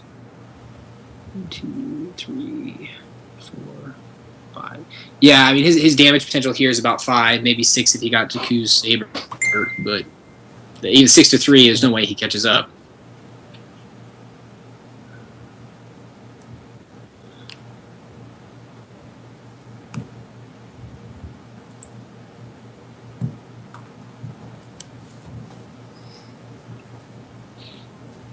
Alright, we got, it's like Tarkin. He must be going to block him in space, I guess, because that's the only way to shut down the damage, but... Yeah.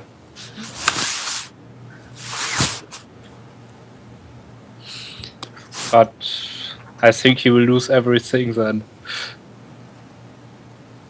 We'll see. Anakin's there, so he's got justice. Ah, yes, right. So you don't That's still there. You don't have to rely on a command because it wouldn't work because of the Anakin ship. Yeah, so, I mean, if he takes on... Yeah, 3 Destiny there. It's just a matter of what the power is, I think. Yeah, so his power right now is going to be 17 against 4, 9, 15. So he's ahead in power right now. Right, but there's a power to Destiny. Oh, if he does get the Overseer down. Because right now he doesn't have the Overseer there, but he got the Overseer. Right, I thought he did. Yeah, the Overseer would swing that. So he'd have to probably play, even though he's getting 3 Battle Destiny of his own, he can't risk cracking, he's probably still going to want to play Justice. Well, and, I mean... And let's call Justice sitting there. Go ahead. Yeah, Azra Angel's a 6 maneuver, so all he needs is a 6 and in all wings, and, Tarkin and Thrawn hit the lost pile. So... But, I mean, I don't see like there was any other particular options for Ryan there. So, I mean, it's as good a play as you're going to come up with right here, short of a second Ellis. Let's split him a little. Okay. Yep, and there's the Nabrin. That's right. Go Nabrin over in front of 4 Lam and drain 2.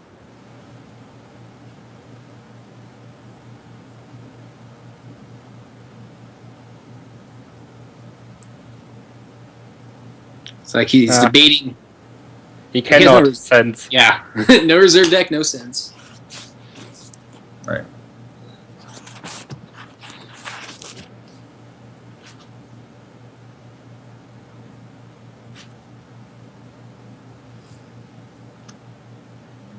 I mean, if anything, actually, assuming that they have a big old fight on the next turn in space there, if anything, Ryan Freeman really actually should probably go for the command limit, because then he has to burn the Azra Angel's cancel on the command, at which point he would then be able to sense the all wings without having his sense canceled. Right. Yes. But, I mean, you're losing sense, you're losing 2 other cards, and maybe Johnny's losing a guy to attrition. No, he's getting 3 Battle Destiny there, right? Oh, true, because there's no... If he does that play. That's true, but I guess in my brain I was thinking if he plays command, it gets sense. Then he has to justice because he can't let him draw 3 Yep. at +1. So he has to justice then. Probably grab Ponda Baba, and then maybe next turn, if he has a third smuggler other than Dr. E, maybe he could come back and get some more attrition and try and justice through. But Did he use Haven? Where is Haven? no, it was lost. It went under the overload. Oh. So All right, yeah. So he's taking Ponda Baba off justice. I do see an Imperial Command is grabbed.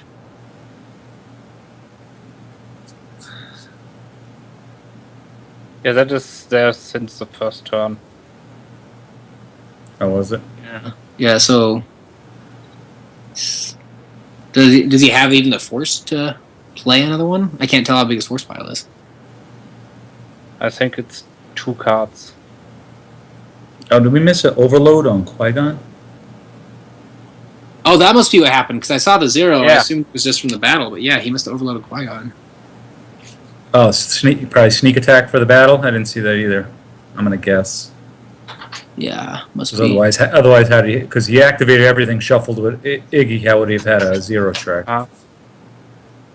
4 All on right, so there's 6 on always the so he bottom. senses, and now Johnny Chu just has to cancel the sense. Oh, or just control it. That works too. Yeah.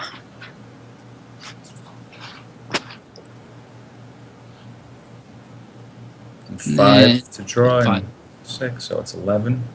Yeah, that's huge though. 11 versus 12 here is big. That means that he doesn't have to lose. Now probably he's gonna go ahead and lose somebody. I mean, he doesn't have to. No, doesn't he get a 3rd battle destiny though? Oh well, no, because No, of justice. No. justice. Right. Yeah.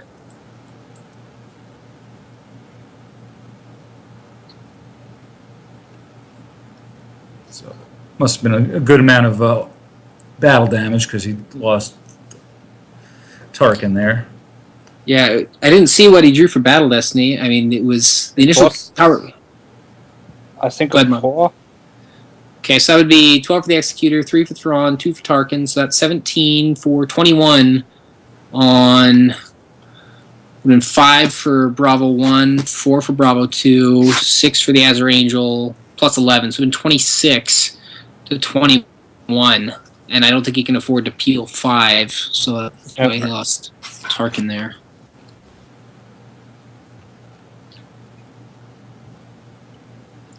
Now, I mean, if he's going turbo space and actually had a Zux and Mist Hunter and could get it past a barrier right here, he could potentially do some serious damage. Let's see, and it looks like did Johnny Chu just lose the Bravo 4 pilot Yeah. to the attrition? I think so. Anakin and Rick Ollier are still there. Okay, so he's still got he has 8 ability, so that's not gonna matter. But he only gets 1 draw now, so he Freeman doesn't have to justice. So Johnny Chu might actually run away. He's neighboring Yep. everybody except Co Bibble.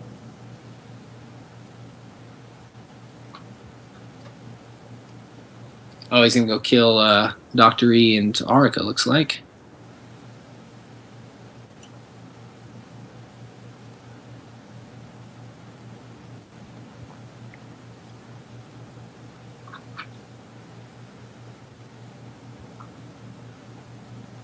Can we see who that is now? It is still a dark. It's solo. It's solo, Ah. which is it's great play. Playing the interrupt from Lost Pile in this deck. Oh, that's huge. I mean, alternatives, fighting. It's a trap. Ascension guns. Wow, that's a great play for this deck. All right. Spin. Yeah.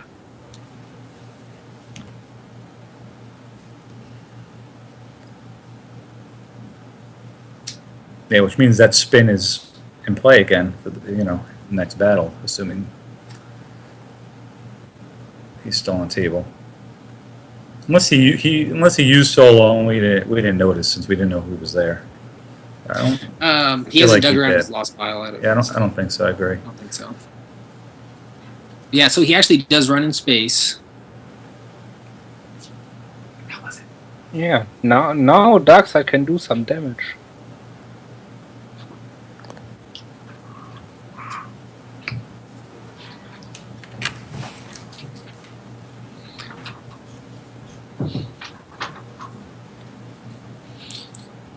So let's see. Now he's got the drain of 2 at Naboo. Maul obviously doesn't do anything, but 2 and 2, so that's 4. I mean, that's not nothing. It's better than he was at. Yep. Now the fact that Ryan Freeman grabbed Barrier. I mean, you feel like there's 4 cards you have to grab against this deck always, but the fact that he grabbed Barrier instead of just going to find Blast Door controls is problematic because that means Johnny Chu can neighbor in basically at will. Now he doesn't have 3PO out, so he can't just loop it. He does have to draw into it, but still, I mean, looks like he has no way to stop it other than maybe a sense. And I'm pretty sure he's out of those by now because we've seen 2 of them played, and I can't imagine he'd play 3. Yep. And maybe he has a gig combo. Yeah, that'd be possible. I feel like that's one of those cards that it's like a 60-second card. Like you always want it in IG, but you end up cutting it in the end just because there's other stuff that you feel is more important. Now that was interesting. Was that Coruscant or was that Nar Shaddaa? Yeah, I think Nar Shaddaa. Yeah, it looked like he was playing a Nar Shaddaa second battleground system. Or I bet it was Coruscant because against like if he was actually playing somebody who dropped the Naboo system and took it so he couldn't get there, like if like a Coruscant CRV and they have ties, they could go to if they play their own Naboo and get there first, stack it up hard. You might not be able to drop to it, but you play Coruscant, that's too far away for those ships to even fly down, and then you still get your battleground system. Okay, can you pull Coruscant also instead of Naboo? Is it just episode 1? It's an episode 1 system. Yeah. Ah, so yes, that makes sense. That's what he was doing at the NPC day 1. Is he was playing? It was a ground-based WAP. It wasn't really a WAP space. He just had 2 Bravo Raiders and Coruscant.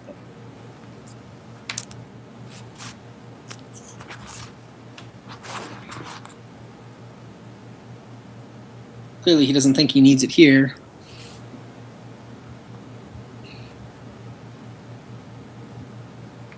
So he blocks all the drains. Yeah.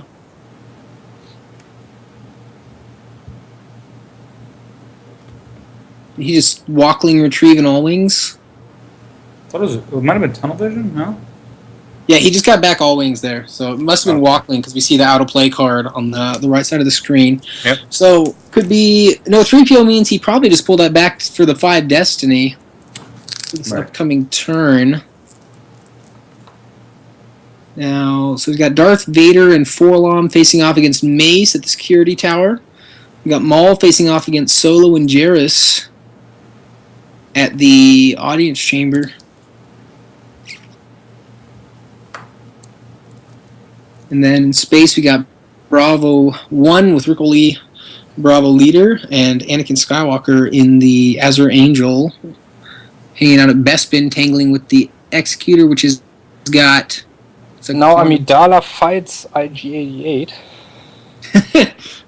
Just like in the movies.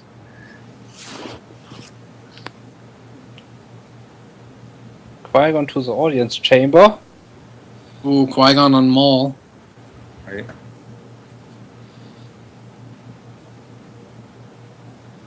Now, he can't grab Stunning Leader here, so potentially he could actually get 2 fights Stunning Leader right now.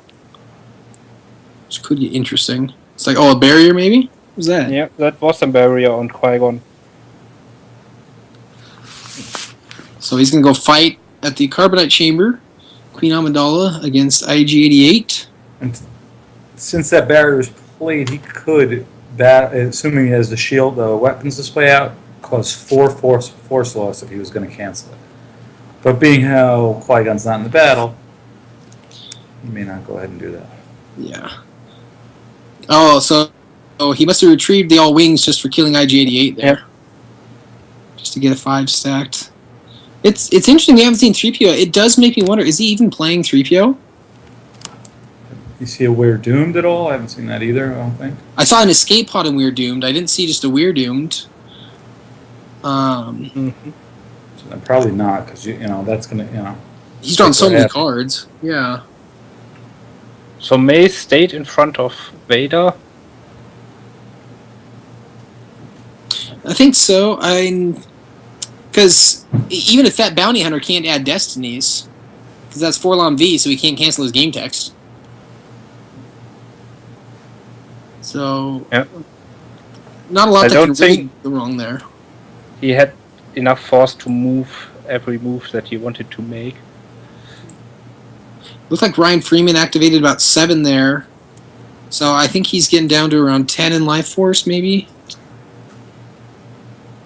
'Cause he had 1 or 2 left over. He's still got something in the deck there, so he's got to be down around 10. I think He Johnny doesn't have any character in hand, so and no IG to pull them either. yeah.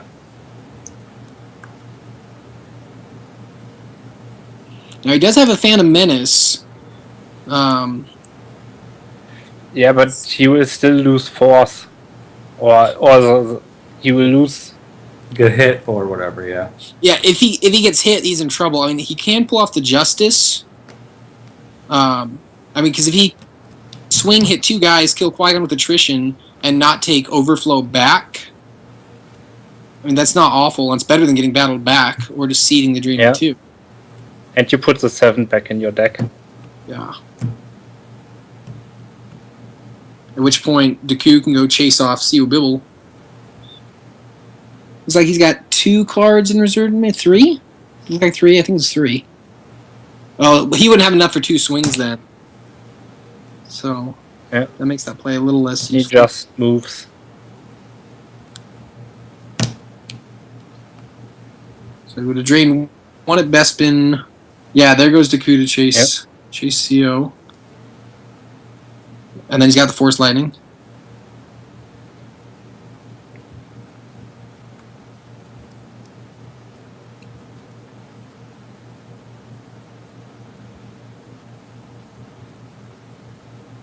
That's a 0.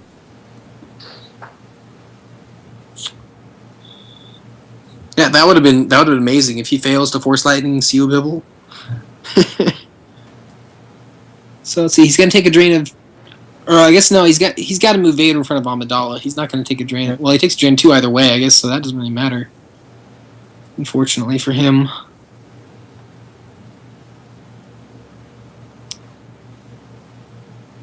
I'm curious he didn't deploy the Phantom Menace. Because you know there's gonna be a fight there. I think that was a Git combo he just put back, so I think you were right, Marvin, about him playing that. No, I think now he has a character, but I think it's Vader. Yeah, it's Vader. He needs Vader to die so he can play Vader again.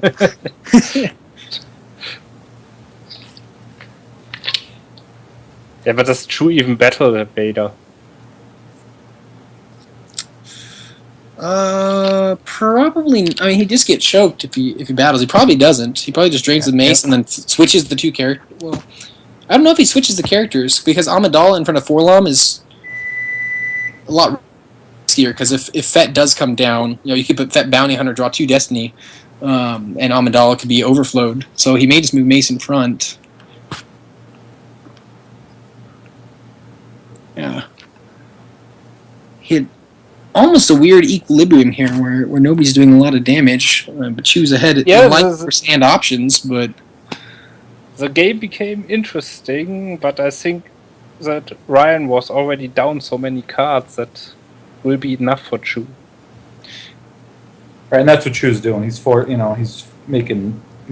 action, making sure Ryan. He has to win the game. If the game just stays like this, it's gonna go to Chu. okay, there we go. So now he has another pilot. But, I mean, it's still, let's see, the Executor's 17 power. I mean, with the Justice, he has to spin and win to force guys to die. All right, there's the Overseer. All right, that changes the equation significantly. So Yeah, now he he's was got- barriered. Got the barrier, okay. Yeah. So...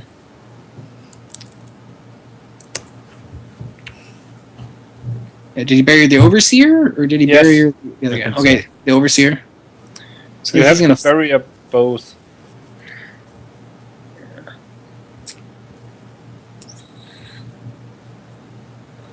All right, so it looks like they're having a fight at the audience chamber. So he must have just sneak attacked. Oh, the Jedi concentration. Oh yes. Card is just Darth Maul's bane.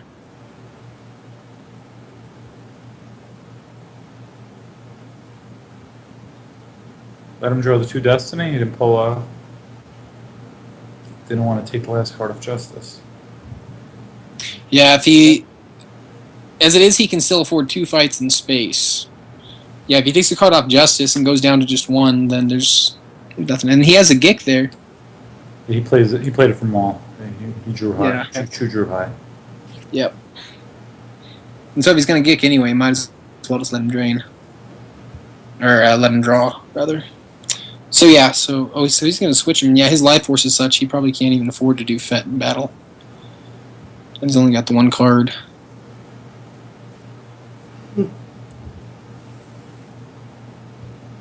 Does he have a hand? Looks like not. It looks like I thought he was putting the last card under the Forlom, but it didn't look like he actually drew one off the top. Okay. So yeah, so he drains for 1 at the 2 Naboo sites. Yes, and I think that was it. I mean, you can battle the maze. I mean, unless he can beat him on Destiny, it doesn't matter. I mean, he could draw a 7, Yes. it wouldn't matter. All right. Yeah.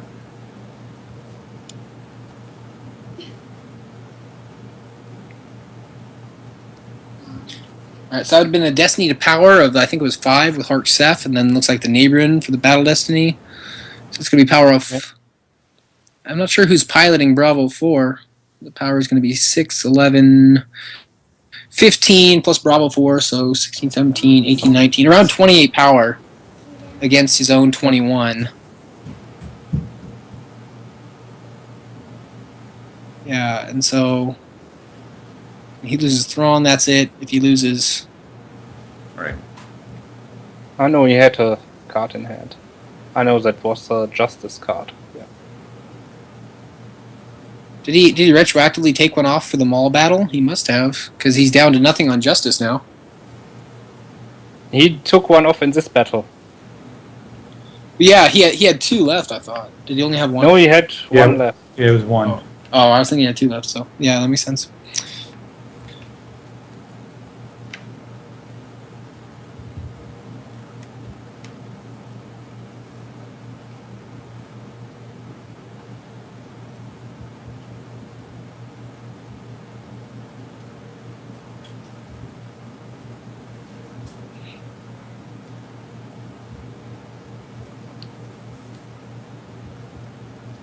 So he runs away back to Bespin now with the Executor, but I mean it's academic at this point because he's gonna get drained for 2, 4, 5, 6, 7, or 8. It's like 7. Yeah, I'd expect a handshake pretty soon. Yeah.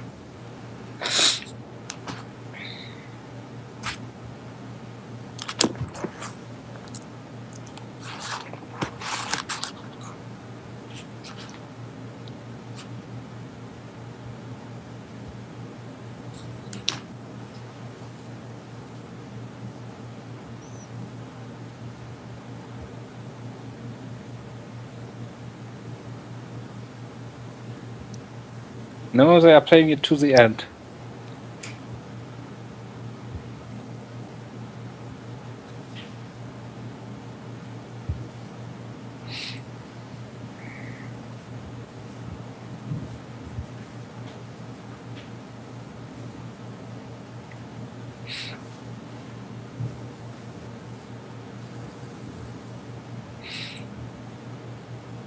Snake goes ahead and battles Vader off the table at the Carbonite Chamber just to be sure, and now he's going to move a pile of ships.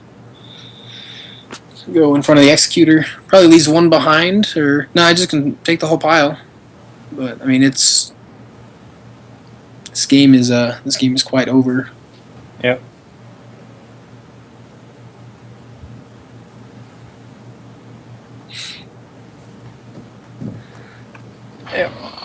There's a handshake. Okay, so I Yeah. did not learn how to beat. We have a plan with CCT. And I think that Chu's undefeated still. Yeah. So Surprise there. He's on my fantasy team. I want to. I haven't seen the updates lately. I want to know how things stood after round 4, because that was the end of game 5. Yes. So let's see. It's 5 o'clock. So they've done 5 games in 7 hours. That's pretty good.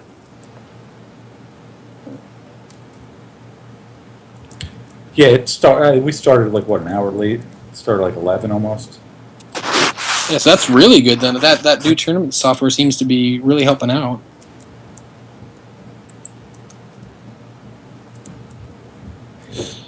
So I'm gonna make dinner for the family. I think I may sit the next one out. So Maven, if you're listening, you can jump back on for this one. And, I'll talk to you guys later. Cool. Nice commentating with you, Jared. So I don't know what the protocol is here if we're supposed to wrap up the game or take a break or what. we will basically take a break, and then there will be some timer for the next round. Maven said he was still administrating, so I will let him worry about Yep. changing the feed.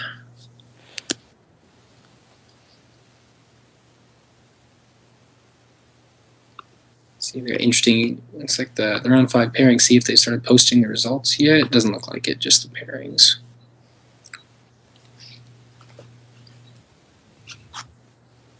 Ah, yeah. Did not see that. I know. Yeah.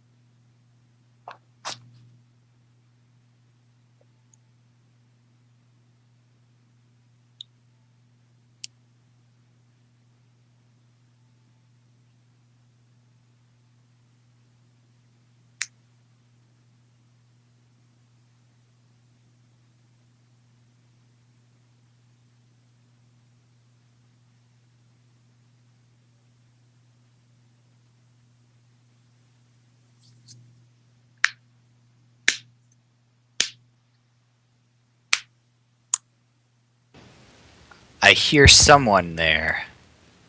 That would be me cracking my knuckles. How's it going? Living the dream, just typing up the results from round 5 real quick. Nice. So that everyone can see.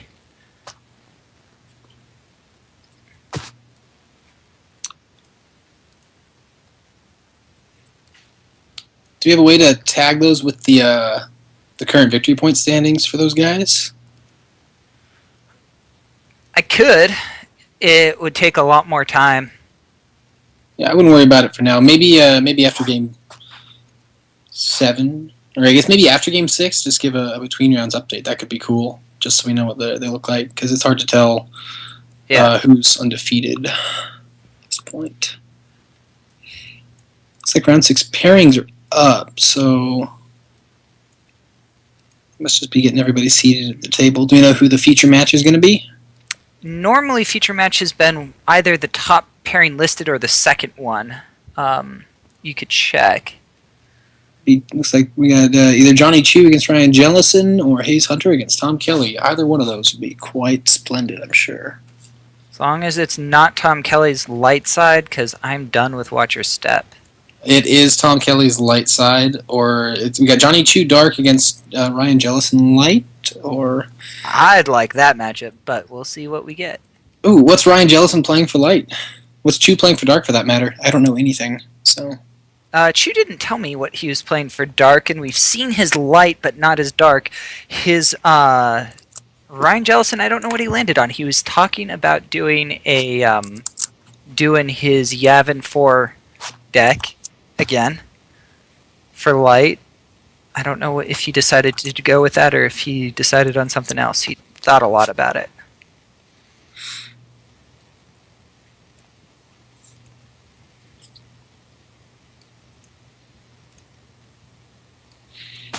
Looks like Matt Sokol must be making the climb back to the top. He got a rough couple of pairings at the beginning, it looked like, but now he's back up into the 7th or 8th match, so he's got to be in the 3-2 mess, still in the thick of things. He is 3-2. It's like is Johnny Chu undefeated? Maybe Johnny Chu and Ryan Jellison, or it's just one. So that looks like Hayes versus Tom Kelly. Oh, hey, we have cards. Watch your step. Watch your step against entanglements, but without Trooper Dameson. This is at least a little more interesting. Indeed. Looks like Hayes is going to start Imperial Justice. Mobilization points.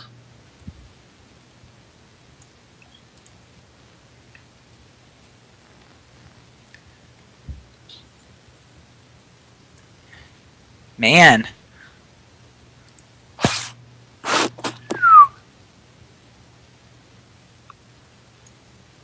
Crazy results there.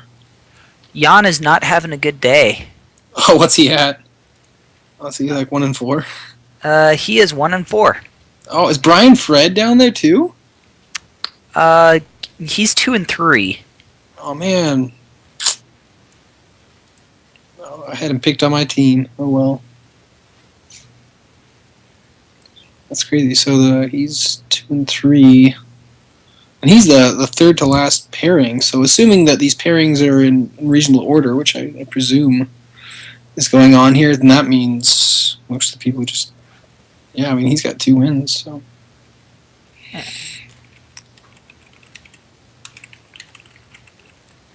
Okay, I'm posting those results, and I can scroll up and tell you real quick. Maybe. Yep. Emil is 5-0. Johnny Chu is 5-0. Those are the only 5-0s. Everyone else is Okay. 4-1 or lower. Okay, he stacks 2 Imperial Commands and a close call on the Justice. 2 imp commands on Justice. Wow.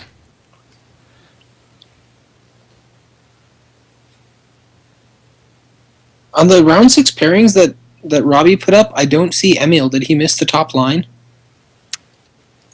Hold on. The round 6. Emil is playing Ryan Freeman. He might have missed the top line. Yeah, it's not included there. Yeah. The top line on there is Johnny Chu, Ryan Jellison. Yeah. Yep. Emil is playing Ryan Freeman. That is a 5-0 versus a 4-1 matchup. So Ryan Freeman was 4-0 going into Game 5 there against Johnny. That is correct. Okay. I think one of these results is off. Let's see if I can go find it for you. One of my results? Yeah, in the round 3 pairings, you have Greg Shaw winning over Ryan Freeman. But if Ryan Freeman is 4-0, that cannot be. That is true. They might have updated it. I'll go back to round 3. Yeah. Anyway, I suppose we can move on to commentating about the game. We can. Yeah. He takes Motti and Thrawn with the Endo Shield. Marvin's got this. We're good. We can go back to talking about games that aren't on this stream. Now that's interesting though, because neither Piet nor Ozzel out of that poll, so be curious to see what he has in his hand. Now, not pulling Ozzel against Watch Your Step, I think makes sense because you're going to want the better power or the destiny from Thrawn or Marty. Yeah, I think he pulled him at first out, and then he returned him and pulled someone else. I think he had Motti and Ozzel at first, and then. I will say this. Oh, we got a hand shown for us. That was very kind of Mr. Kelly. So that's. Oh, did Tom show us his Watch Your Step hand? I was watching the dark side. Yep, he showed us. We saw Admiral's Order. Oh, he's doing it again. Captain Han Solo, the Outrider. Oh, if you're looking at the stream, you're a little behind him. You can. That's actually a good idea. Look at that. I can just go back. Yeah, because then all of a sudden it flashed across, and then I realized what was happening. Okay, so I'm caught up with you guys. Yeah, so he opening handed Piet. That's what looked like happened. So he's got we're in attack position now. 2 sights. Now, the ordering is always interesting here because it often doesn't matter that much, and then occasionally it makes a big difference. Not the desert yet, naturally, but I mean, this is Tom Kelly's Watch Your Step, so I mean, we can assume that we already know like 57 of the cards without even checking the deck list. So, of course, entanglements tends to be the same way. I mean, it's just a question of which cards did you play 2 of. Now, is that Merrick Stell he just put down on the Devastator? That's a Motti. Well, it looks like no, the second one. Yes. Okay, I was on the. Oh, thank you, Hayes. Yeah, so we got Blizzard 4. We've got a couple interrupts. One of those looks like another command, Gemini. Yeah, Merrick Stell is huge here, though, because that just changes the complexion of that system completely. Because right now, that was. I switched over to Twitch, but I can't tell exactly what those interrupts are.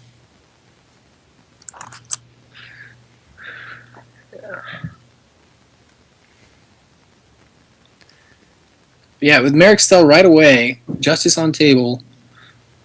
At most, Hayes is going to be losing 1 guy a battle. I mean, that basically means that Tom is not going to be able to clear him out of Tatooine. Yep. For a little while. I mean, if he had like a perfect hand, I mean, if he came this turn and blind drew a 6, he would kill both the pilots, and then he'd be in good shape. But anything less, I mean, if he draws a 5, he draws whatever. He just loses Mahdi, and next turn he puts Thrawn and Wolf Yularen or DS615 or somebody. And he right now he could even do a I can't shake him into like Sergeant Elsek for 0 because of the Admiral's order. Yep. So, I mean, This is a strong setup in space for Mr. Hunter. There's no denying that. yeah. So Tom goes and gets the farm. He's got Kessel. So I think they're trying to deploy every Tatooine site in the game. On pace 4 anyway.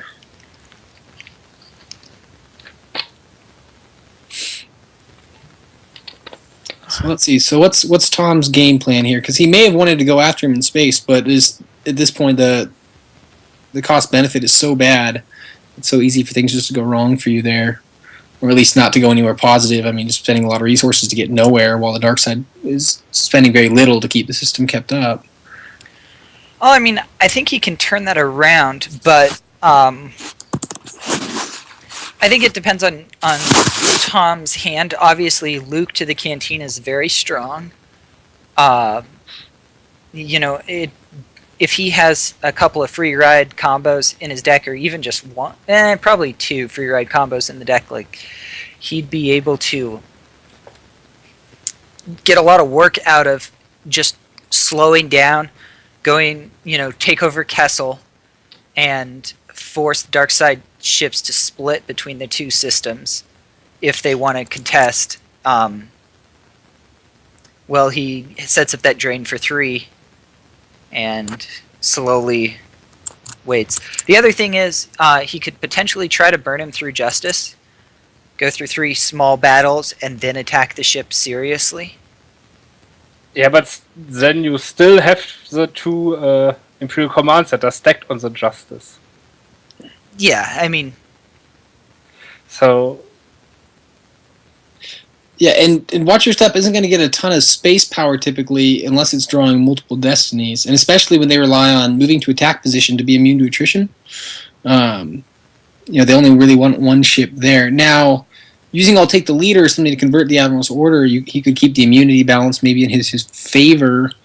But still, it's just, I mean, his guys are more expensive than Hayes' guys are. It costs Hayes very little to put throw down 2-3 dudes on the Devastator, while lots of the smugglers are going to cost more than that, and there's only so many of them. But Hayes' guys on the ground are more expensive than Tom's. That's true. The walkers and such are going to cost more. A lot of the bigger guys will be more expensive.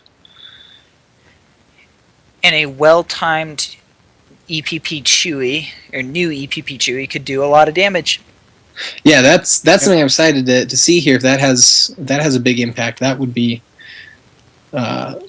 quite exciting. Now, I feel like the new Chewie he's really good, great, and good is good apparently. In the old Allies deck, that new deck where they can run the Are You Okay and or flip their objective to make Chewie hard to trample against entanglements. I mean, all it needs is one turn with the Blizzard 2 out, and then they have trample, and they've already pulled all their ones out of their deck very early. The deck, it just becomes a bunch of 3s, 4s, and 5s as the game goes on, at which point Chewie becomes a bit of a non-factor if there's walkers involved. And Watch Your Step obviously can't sense the reacts or play Brenderlin or anything to stop them. Okay, it looks like the Skype stream froze again. Yep. So...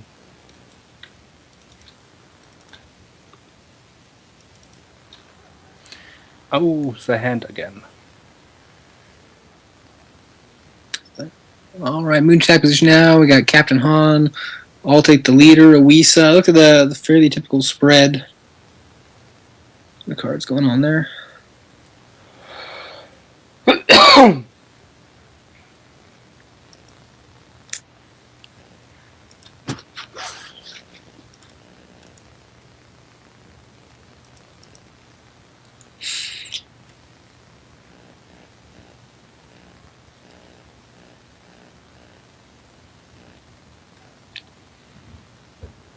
I guess what we'll see here, because Hayes will have had plenty of force for this turn, probably see him go ahead and try and flip and get the occupation on table and then consolidate.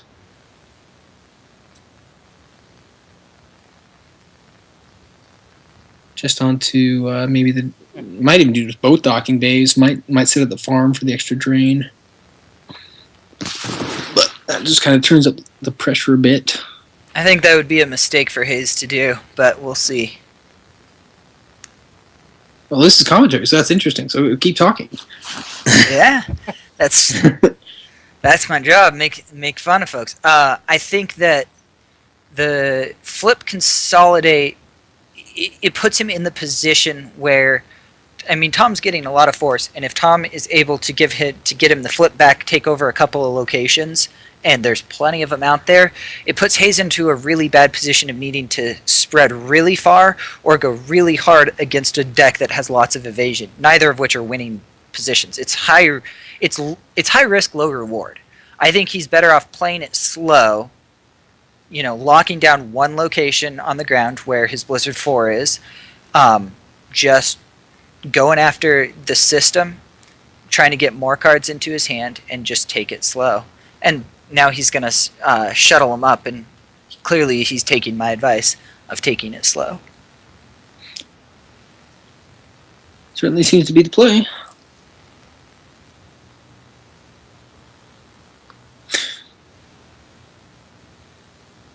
Now, just to keep going, just because this is interesting, this is fun. I don't get to play a lot of live games, actually, because nobody lives within like 5 hours of me.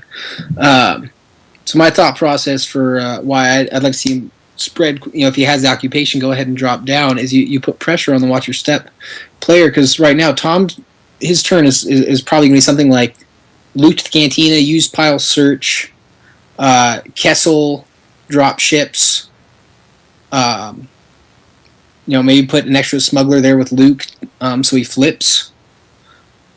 And then he's going to be set up to do at least 4, 4 if resistance gets satisfied, otherwise more like 6 damage right away, have his flip condition in effect, and, Hayes won't be doing anything, and neither of those are going to be assailable positions. I mean, especially against Tom's version, like maybe Brian Fred's, you might go ahead and go at Luke anyways, because he doesn't have a lot of really aggressive cards.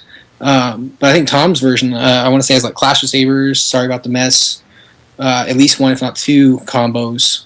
And so it can get really bad. If you want to try and go in the Cantina, you pretty much have to leave it alone if you're entanglements, I think. And then, so he's going to be eating 6 damage, and he's not even flipped, so he's not taking, doesn't even have the trooper retrieval, so he's going to be under pressure quickly. Entanglements is really strong as long as it can get settled with at least, say, 12, 15 life force, preferably more. But it does put a lot of cards on the table, and so if you can make it start peeling cards, especially off the deck, I think that's Tom's best chance, probably here.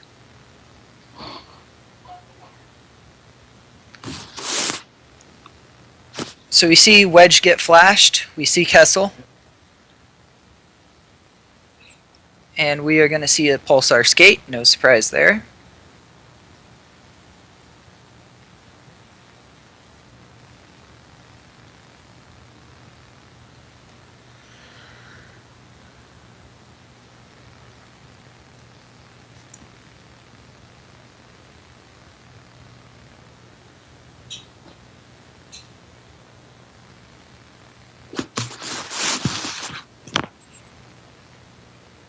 Now, like I said, I expect that Tom probably goes to the Cantina with Luke, but it'd be kind of awesome if he didn't, just because... Yeah, he goes there with Lando. Yep. Oh, yep, there's Lando, for the use pile pull and the flip.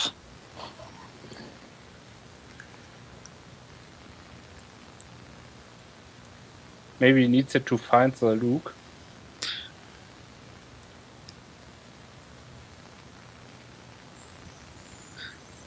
Definitely could be. And now some math.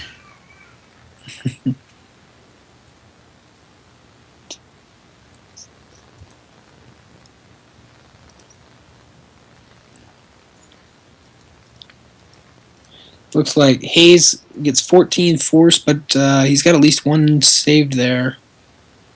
So he'll have a reasonable amount of force this turn.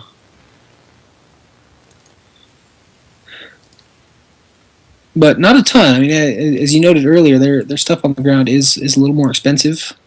So, he could do some things. It's not like he could do a whole lot of things all at once. And his hand seems rather small. 4 cards.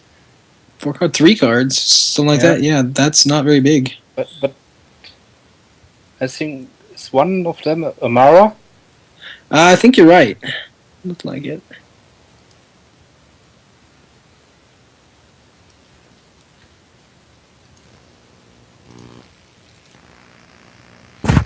Oh, there's the Luke. There we go. Yeah. One thing that's interesting to me in this game, and it seems like honestly like a misplay on Mr. Hunter's part, is the Desert Heart, which is the best way to isolate ground characters is for the light side, is way at the end. Yeah, that seems weird. It seems to me like he would have been better off trying to put that in the middle so that he forces Luke. Like if he puts it next to Docking Bay 94, Luke or Tom put the farm out later, so he could put the farm next to it, and then he has 3 locations Luke can go to. But as it is, Luke can go to 1, 2, 3, 4, 5, 6 locations, and he could have easily cut that in half and limited his opponent with basically no risk to him. Yeah, basically there are still 2 docking bays that you can move between. Basically, the Desert Heart should be between the marketplace and the docking bay. Yeah, he could have done that and locked those 2 sites down a little bit. Maybe he wanted to keep his own options open and just not have to worry about it. Because if he anticipates lots of moving around as well, then hard to say. Now, I believe that Tom is going to be running a Run Luke Run. So we'll see if that comes into play at some point. Yeah, there's 100% chance of the Run Luke Run. Says the person who's looking at Tom's deck list.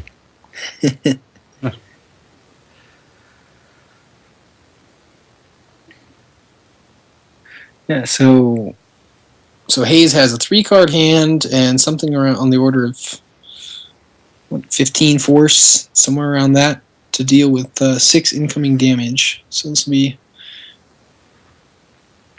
an interesting turn.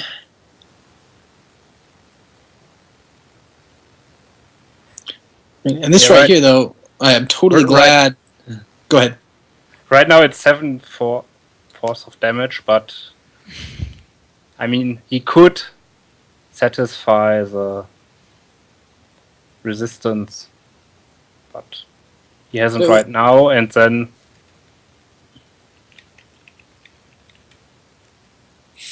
yeah, I think I just mentally assumed that resistance and ultimatum are in effect in this game. But yeah, you're right. That's 7 damage, which is pretty steep. I mean, he's got the Blizzard 4 and more guys stacked on Tatooine, but I mean, Captain Han hasn't hit the table. He can't make the ship too weak. He probably needs to keep 3 or 4 guys on there at all times just to make sure he doesn't lose somebody he really cares about. But there's not a ton that Watch Your Step really can do. But if he gives up Tatooine, he gives up the occupation. So I mean, he has Mara's going to come down to the cantina. yeah, that is actually one thing that is weird, that Mirax is standing there, and when she's killed, you cannot get the Admiral's order back to keep we're in attack position off the table.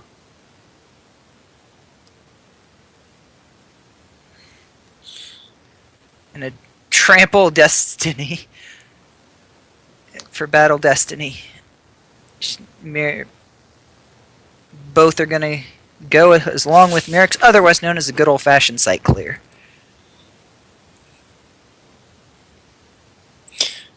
Yeah, I mean, with such a small hand, Tom probably didn't think that he actually had had Amara there. I mean, that's not obviously not a big loss for him, but it would have been nice to have that extra drain.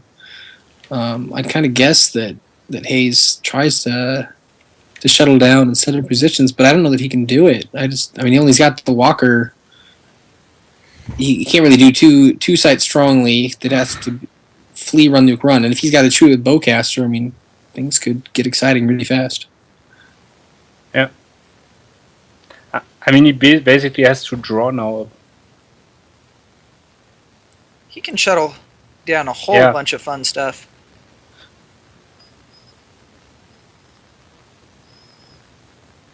I mean, maybe if I'm hey, depending on what I have in my hand. I mean, if you could get like, I might put somebody if I had two guys, or at least a way to draw Destiny, I might put guys down at the Desert Heart and just let Tom think about if he really wants to contest those, because it gets me a battleground, and you can always drop a walker and move him away.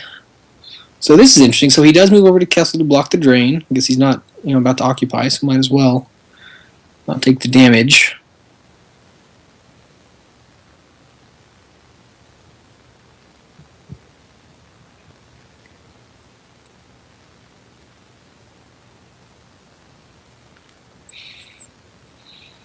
Who is on the Walker?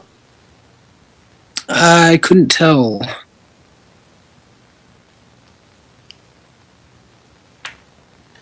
Maybe DS61-5? No, he is on the Devastator. The second character. Maybe Motti?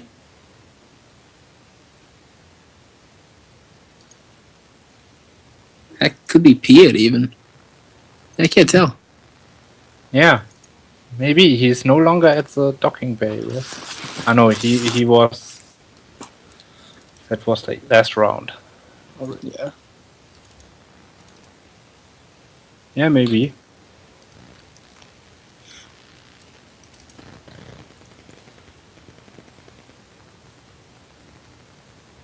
So I think we'll see Tom come out. I mean, he's obviously he'll drain.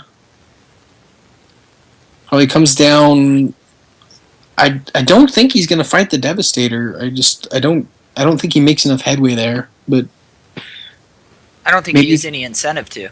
yeah, it's like you maybe kill one guy. No, I think you just move to Tatooine. Yeah. Maybe deploy someone else in the cantina. I think I'd rather clear Blizzard 4 if he's got the cards to do it than go to the Cantina, but I mean, he has to be judicious with his guys, because Watch Your Step will have what? About probably 4 Lukes and maybe somewhere between 10 and 14 smugglers. And so he's already lost 2. Unless he busts in on the edge, they're probably not coming back. And Entanglements just has a lot more. I mean, they got probably 20, 25 different cards with ability or something like that. So I mean, they can come down with a lot. If you start burning too many guys, just killing theirs, even in 1-for-1 trade. so we see Theranet and Loris Matic pilot instructor come down against Blizzard 4. And now we have Is that Chewie? that looks like a Chewie to me. Yeah.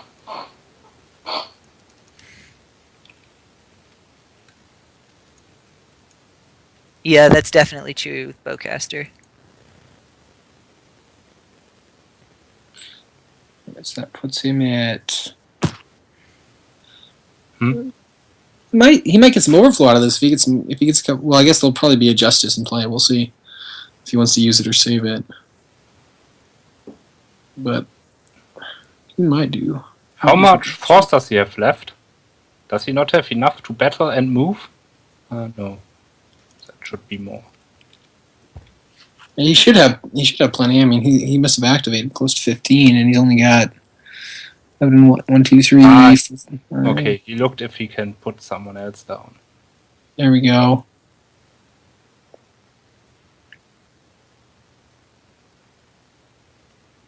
And Melis to the Cantina.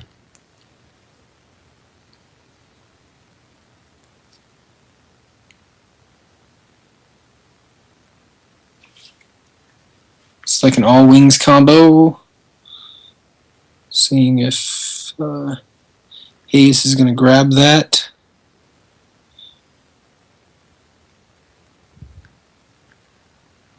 I don't think he should. I think it's just not important enough. Really, you don't want to be worrying about that. There's so many other cards in this matchup that could just be highly problematic. Oh, maybe he's waiting for the close call. That could be. Oh, so it was a destiny. That wasn't a draw. That was a weapon destiny. So he just shot the Blizzard 4.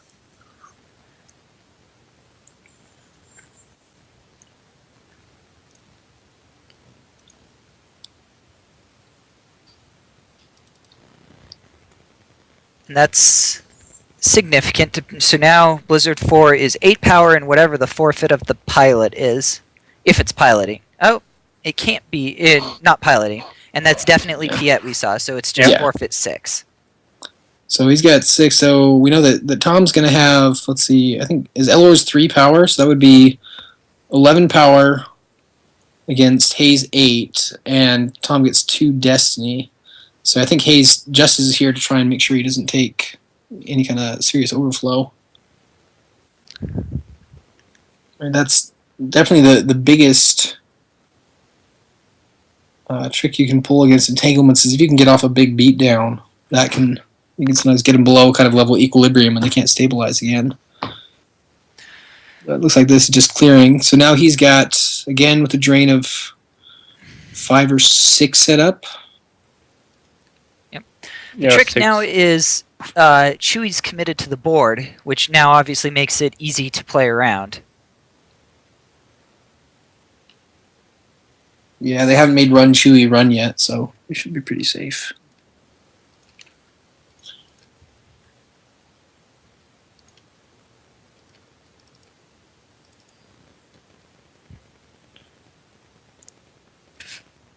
I think actually... Oh, go ahead, Marvin. No, how much does he activate now? Can he deploy another ship or? Let's see. So Hayes is going to get 1, 2, 3, 4, 5, 6, 7, 8, 9, 10, 11, 12, 13, 14. Yeah, he gets 14. So I mean, that's not enough to deploy the executor, at least not meaningfully. No.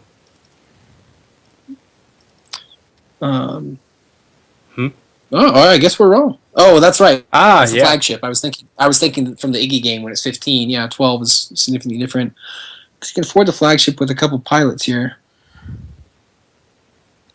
There's the swing special plan for them. So there's Ozzel.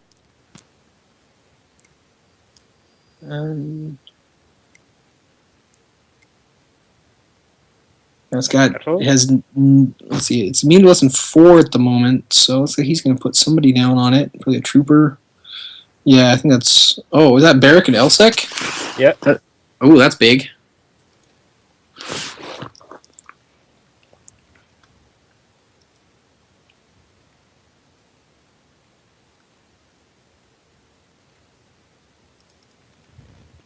Now, I believe L6 forfeit text only works at sight, so I don't think that's going to matter as far as getting a bunch of attrition. But Barrick will draw even in space for reducing from power and attrition.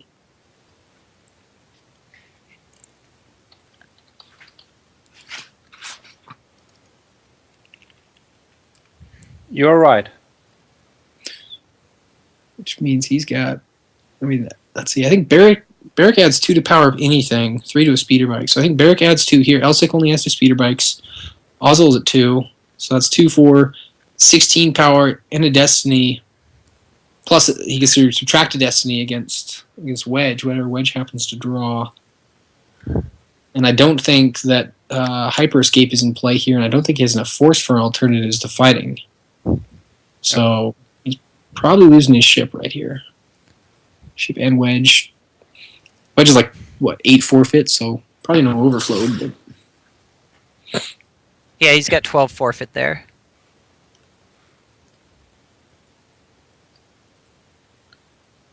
Now that would put him in an interesting position as far as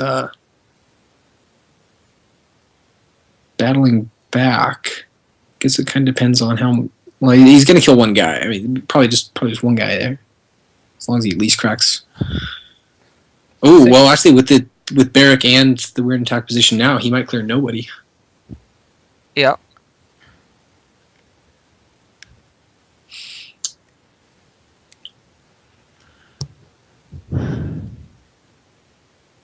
So Marvin, would you pay 9 to drain 6 after you lose Wedge in the Pulsar Skate here? Not 6, but maybe 2 or 4. I don't think you pay for the drain of 1. Well, I think it's a drain of 2 because he has a smuggler or thief makes it's drain -1. I think it's unless a smuggler or thief there. Okay, yeah.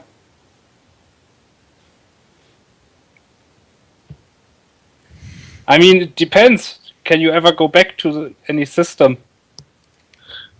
I mean, with LSEC's text not being in play now, I mean, obviously Justice is out. I mean, he could come down conceivably with, I could come down with Han and the Falcon and the Outrider, with dash, and spin with a few maneuvers or something, and do 12 attrition or something. So I definitely attack the Executor right through Justice because Maricel can't be in 2 places. Yep. But I mean, it costs a fair bit to get Han and the ship and another smuggler. I don't think he'd really be able to drain, which is kind of too bad. Okay, so he just loses to overflow, or does he want to keep his ship?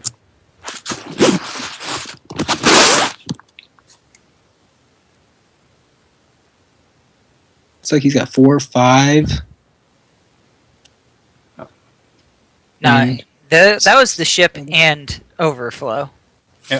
Yep.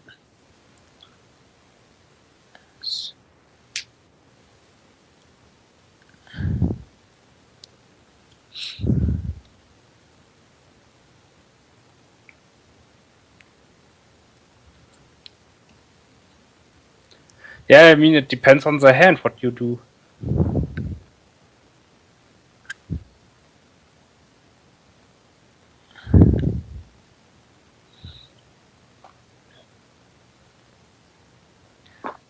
I mean, Hayes has no force, so I mean, you can't be barriered.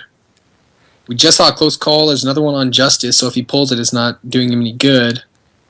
So let's say I just drain, then Darkseid does 1 damage at Castle and nothing else the next turn. Then basically the turn after that I can probably also drain for 6. Yeah, that's a good point. And if Darkseid wants to take over the ground, they have to put more cards there.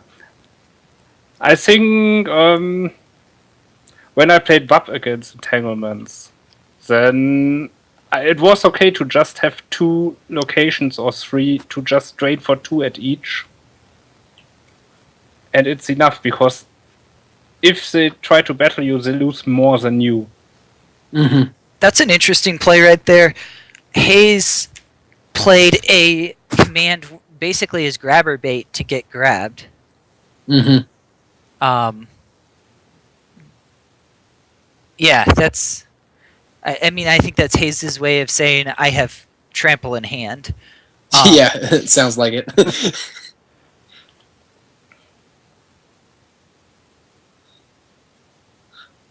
But Tom grabbing it either means anything. I mean, there's several other things it could mean, but it kind of means I have a trample canceller in hand.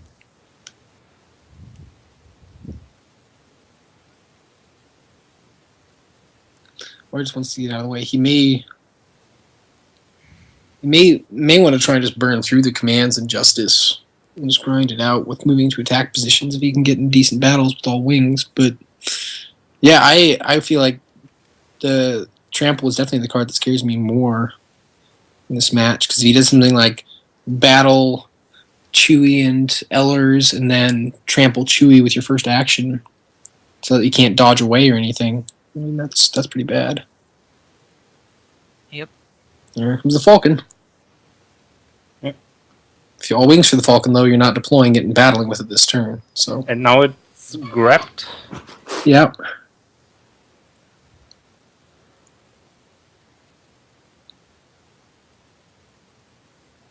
Interesting. What's that? Is he going to deploy and not Okay. fight? No. There's the Outrider.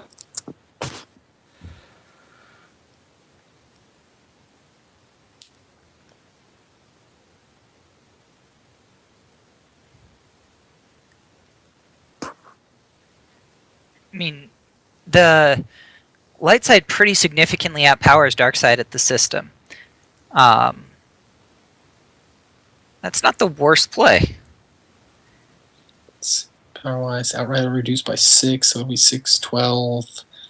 12 on 16 minus 6, so 12 on 10. Yeah, so he's not going to fight. He'll just wait. He can move into attack position if he has to, but at least one of those ships is living. I mean, because if Justice doesn't get played, that's 3 Destiny. So he'd have to Justice against immunity of 7. So, yeah, next turn he sets up for a drain of 6.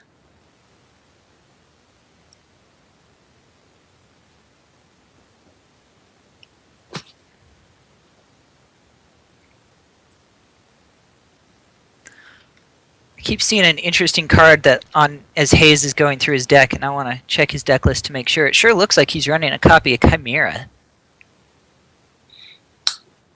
Chimera. That's interesting. I would thought of maybe Conquest. Chimera seems a little... Strange would be the word. I might be seeing that wrong, because that just doesn't... I mean, I think the Conquest isn't a bad play, because, I mean, the Conquest in this deck, being able to, like, cancel all wings or alternatives to fighting can be huge against WAP. But, yeah, Chimera would be... I'm very curious to hear the rationale on that. It just seems superfluous with the other cards you already can play. Yeah, it's only for the immunity. I think I was wrong there, because I sure don't see it on a deck list that I'm looking Okay. Okay. at. I looked at it twice as he was going through there. I was like, that looks like Chimera. And I'm like, there's no way Chimera is in his deck list. That's so unstandard. Yeah,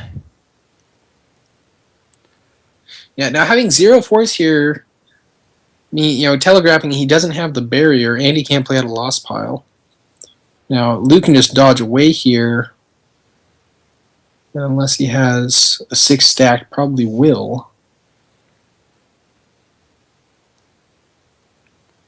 Alright, so Hayes is going to fight. He's got General Veers on the Blizzard 2, virtual, attacking Luke.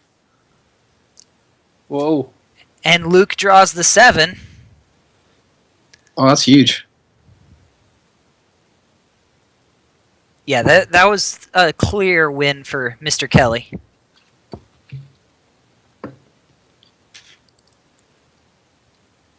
Now, did he not put the Saber on top? He did not. That's interesting, because the Tom's build usually only runs 1 Saber. And then they just, Walkling or Unitar or whatever to get it back whenever it leaves the table. So I would have expected that. Maybe he thinks that the saber is not important. He can swing at anything.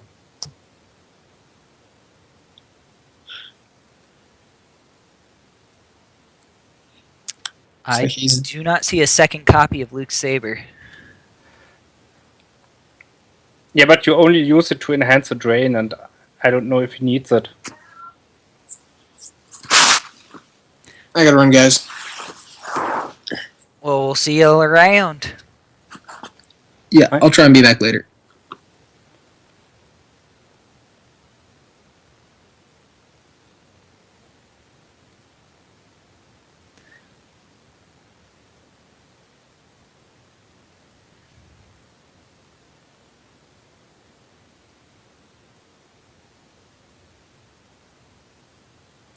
Interesting thing in space we didn't talk about before. Battle deployment came out this turn. Battle deployment is huge for Hayes. It lets him fish out the walkers that have been cleared very rapidly so far this game. But the other thing is it cuts 2 power off the Outrider, which then cuts 2 off the power that Outrider can subtract. So it essentially is a 4 power swing just off the Outrider alone. And of course, there's an additional 2 power off of. Yeah, but you Falcon, also so it's lose 6. 2 power. Yeah, that's true. So it's 4 power swing. Yep. And it cuts away the double battle destinies on the ground, and it Yep. lets you fish out walkers. That's pretty big. Like, it's not bad. Yeah, and he lost Captain Han. And then used Walkling to retrieve Han. Yep. So now it's pretty hard to get out. To get Han out? Yeah, in this turn you cannot. Yeah, that's. I mean, because Han can only go to the Falcon. If the Falcon leaves table, Han is a dead card. Yeah, no, I mean you cannot get him back that easily. Yeah. You have no Mirax in play. Yeah, but that's what I mean. There's no Merrick's in place, so there's no obvious way to get him down except for activating down to him and control tunnel vision. And if you don't get him out and the Falcon goes lost, there's no way to play him again. Yeah. That seems... I mean, he has to be planning on controlling tunnel visioning for him, or else that's just an objectively bad play. Yeah, he has to do that. Like, using the Walkling for Luke's lightsaber or for a Luke or for any other card would be better than Captain Han if he's not planning on doing something. Puts Luke on the Falcon. Yep.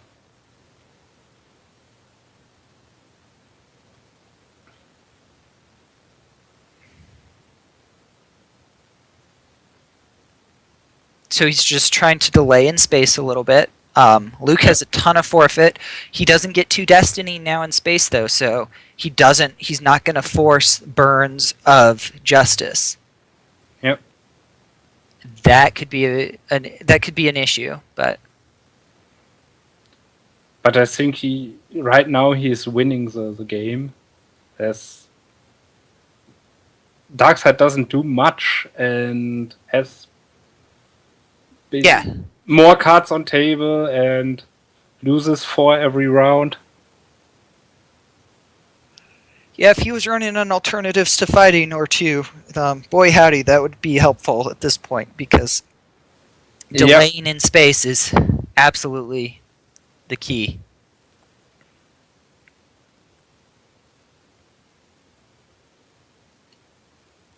There's a Vader.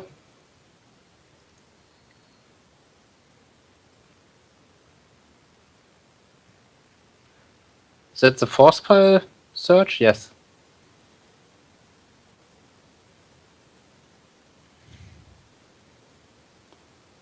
And that is lateral damage? No, he took the other card. What was it? Couldn't tell you.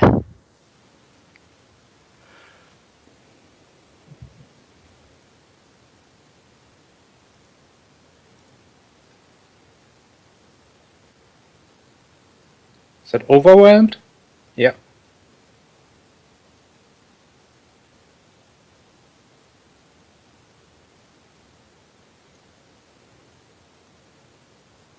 Okay, that wins the space.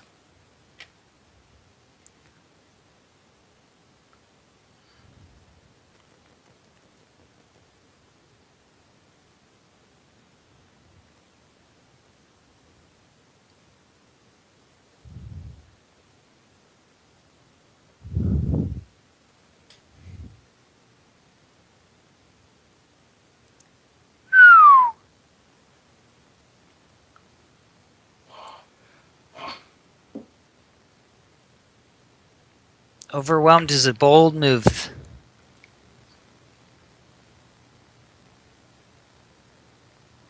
I'm not in general a big fan of Overwhelmed. I do like it against Watch Your Step, but and this is as good a situation as any, but he just gave 4 cards back in Life Force. Yeah, but now he has to pay to drain, and Yeah. now he's down to 1 location, and He was gonna, he was gonna be down to the 1 location anyways. So it's basically just for the pain to drain. I had to run to deal with some wasps real quick. What's going on? What I miss? An overwhelmed at Tatooine, a Tarkin battle in the Cantina, and of course, a couple of force drains against Hayes. Nice. Overwhelmed. Now that's a fun play. I've been pondering that for anti-WAP tech, but that actually works nicely here as well. I like it as anti-WAP tech. It does, and yeah, Well, especially with battle deployment, because they don't have a capital ship, so they could have like 3 ships there, and you're like battle deployment. They're like, I have 9 power, and you're like, I have the executor. Put them in the use pile. So.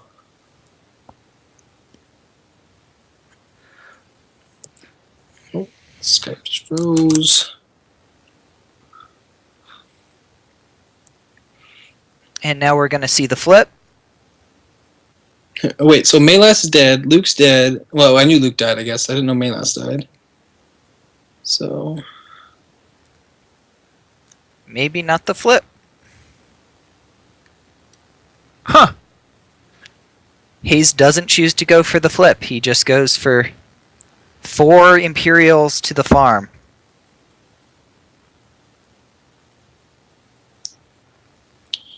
Let's see. I mean, if he flips, he probably would have to go back down to 2 locations anyway. At which point, it's basically trivial for Kyle to flip him back. He's also just completely swung the tempo of the game back in his favor. So, might as well shuttle down, get a drain of 2.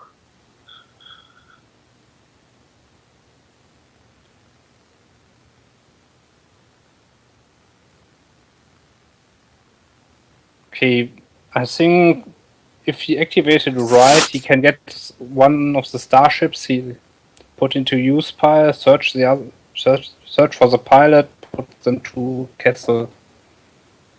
Yep.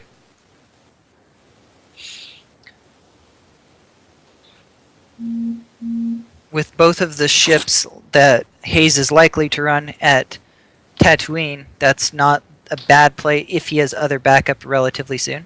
We'll see he's going to pay for 2 to drain for 2. And Captain Han is going to pull a Falcon. They'll go to Kessel.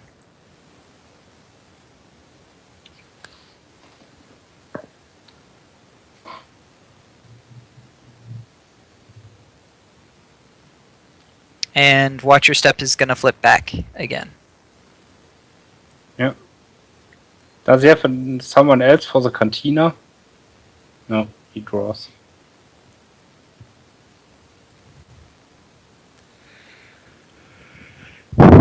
Surely has a Luke somewhere.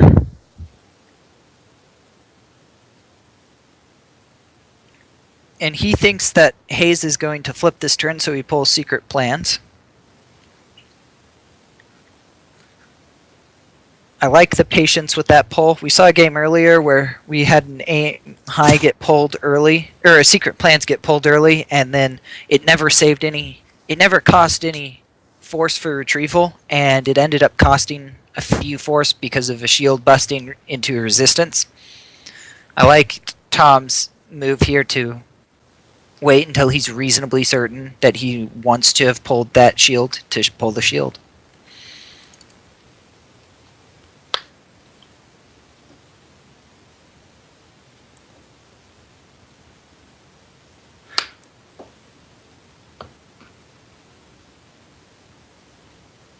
I think that could be the first turn that Haste initiates a force drain. Huh. And Chad asked, does the overwhelm not work? It did not work. It should not have worked. Jedi Luke was on the Falcon. Ah. Chad got it right. Both players missed it. Tom Kelly, read your own cards. Hayes Hunter, stop cheating at Star Wars.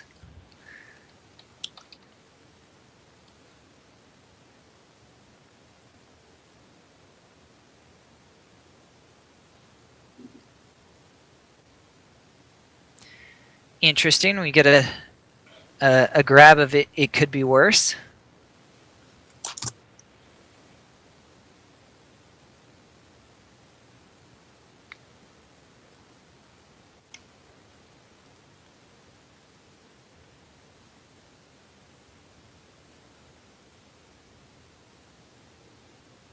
Looks like Hayes has more attack position now and a Stormtrooper Garrison in his hand.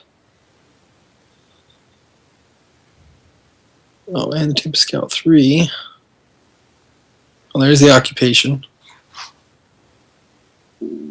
I don't think he has enough force to deploy that and move around enough. Okay, there's I mean, the Garrison would be a something pretty that is nice. cheaper. Yeah. If you could afford it, the Garrison would be nice at the docking bay to add to the drain there, but. Yep.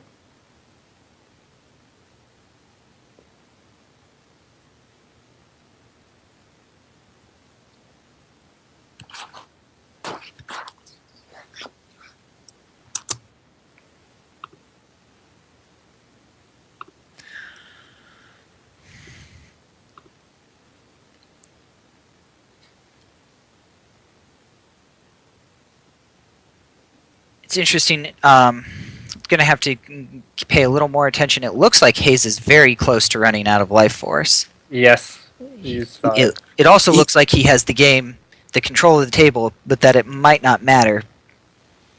I think he's down to around 12 or so. Yeah. And he's going to be taking drains of about 4. He can retrieve a trooper, obviously. Try and loot that, but it's a lot of damage to have to deal out. He's only doing, I mean, even flipped here, if occupation stays, he's still only doing 1, 2, 3, 4, 5, 6, 7 to 4 against Step, who's still got controls and lost pile to mitigate drains. That sure looks like he's keeping those troopers out of the Tempest Scout 3. do you block the drain at Castle? I don't think you can afford to, because if you block the drain, if stuff doesn't went to the use pile, he might still have like the Outrider or something, and then he could still, he could attack and kill whatever's at Tatooine guarding the occupation. Yeah.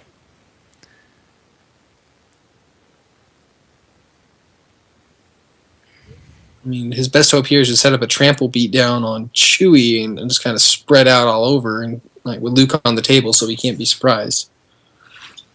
So Hayes clearly has 6 cards in hand. He has 2 forced saved, and we'll see what he has in reserve at some point. He loses 2 from hand, and 1 from reserve.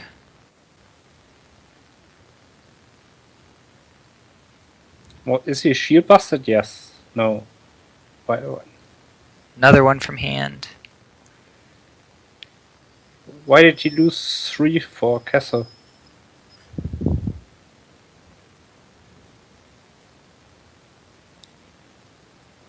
I assume he must have been losing for both drains. No, I think he lost a total of 5 now. I think he's lost 5 force. I Oh. agree with you. That was just And Tom's going to pull again from... looks like they just decided he didn't have resistance, couldn't have played the shield because he didn't have and so he just stuck it back. So Okay. And then he lost another one. Maybe we miscounted, because it sure looked like that was...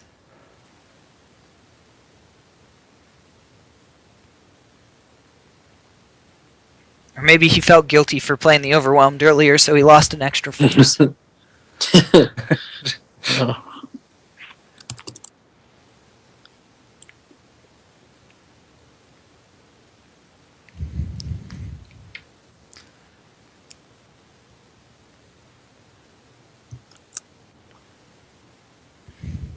So we see Luke come down to the docking bay. That looks like a Loris to the cantina. I think it's Les Lomi. Lomi. Yeah. Lomi, okay.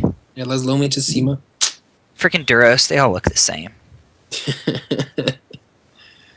Is that racist? I think it's speciesist.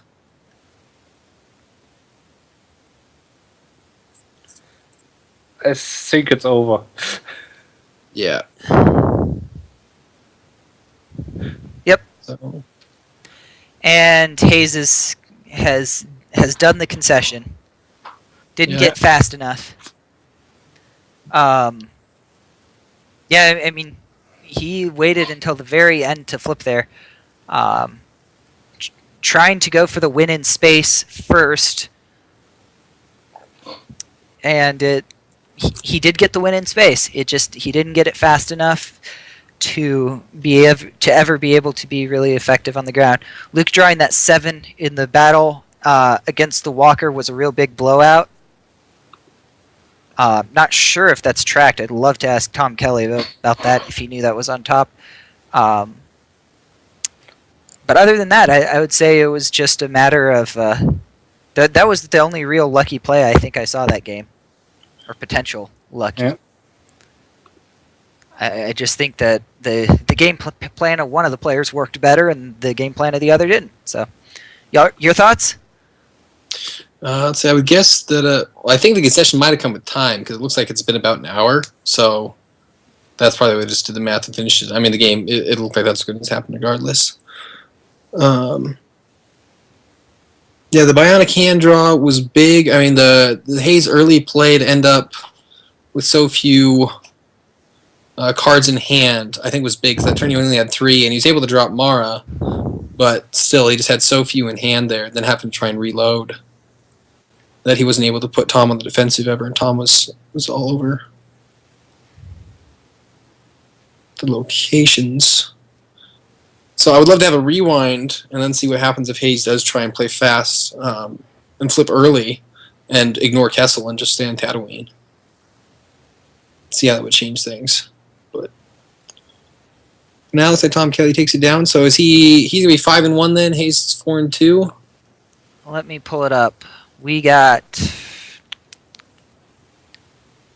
Hayes Hunter was 4-1 going into this, so he will be 4-2. Tom Kelly was 4-1 going into this, he will be 5-1. Anyone in chat can ask about anyone else. I'm happy to say what people were going into this round. I don't have an update on how Game 6 has gone until they've finished playing it and all the games are uploaded. Could you just really quick rattle off all of the 4-1 or better players going into this round? Oh, you betcha. Emil and Johnny Chu are the only 5-0 players. The 4-1 players, we have Ryan Freeman, Tom Kelly, Reed Smith, Ryan Jellison, Justin Desai, Brian Twiggs, Jake Nelson, Hayes Hunter. Okay. That was in order of SOS up to this point, though. Oh, Those numbers will change a lot through the rest of the tournament. yeah. So that's cool to have those So live that updates. was Pretty sweet. before this round, right? That was Yeah. before this round. Yeah. The sheet I have will not update when Robbie finishes and confirms the round. Robbie's our tournament director today. My sheet will update and I will be able to have new information, but that will be after the last game comes in. We have a question. What is Tom Haidt at? Tom Haidt is not having a very good day. Let us see. Where is he at? Tom Haidt, never mind. He's not doing that bad. He's at 3-2. So 3-2, and they have a 62-man field, which was awesome, by the way. That's absolutely fantastic to break 60. 3-2 right here. Oh, it's a dicey spot because on the one hand you're not out of it. You can still totally make it to 6 wins, but unless you got some good pairings early, your strength of schedule is going to be really hurting against the guys who are just playing at the top tables all day. Yep. And we're definitely going to have more than 8 6-2s. I think it's pretty safe to say.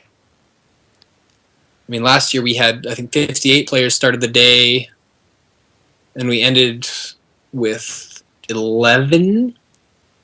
I guess 10 6. I guess there was like 2 7-1s and like 9 6-2s. And at least one of those included the bye, but still, I mean, 9 6-2s. Yep. An incredible 21 players right now are at 3-2.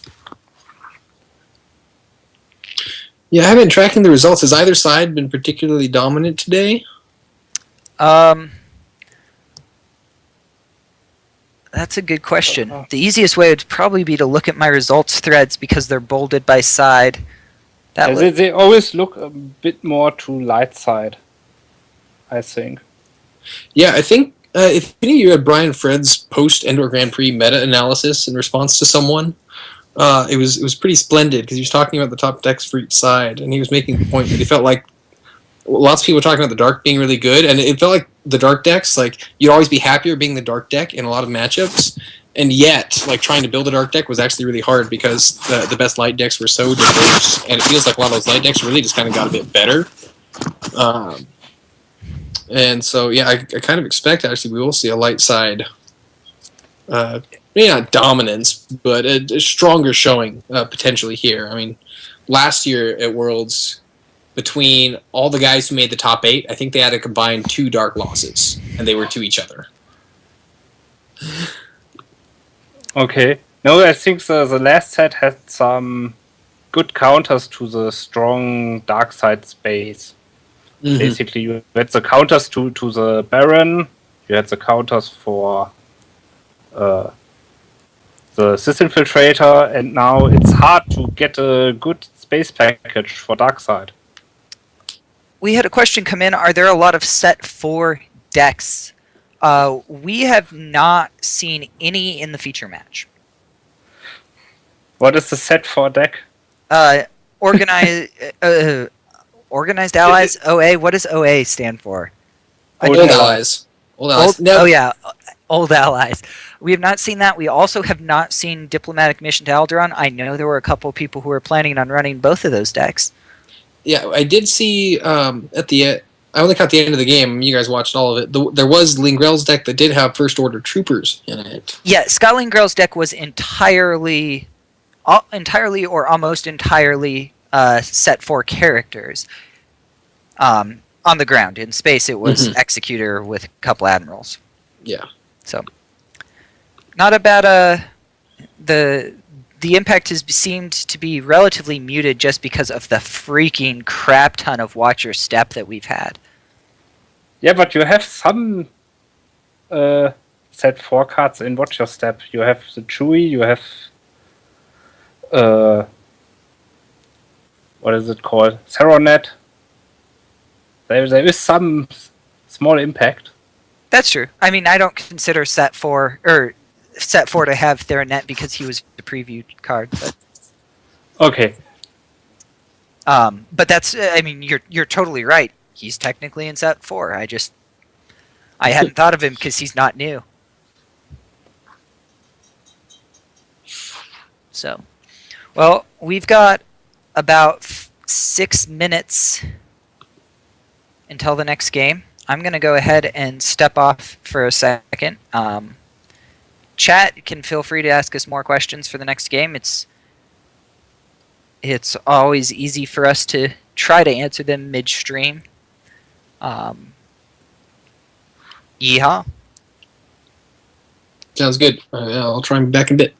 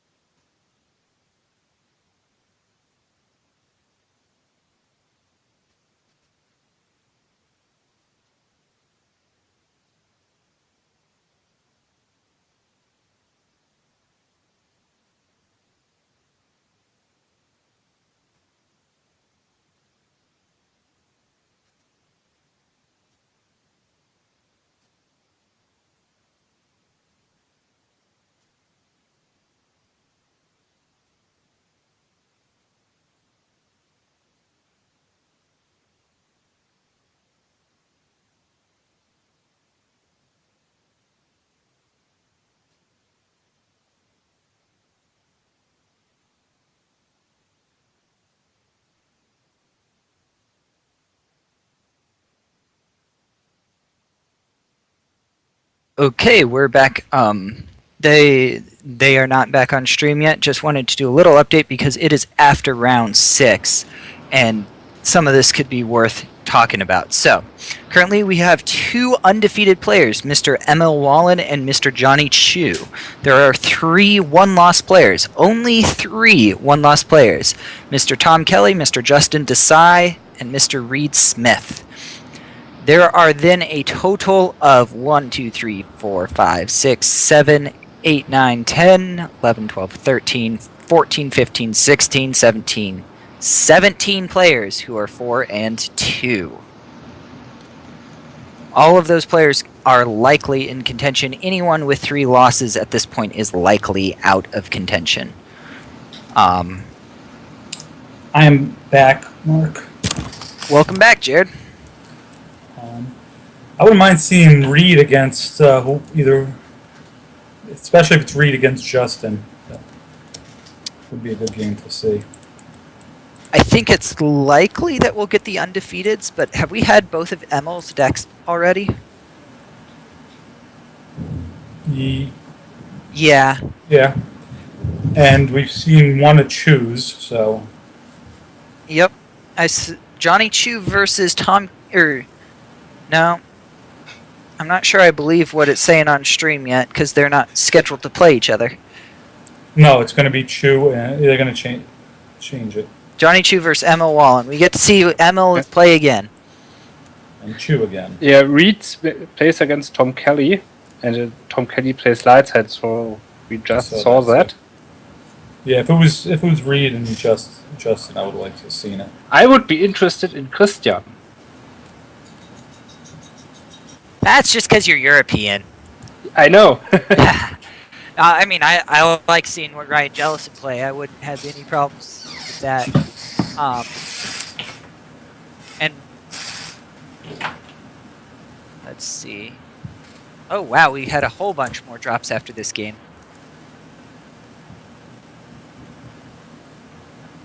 And there's.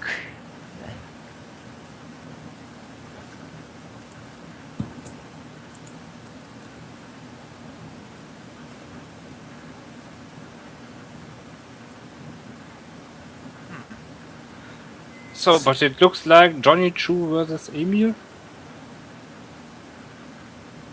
Yeah, we get the match of the undefeateds in Game 7, which is understandable. Yeah. I don't know. They're both probably in. Yeah, it is kind of fun to see the bubble game. We'll probably get one of those for Game 8, though. Oh, well, yeah, we should get a win and end game. Yeah. Two 5 and 2 players. I've lost that game a couple times. How'd that feel? Felt good.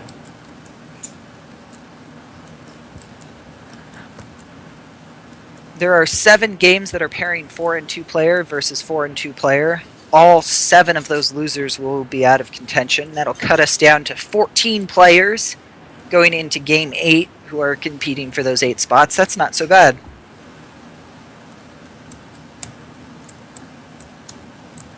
There's also the possibility that it'll only be 13 players if Mr. Giannetti loses to Justin Desai.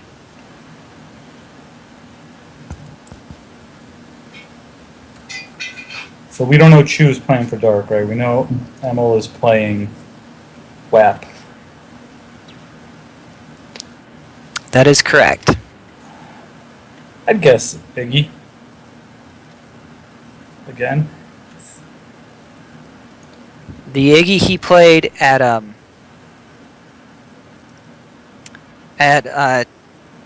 wherever Gracious it was MPC. freaking beautiful. Not the MPC, the I'm a fool. The Iggy he played at Endor was beautiful. He's he's played playing TTO, it looks like.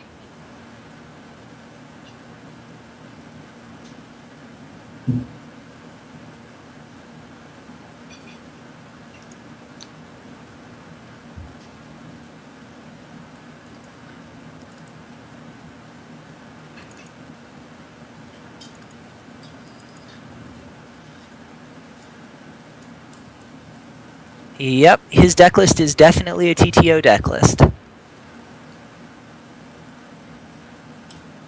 Yep.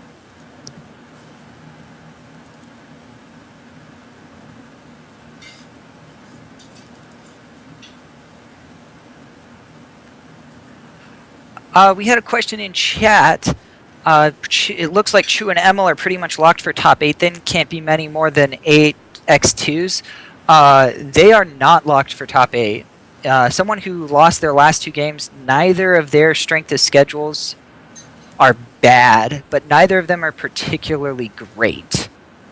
It is entirely possible that they could lose out. If they lose, they're at the top of the strength of schedule. Yeah, I mean one of them will win, but if hypothetically if Johnny Chu loses this game and then loses the next game, his SOS right now isn't amazing. It's good. It's not the highest though, so he could manage to just bubble his way out. Yeah, but he will play at least the 7-1 this round and the 7-1 the next round. Funky things could happen with the next round. He could get up against it could be that he doesn't. There's for some reason he doesn't pair. I mean, you're probably right. These 2 players are almost certainly going to make it. Weird things can happen. Agree. I bet we could look at the numbers mathematically and come up with a situation where one of them doesn't make it. What I would say though is more relevant of the 5-1 players. The 5-1 players are Tom Kelly, Justin Desai, and Reed Smith. Justin Desai and Reed Smith both have relatively low strengths of schedule. It wouldn't surprise me if they need to win out to make it. Justin in particular is playing a 4-2 player this round, so if he were to lose to Joe Giannetti, I think it would be very difficult for Justin to make it. Yeah, that could be, but there are also some people that are at 4-2 that go to 6-2, and they will be even worse. Yep.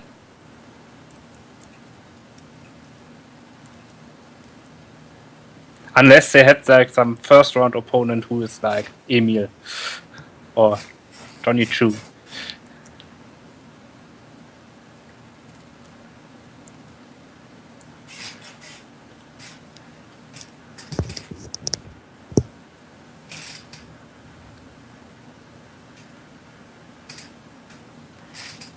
You'd said you wanted to see Christian play. The unfortunate thing for Christian is, at the moment, his SOS score is the second lowest of the 4-2 players, which means it is unlikely he would make day 3 even if he won out. How's Chris Kelly's strength of schedule? He's his 3rd from the weakest. Okay. So those could very well be our 2 bubble boys.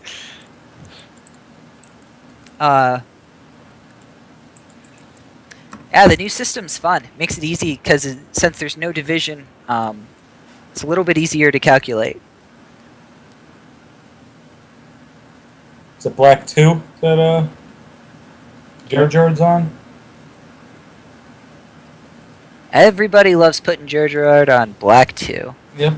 And by everyone, I mean Emil has in both of the... Well, Emil did in the game we casted him Dark, and now Johnny Chu did in the game against Emil. Yep.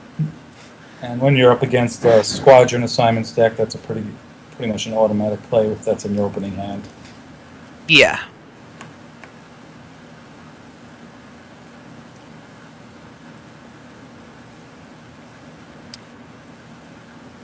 So one of the things that Johnny Chu mentioned to me when I interviewed him before Endor, I haven't talked to him before this event, so I'm curious if he's kept with that philosophy, but that he thought one of the secret things that's making Star Wars CCG right now is Admiral's Orders. And the person who plays the most Admiral Orders in the game tends to win. So, yes, Johnny Chu, I've now ruined your day 3 super secret tech of running 32 Admiral's Orders, but I'll be interested to see who does control the Admiral's Orders in this game. Yeah, those orders are really important, and basically the Black Sun fleet is probably the best one, and you have to remove it or keep it off the table, otherwise it gives too many options to the dark side. Yep. It's an interesting dynamic in this game in particular because the light admiral's orders for WAP are relatively weak. Do like seeing that sense come out. We did see a successful sense of a Dark Lighter spin for Darkside. Short range fighters and watch your back is what they call that card. That was a pretty cool move, sensing using the Amidala. We then see a response of getting the There Is No Try shield and the grabber come out.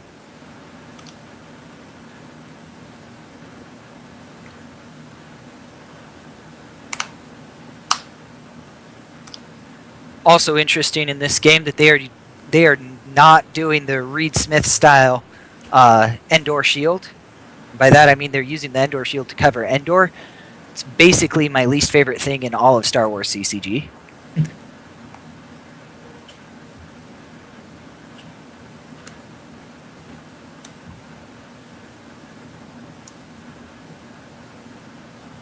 Interesting that Shu pulled his grabber on this turn when he was going to play another grabber on the turn anyways. And Endor is covered, but yet the hallway is not. Yeah, Different styles here. indeed. It drives me nuts when people cover icons. It is my least favorite thing.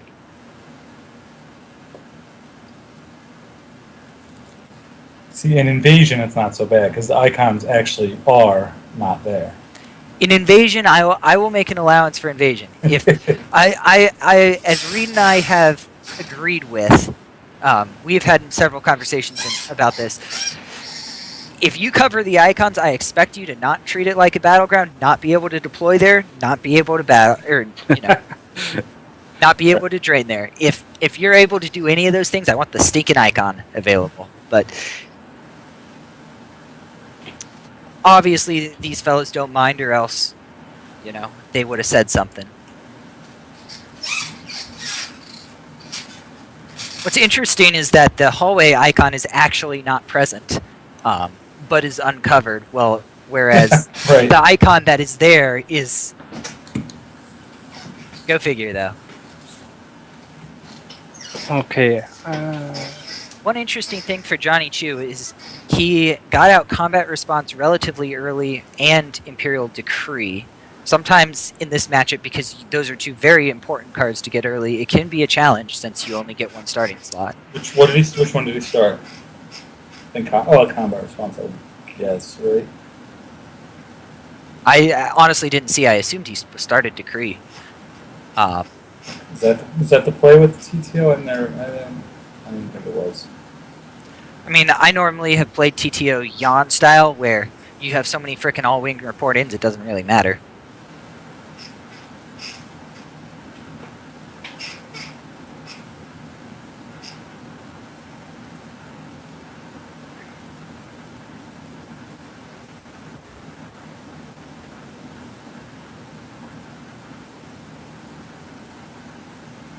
I have absolutely no idea what the card that was deployed at the throne room this turn is. I think that is Cody. Cody? Yeah. Interesting. On my screen, it looks like an octopus.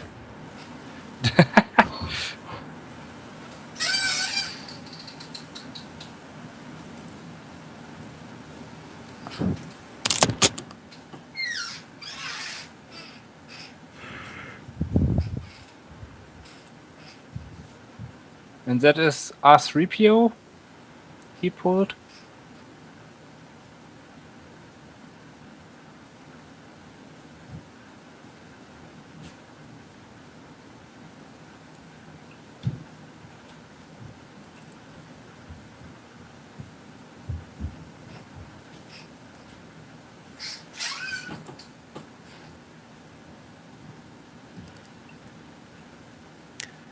Had a question, who is with Jar Gerard? That would be the spaceship that is keeping Jar Gerard from suffocating in space. Black 2.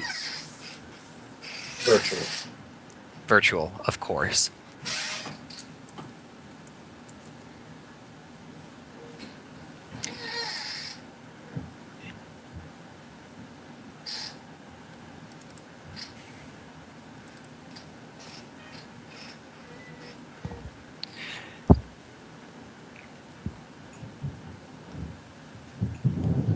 Do want to give a shout out to Robbie Hendon, the tournament director today.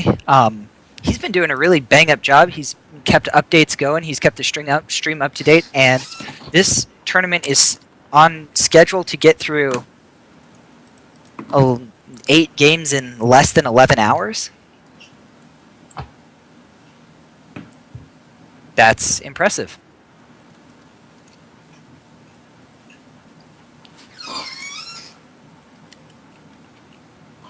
Yeah, he's all right. He did a bang up job on Endor at the Endor Grand Prix, and now he's continuing to bang it up.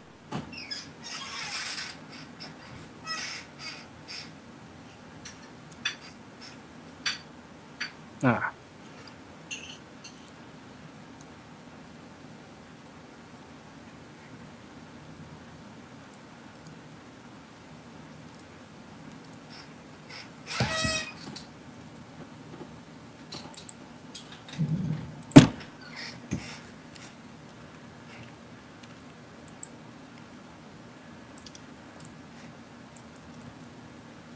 So image of the Dark Lord on the throne room, and Yep, that's a pretty good move. Vader goes to Endor, I guess.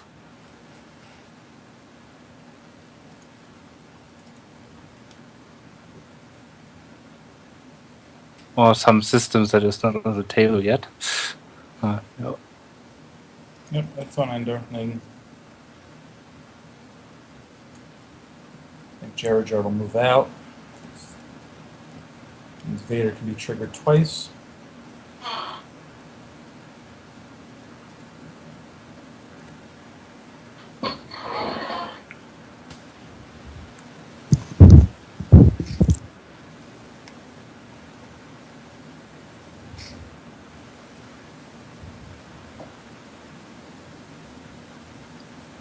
Wondering if Emil's going to hold on to his Naboo, not give any system for the Death Star to move to, kind of force Johnny to look for his Tatooine and deploy that.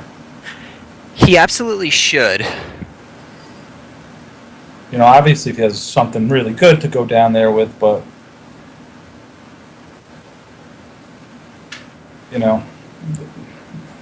when you have the system with ground sights out and TTO, they just have to survive there to do tons of damage. So we'll see.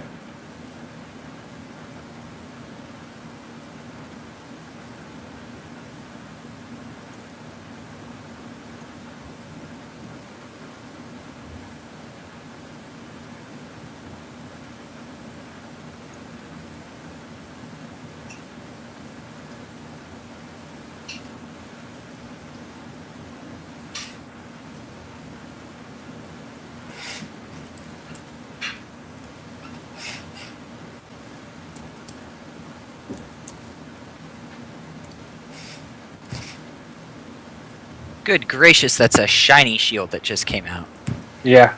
Does anybody know what it is?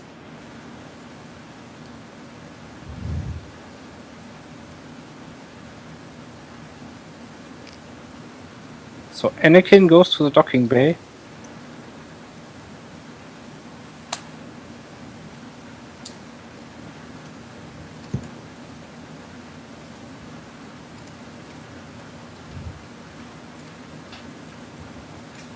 That would be the Anakin in his ship, the document. Yep. Yep. I do not like that move at all. Yeah, it's... If Johnny Chu has any aggressive cards that he can send down against that Anakin, he can burn through an Anakin and destroy the Azure Angel, probably wasting some precious resources of Mr. Wallen's that... Yeah, and doesn't do that much right now. It's... Yeah, and the opportunity is what? Set up a drain of 1? Yeah, I mean, that obviously you have to pay for? Yeah. Obviously it's to go in space eventually, but, I mean, maybe he's got dodge, or dodge would be weird. You can't play dodge. You can't move to the bunker. only from the back door. Yeah, maybe it's a trap or something. I think it's a trap.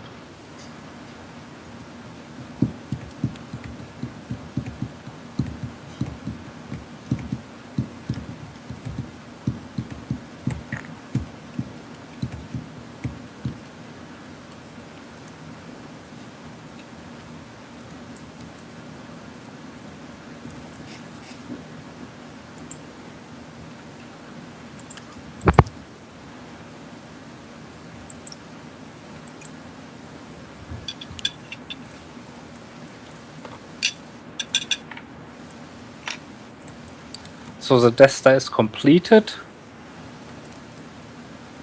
And does he have another system, or he force pushes for it? I guess. Or somebody to beat. Did anybody see what he took? No.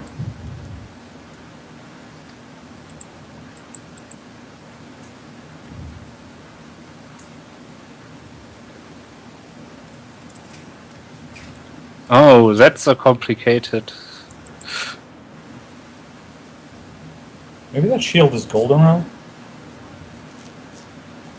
Hmm.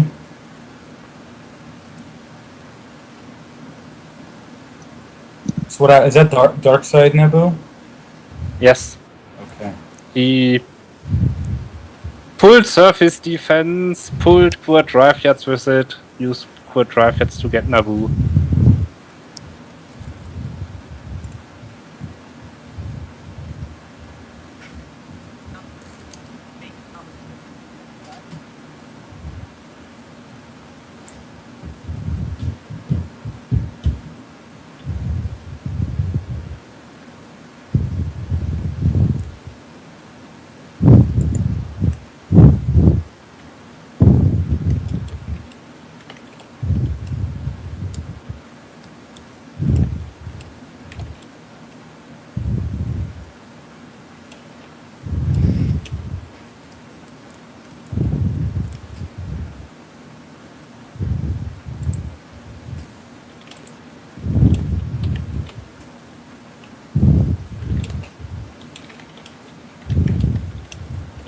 One of you guys are a little too close to the mic, and I hear you breathing a lot.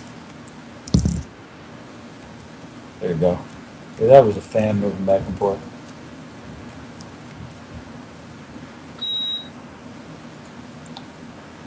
Somebody's dinner ready?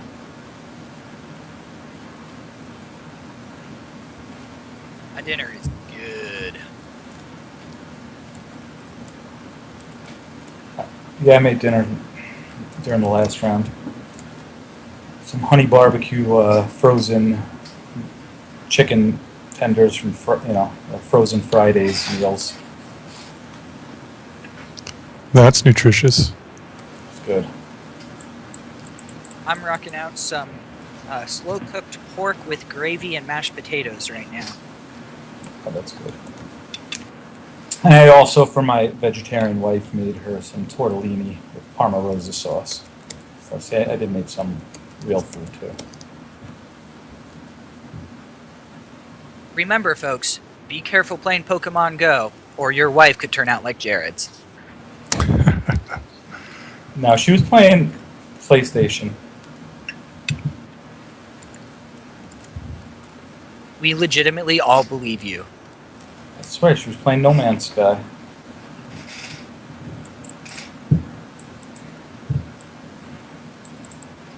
How is that, by the way? It's all right. I mean, she likes it a lot. I like it for now, but I'm going to get tired of it, I could tell. I get tired of most games. I used to be a gamer. Although I've been playing Overwatch lately, and that may be the greatest game of all time.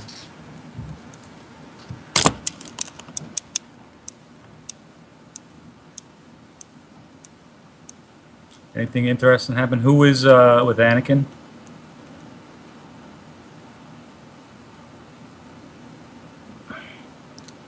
I'm not sure.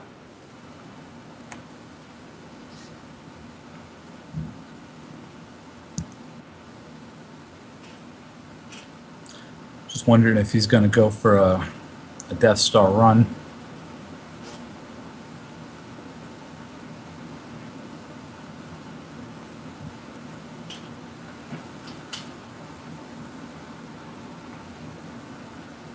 Bravo 1, we're being told.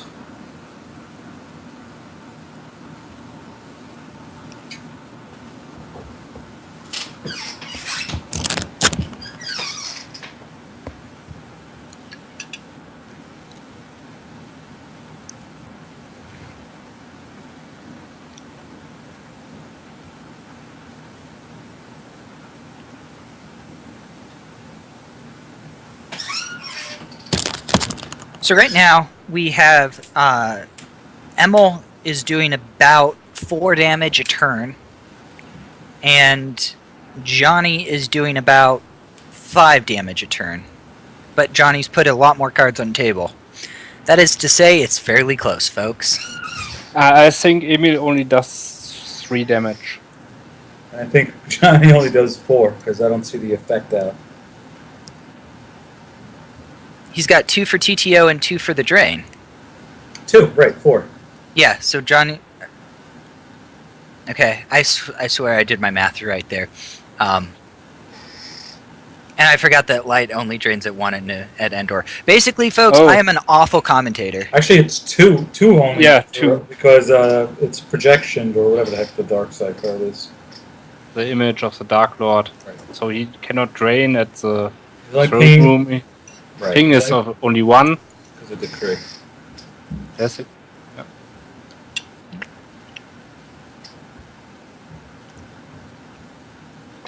Something is deployed to Endor. Is that Emperor and no.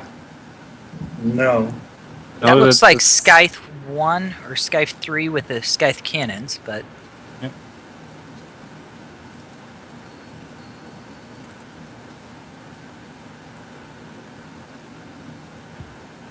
It's shooting in move phase, I think.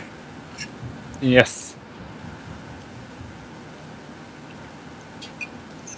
It's very good against the WAP deck, because as we have discussed earlier, the Naboo fighters do not have high maneuver. Horrible forfeit, too.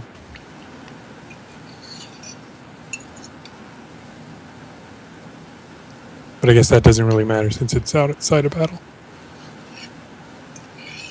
Yeah.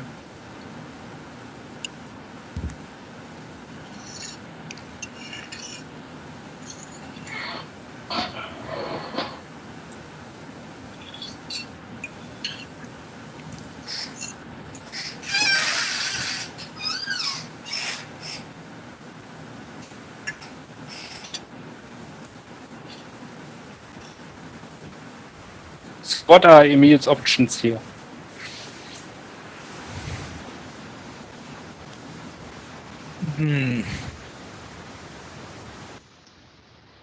Obviously, one of Emil's options is if he sets up Panaka on the ground, he can, he can pour out another damage as well as another drain. Presumably, he's got some type of way to do something else as well. Sorry, go ahead. The decree is still out, so I mean, he's going to get possibly one more. If Johnny just is at the 2 locations, he would reduce it by 2. Yeah. I feel like Johnny's going to want to take a site at some point. And, actually, as long as he's controlling the game, he doesn't really need to. Yep.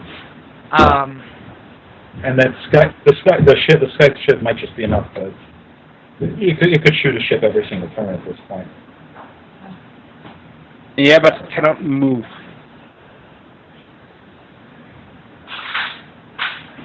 So you can just go to Naboo and stay there. Yep. Are y'all having lag on stream? Yes. Also, I haven't sound like been on Skype. robots. Wow. No, I don't mean on Skype. I mean on the Twitch. The Twitch stream is Oh, no, okay, Twitch but is I fine. hear you guys like some robots. I'm Never mind. So you sure it's not their accent? No.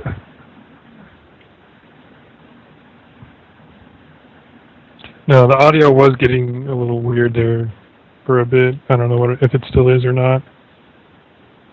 No, it seems better now. Brendan probably decided to download a little porn at the site and tapped out the bandwidth. I'm sure he has it all preloaded. Well, Yeah, I mean, that's what you should do. The stream on Skype is frozen for me. Has been for about 5-10 minutes. So we see Bravo Fighter come out, and we're going to see Hark Seth and Overseer come join him. Those are both going to Naboo. Yeah, I think that If they're going fighting there, yes.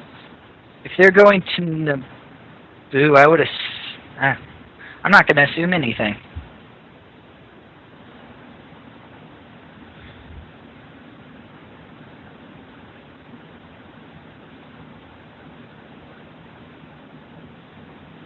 Imbalanced combo, grab somebody. Erica looked like. Okay. Maybe. So why did Emil battle there?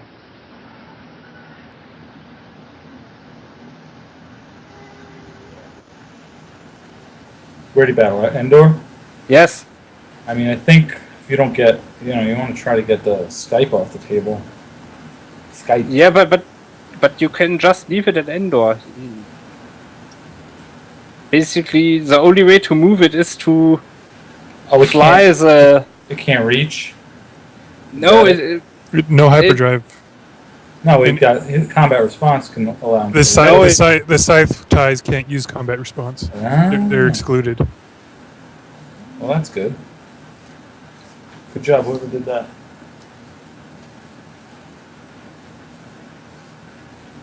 That was probably because of the Taco Bell Hunt Down VDEC, which basically is exactly this tech. Probably.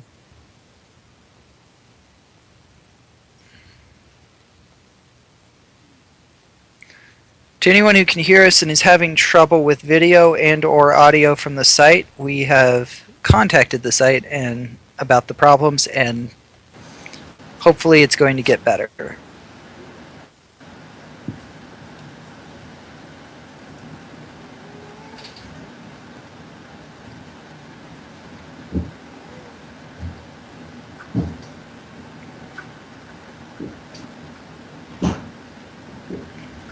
So there was another battle at Naboo.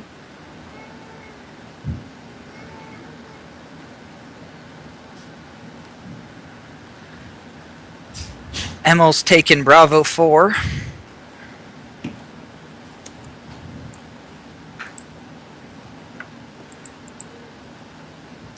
And using his walkling.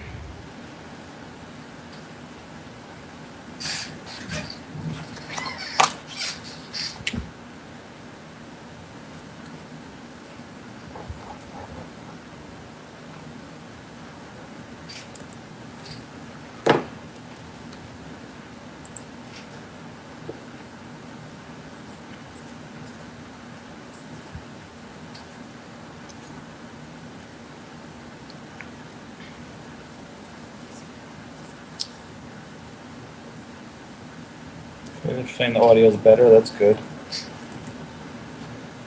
And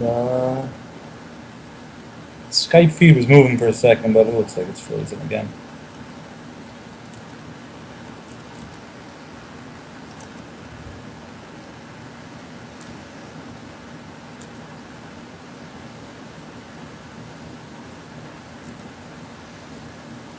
Who is piloting Black 2 now? It's probably still Jerajard, right? No, Yeah. No, I think he got No, lost. he went lost. No one's piloting it. It's No, floating. he deployed it. Someone now. Did he? Yes. Some white border guy. Virtual guy, looks like, right? Yeah. Could Well, I was target. looking. So Doku goes down to the courtyard.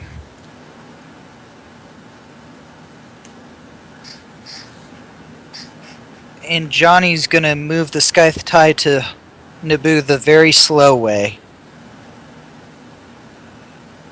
By Is it taking worth it? I mean, then you I mean, lose a turn of TTO damage. I don't know. I think it's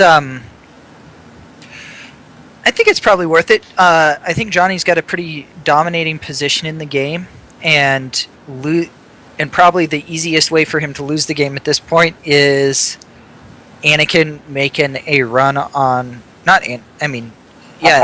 I think it's just a matter of him needing to put the scythe somewhere so he can follow to Naboo. yeah. But I mean, yeah, it prevents the potential of an attack run, and it allows him to consolidate at Naboo. Both of those seem like pretty good ideas. Yep.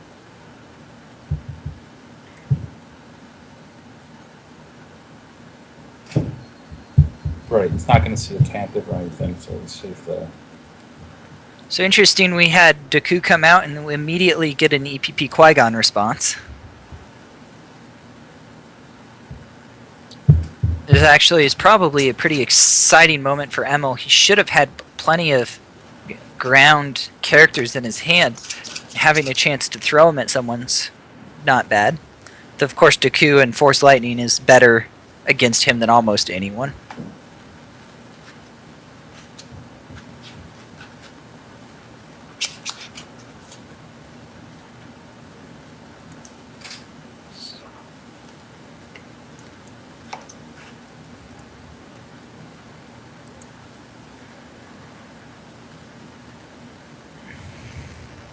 Ascension guns.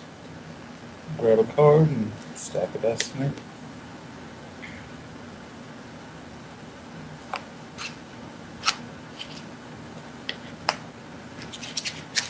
Interesting that he put inconsequential losses back. That's not that high of a destiny with Ascension. I think the other one was the sense. Ah, well, that'll make sense. Literally. Inconsequential barriers, by the way. Oh, whatever. Potato, potato. One's Destiny 4, one's Destiny 5, one's an interrupt, one's an effect. One's light side, one's dark side.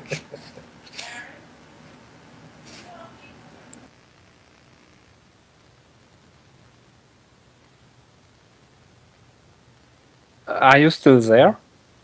Yeah, Jared had a little bit of background noise, and I'm pretty sure his wife just shouted out to him, so he muted his mic. Ah, okay. There was an admiral's orders below the inconsequential.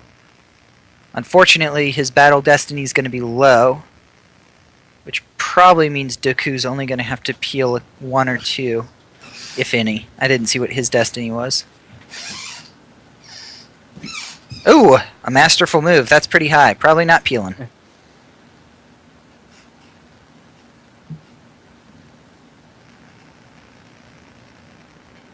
Fast count there said 19 in Johnny Chu's reserve deck. He's peeling because it was cancelled. Ah, there it is. Oh, of course it was canceled. If I remember to read the frickin' cards, it's much easier to understand what's going on. Of course, when the cards aren't in front of you, it's a little bit more excusable when you can't read them.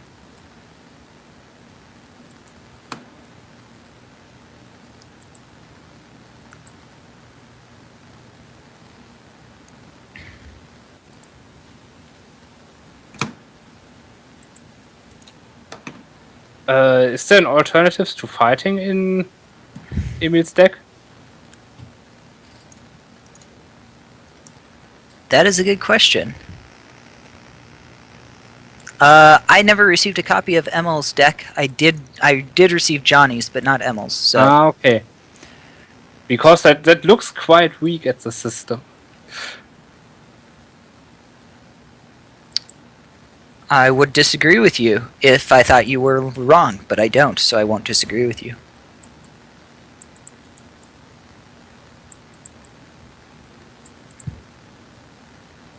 We're doomed combo.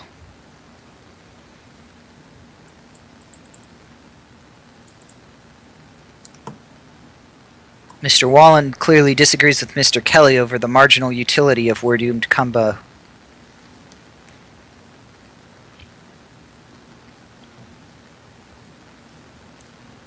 Yeah, but he could not play it, or what is the timing? Interesting, so we had a We're Doomed followed by Tarkin's Orders followed by Sense.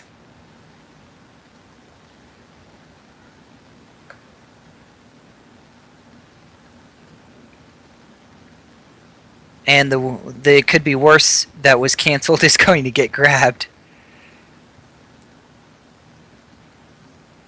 So for those keeping track at home, from the Shield, 2 Force went lost plus the Sense. The It Could Be Worse was grabbed. Yeah, Tarkin's Orders got grabbed. That means that there's a total of 2 Force mitigated for 4 Force lost at a cost of a Force to the dark side.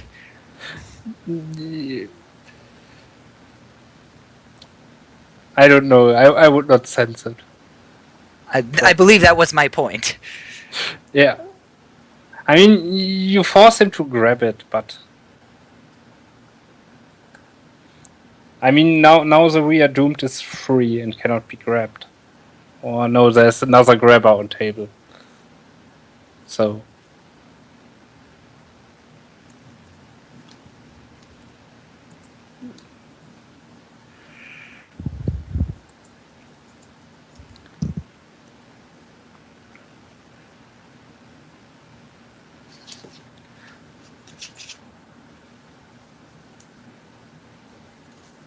Okay, Chu did not battle.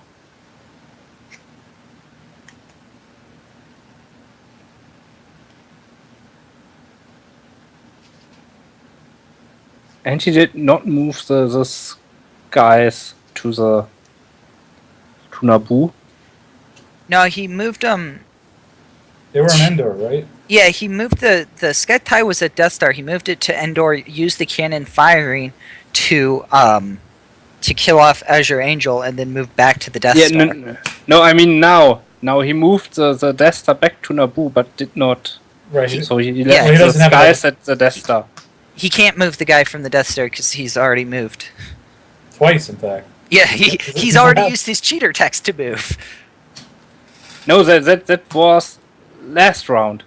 No, he just No, did that. he just did that. Ah, okay. Okay. He shot the empty ship. Okay. Yeah. Now it's at Naboo. Now on his next turn, he can move out, shoot somebody there in Naboo. Yeah. Move back again. Okay, right. Yeah. He can hide under the Death Star. That's actually really effing cool against WAP, where WAP doesn't have a spy it can play in space. Right. So it's his little commando. That looks like Zolo on the Bravo 4.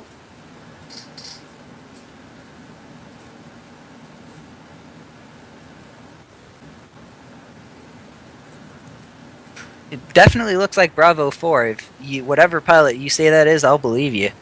It looks like Aloris to me, but No, it's Solo. cool. I don't even look at the new cards. I don't even know what they look like. I spent too much time looking at new cards. Just the images. I have no idea what most of the cards do game text wise, but images, yeah. Solo's cool. I like the way he turned out. I like how it's like a throwback to watch. You know, his smuggler days that he has watch your step text. Yeah. Yeah, the text is really cool on Solo. And it's a smuggler that doesn't go into the watch your step. That's kind of cool. You know. I mean, you could put him watch your step, but he's really just inferior to pretty much every other Han that you put in watch your step. Was that yours, Jared? Was Solo yours, or did someone else do that? Well, I mean, that's one. I mean, that was a design card. So, and since I was the lead of the last set, Right, I was just wondering who came up with the... I believe I came up with the play from the Lost Pile text. That's text I've kind of had in my mind for cards I've wanted to add to something else for a while. Right. Okay. The watch your step text on a character or on interrupt.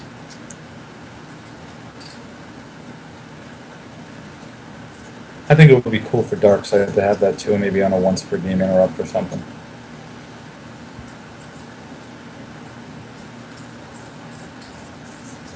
So Chew grabbed the escape pod. We're doomed combo.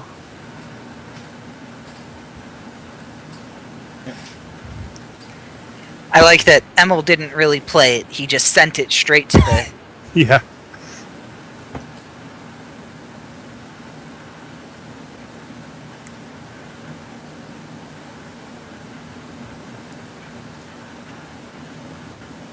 Easier to save yourself a little energy late in the day.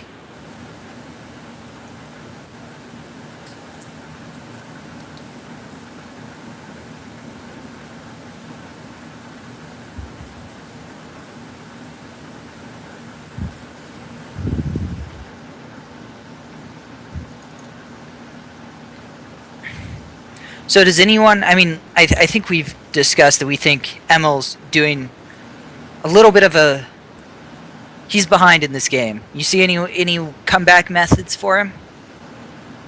Yeah, I think he will. I think right now it's. Not looking good. I mean, he will be cleared off in space, but he's also negating a lot of damage right now. So, this turn, and if he moves the Death Star back to do the Skies trick, then it's another turn without much damage. But after that, there is nothing. Yeah, the unassailability of Black 2 and Vader is just hard to deal with. You add that to the commando ship that can not be at a battleground but keep shooting once a turn and makes it hard. Oh, he gets back Bosk.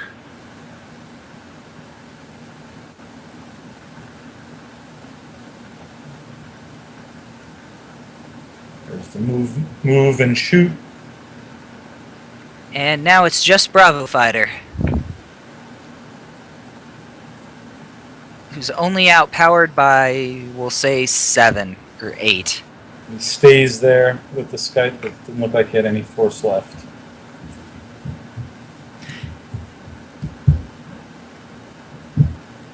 Yeah. Really surprised we haven't seen him Panaka this game. Especially the last 3 turns, because he deploys free, and Qui-Gon's, just sitting there with another sight that it would be an extra ping of 1 a turn. But does he have one in hand? I mean, presumably he doesn't, but it's just surprising it's been this much of a game. He has had 3PO on table and hasn't been able to find him. Yeah, the lists I've been seeing is 1 Panaka, which I feel like is a little low. But, when you run WAP space needs to, not be as strong on the ground. Yep. So it's going to happen. Okay, and Obi. Obi could be going for a run, but probably not, because it's probably too late at this point, and that he's going to get shot anyway at some point.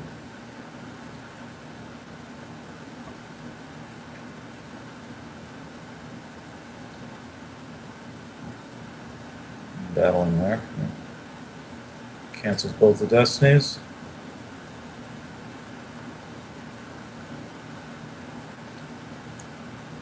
And he just loses Bosk.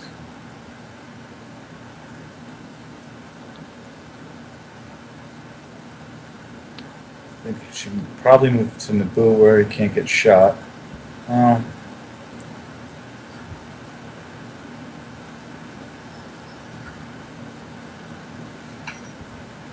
It's tough.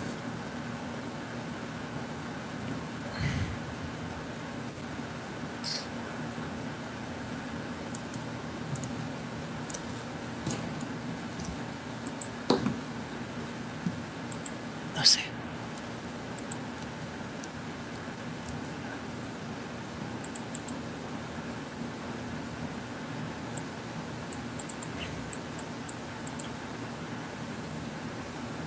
had a comment in chat saying that Chu played the Grand Prix with only one Panaka. We'll point out Johnny Chu is not our light side player in this matchup.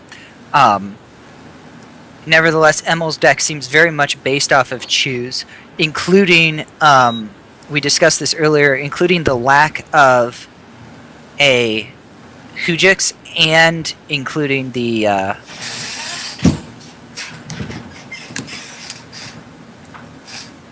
yeah, I mean, almost everything seems from his listing. The running of Jedi's concentration, not running Hujix, running extra Darklighter spins. So the bad as it seems for Emil, I think he has more life force right now. Yeah, that's what I've been looking at. It seems like Chu only has about 10 or 12, maybe. And Emil has closer to 18, I think, if I counted right. And that's just a rough guess because can't see all the cards. Yeah, That is Chu counted, and that looked about right for him. I mean, Chu has approximately 25 cards on table. That is, and I mean, that's the danger of TTO. It just puts a mother effing ton of cards on table. You think?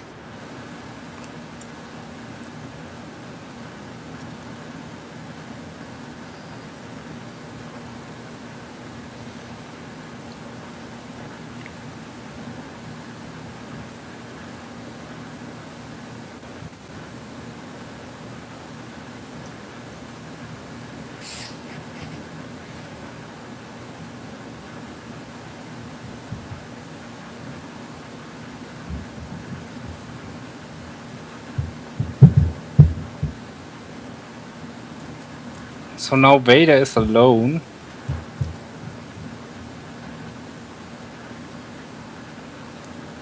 And the Black 2 is also alone, but I don't think Emil has another starship. Yeah, I mean, he's been doing everything he can to just stay alive in space. Yeah, but I think now Yeah, he's gonna run out eventually. It's just impressive that he's managed to just get ships there, and with how dominant Johnny's space is here.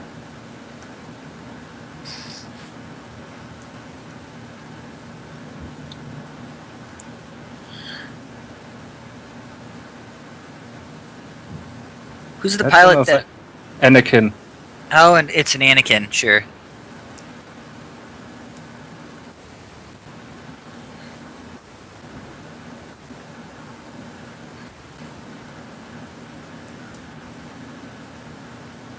Oh, he's gonna hit the empty ship, right? Yeah. Yep.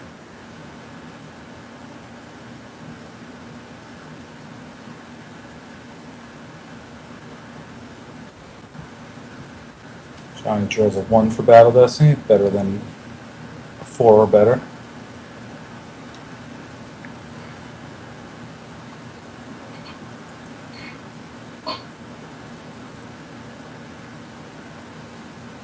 Oh no. Oh, he spun. Or whatever.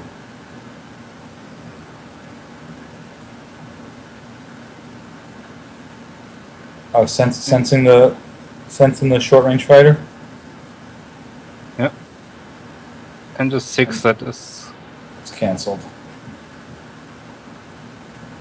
Could be a big play. Yep. Emil's getting a lot of value out of his senses, out of this sense. The last sense that prevented him from mitigating 2 damage at the cost of 3 was not that good of a value.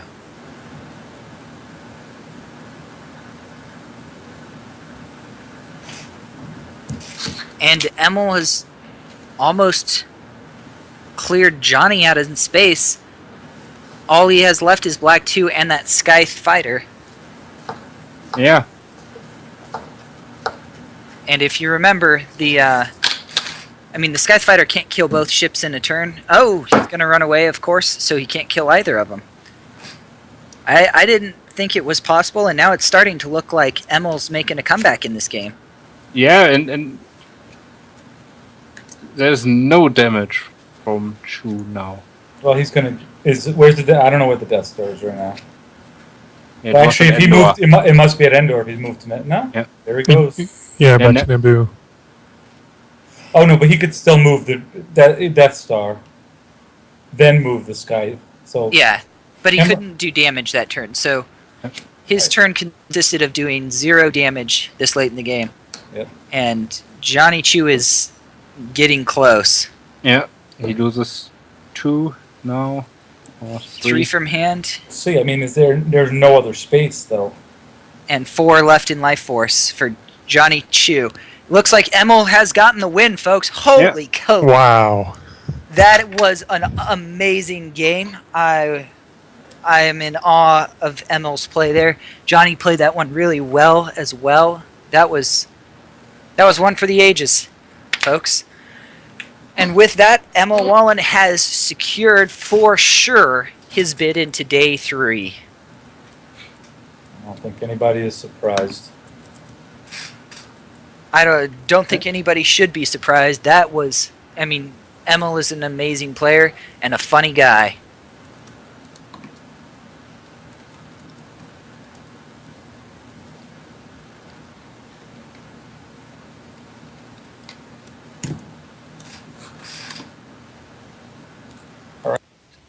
So, a couple of updates for you, for people listening on stream. Justin Desai has won his game. That puts him at 6-1. He beat Joe Giannetti, who at 4-3 is probably, or at least possibly, eliminated from the competition. Ryan Jellison has beaten Christian to advance to 5-2. Christian is now at 4-3 and possibly eliminated. Matt Sokol beat It's not possible. I don't think it's possible. I think anyone who's got 3 losses is not in with the 62-player field. Yeah, not with 16 4-2s going into Yeah. Game 7. Those guys are actually eliminated. Yep. Yeah. Keep going.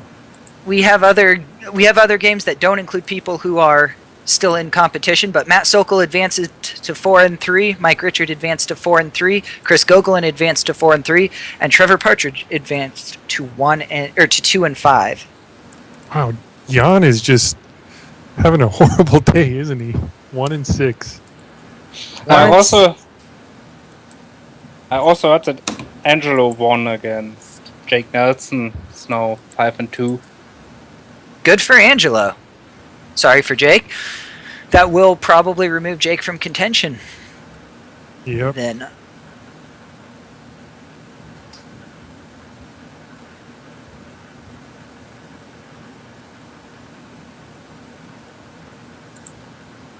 All right, I'm going to step away for a few. I should be back for the last game. Hopefully we get a good matchup, win and in game.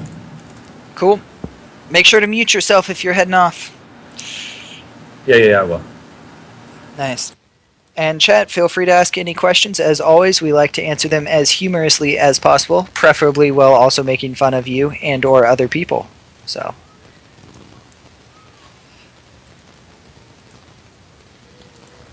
If you don't know what I mean by chat, we are streaming on twitch.tv where there's chat to the right if you have a Twitch account and log in.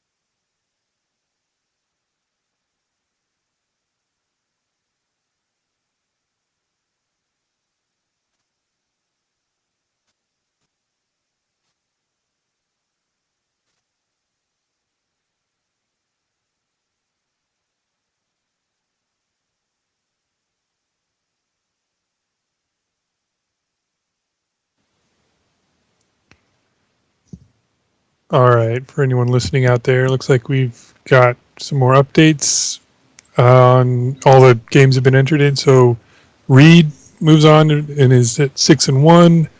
Reed Smith, Bill Kafer, go Taco Bill, pulls off the win against B-Twig to move him up to 5-2. Charlie Arlinson pulls off the win. Hayes Hunter is now at 5-2.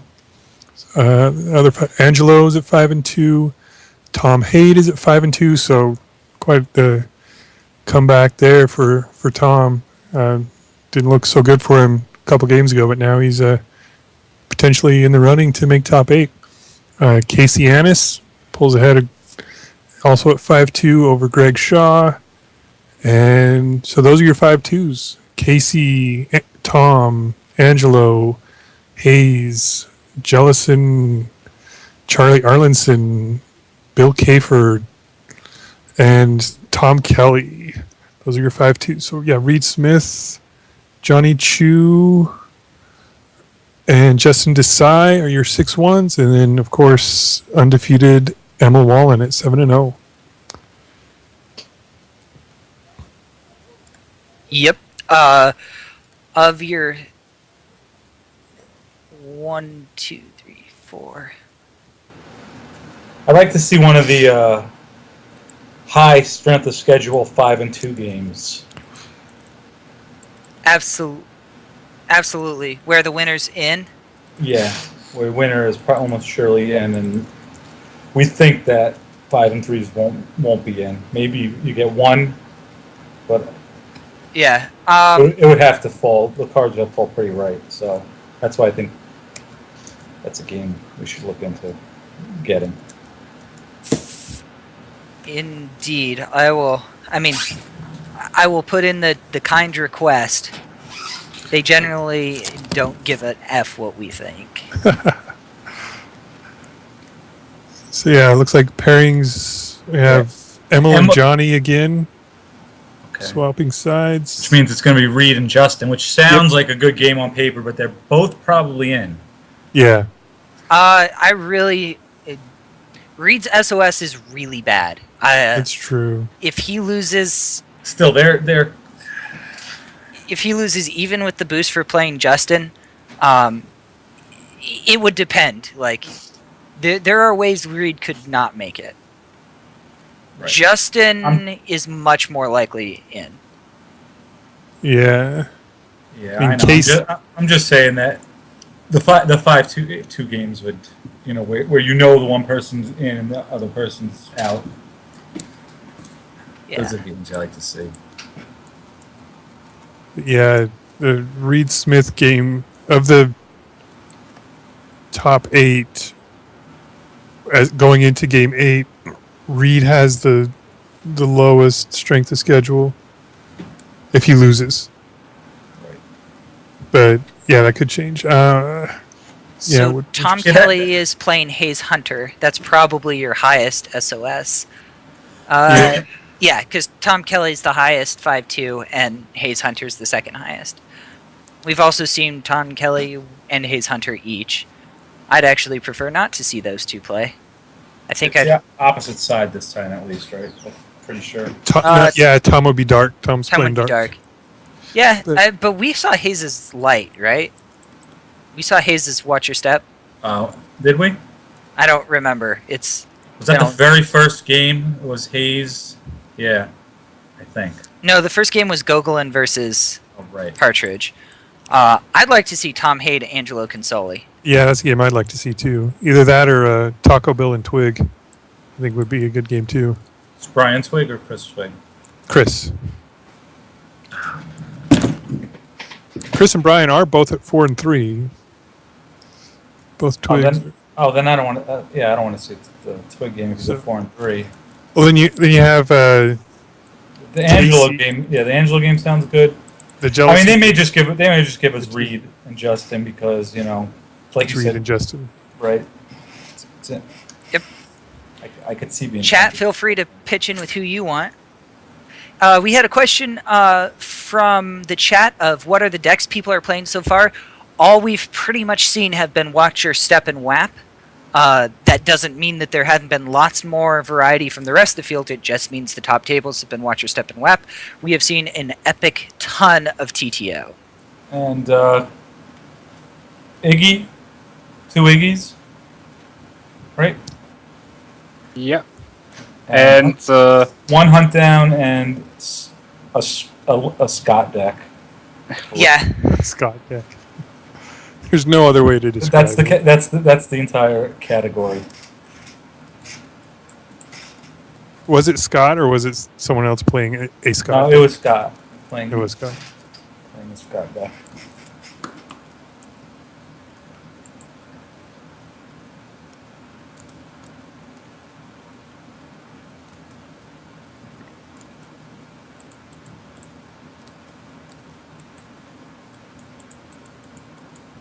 It is going to be possible that a 5 and 3 could make it.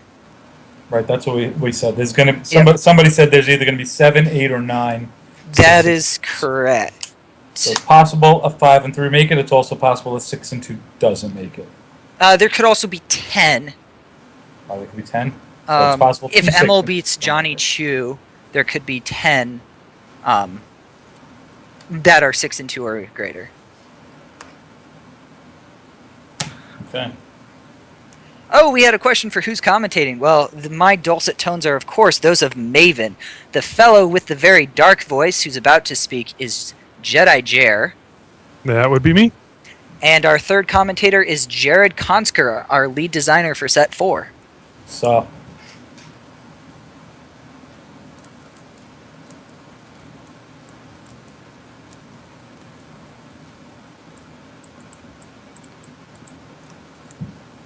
I am hearing that we're going to be getting Kafer Twigs for the feature match. Okay, and they're both 5. It is... Kafer's 5 and 2, Twig is 4 and 3. Well, that's kind of like... Is he like a really high strength of scheduled 4 and 3? Let's see, where's he at? Twig, yeah. He's up there. Although there are other 4 and 3s that actually have stronger strength of schedule. Yeah, he's... Currently. I mean... He's the middle of the fifth. pack. He's the 5th highest.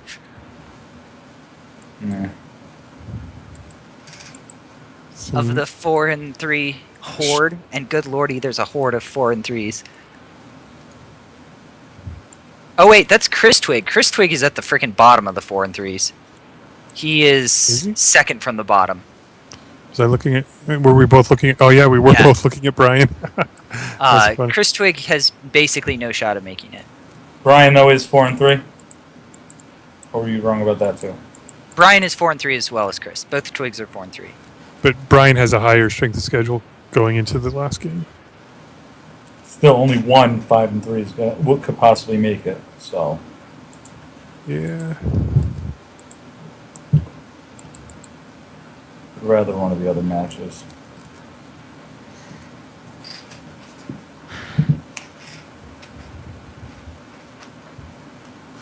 Well, I'm trying hard to get us a different match. Oh, but I'm getting deckless sent. It's not looking good for us.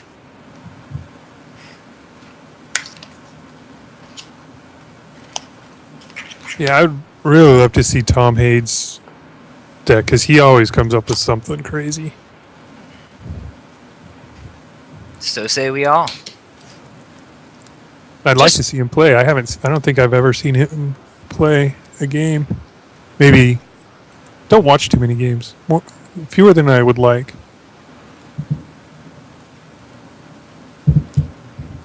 For anyone who missed the last game, it's really too bad. That was an amazing game. One of the best games of Star Wars CCG I've ever seen, where Emo pulled out an unbelievable win against Johnny Chu.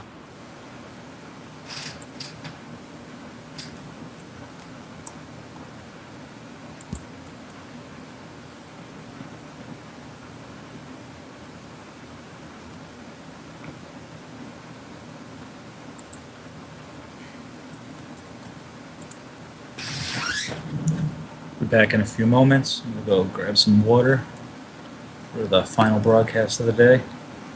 Yep.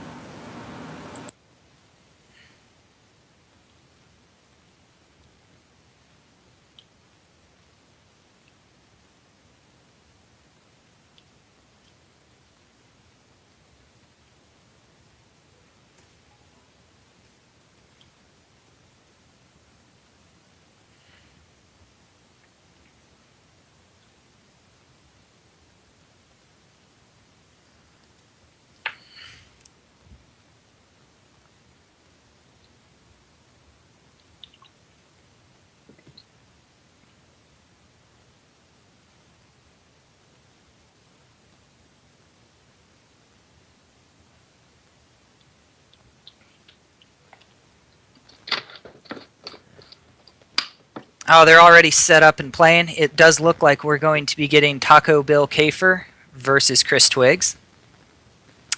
We get us some Watch Your Step versus...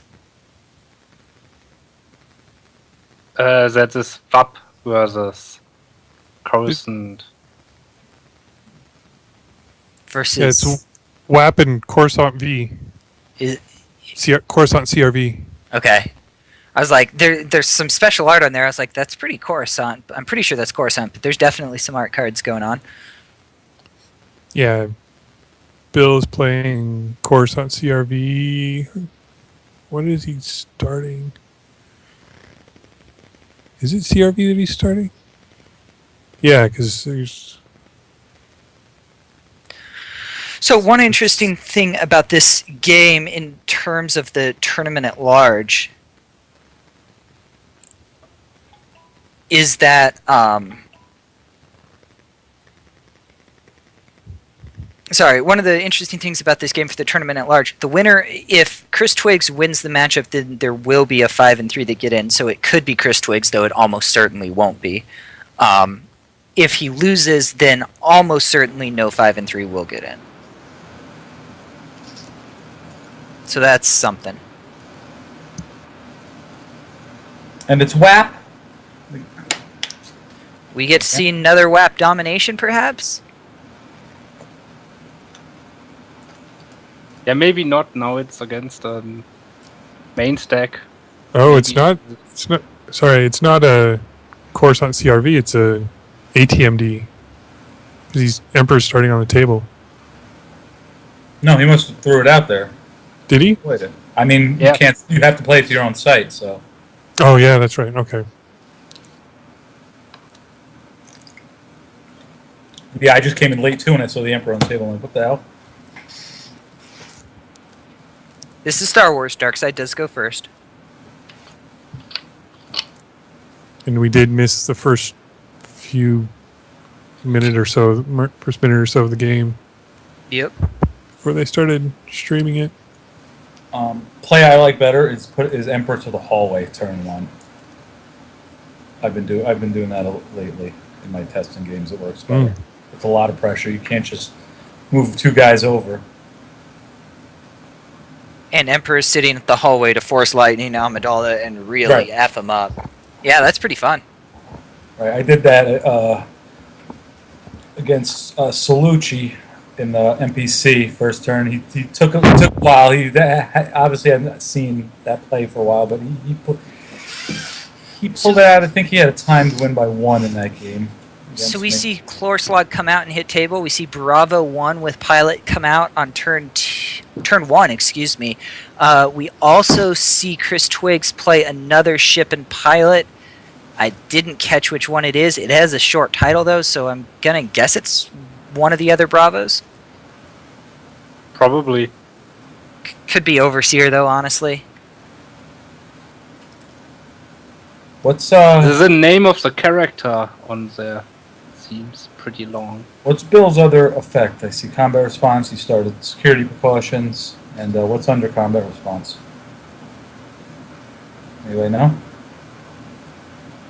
Oh, I'll look up his deck list. Give me a sec.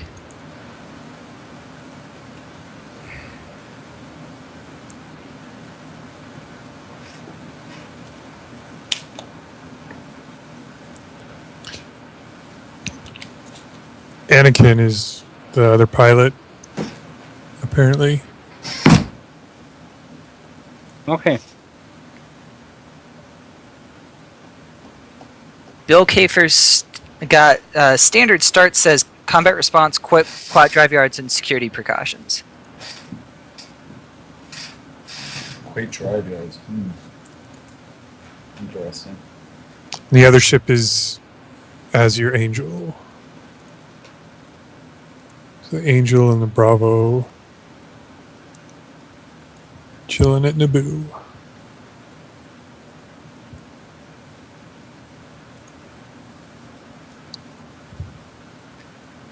Is that already here the presence? Or no, the projection on the throne room? No, that... Oh. Yeah. Projection on the throne room, indeed. And as Doku joined the Emperor,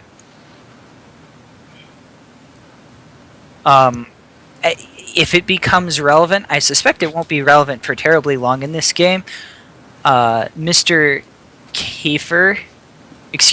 Twigs is indeed running Bravo 4 to set up that Draina 3 at Naboo. Less value against a space deck like Coruscant CRV, but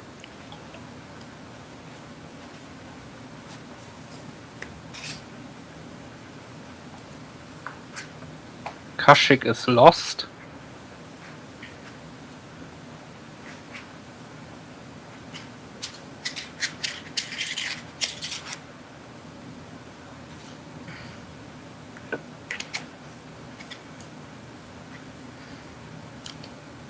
And that seems like Bravo 4. yep.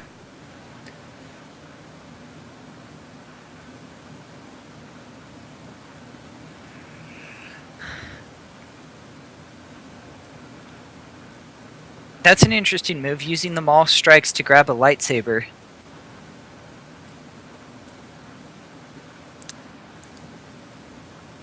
Yeah, he may see if he pulls Maul's saber, because Coruscant Maul in this deck works pretty good, I would say.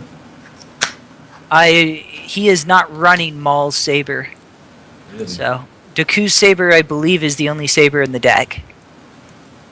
Okay. So he must be convinced that going all in over the throne room is going to be the way to win the game. I'm not sure that I agree with that logic. Yeah, we've seen a lot of abandoned throne room, WAPs that have kind of been fine with not trying to flip. Yep. Today. Yeah, I mean, the objective is also great on the front side. The extra activation is... Yeah. I mean, 2 Force of turns, nothing to sneeze at.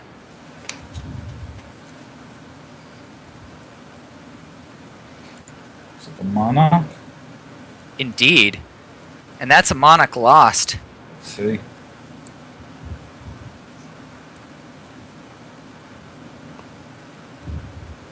They show it to us. 11 cards and none of them duplicates. Whew. That's the second Monarch lost this tournament we have seen entirely with. There was a Grimtosh earlier, but yeah. Oh, whatever. Potato, potato.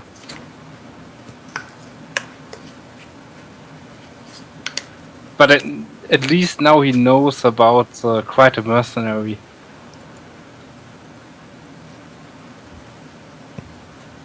Yeah. Quite a Mercenary is a very big blowout card. I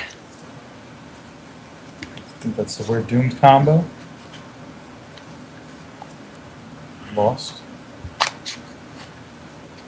So right now they're matching damage. Two with the system, and now with the saber. 2 with the I throne. think it's 3 at the system. Oh, does he have? Yeah, he is Bravo 4 there. There's a Bravo guy there, huh? Okay.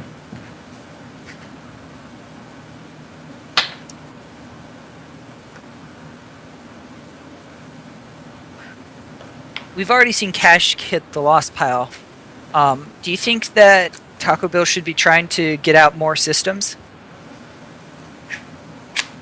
I don't know. Does he play more systems Yes. for starters? And he started Quat Drive Yards and he has more systems. He is 2 Force away from pulling a system at his leisure, basically. Does Twig have another system? I would guess not. I would guess not. Although So we've seen the Coruscant as an alternate today, right? So I would not give up another battleground system. No, and it doesn't look like Bill has any ships in his hand, so there's no point in. He doesn't have anything to put down, so it's too much of a liability at this point. We see an Amidala come down to the courtyard. with one of her friends.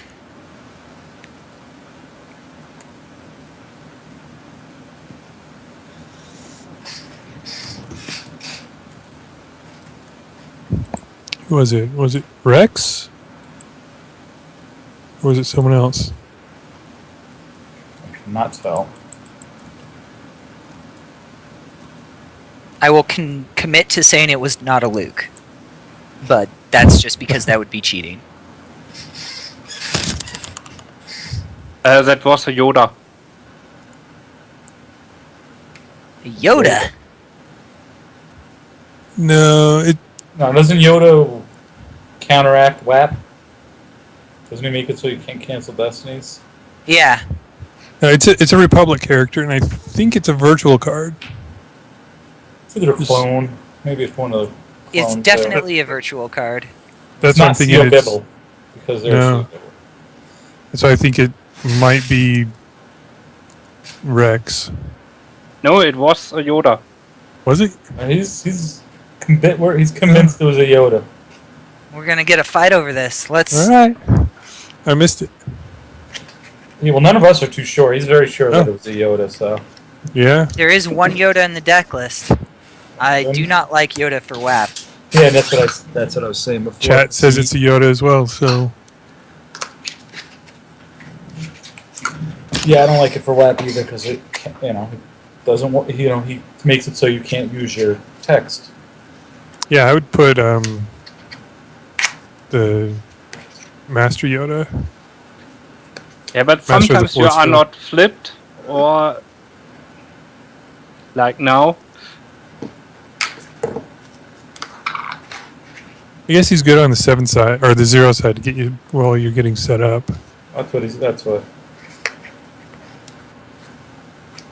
Still, I think the slot's better used with someone else. Yeah. Jared, you and I are in lockstep agreement on this one. I think the other Yoda is better that can pull the sense and Yeah. Exactly. roll. Better destiny. And pulls 3 amazing cards. Mm-hmm.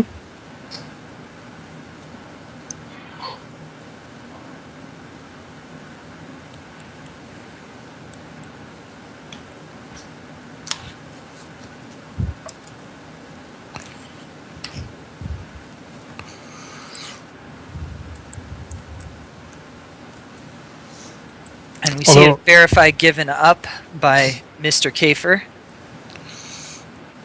On the other hand, with just to play devil's advocate, with Emperor and Dooku down on Naboo, it's a nice way to keep your characters going, getting zapped. So, It's true. Amidala does help by adding to defense value. right. And the other Yoda can pull sense, although sense is not as foolproof as Yoda's game text would be. I mean, with the Yoda on table to pull the sense, it's pretty foolproof. I mean, sense can be canceled, is what I'm saying. Oh, well, that's demonstrably true. Yoda's text, well, it can be canceled too.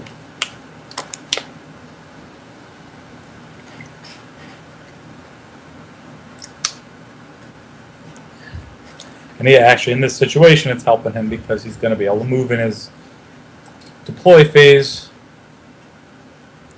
and possibly drop more people on top and not have to worry about a force lightning. Bill Kafer's drawing a very large hand. Yeah.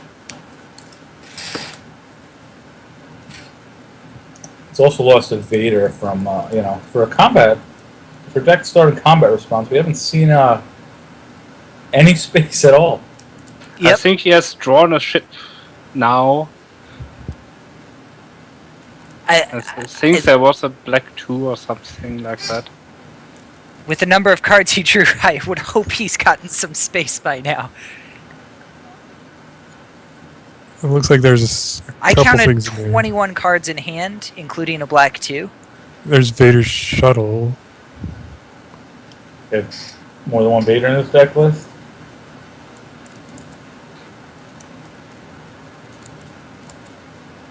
asking relevant questions about cards. I did see only a single Vader. No, he just lost that Vader. And what did he do? Yeah, I just lost it. Did he sense something? What did he lose for? Oh, it's just to the drain, I would guess. Yep. And he lost the Kinton Strider that could have gotten him Vader back. Or is that there's some restriction?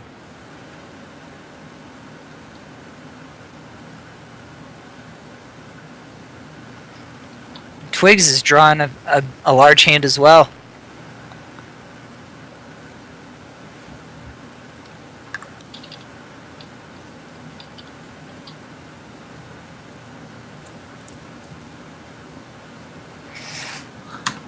You see a search for Force Lightning that shows 13 cards in reserve deck.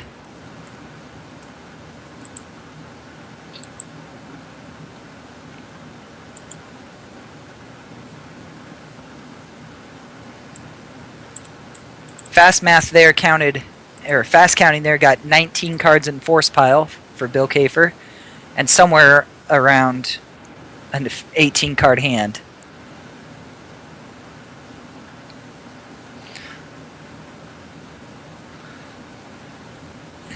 Might have overcounted his hand a bit.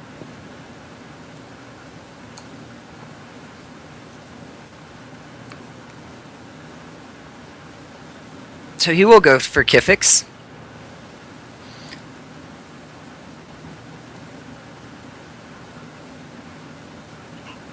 And the Rare and Baron.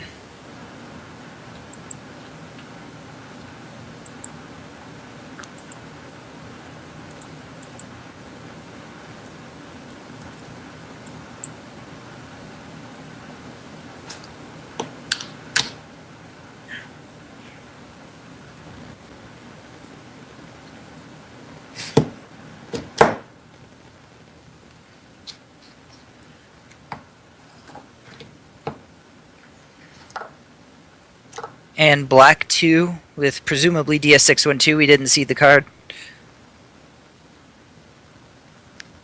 The name seems longer.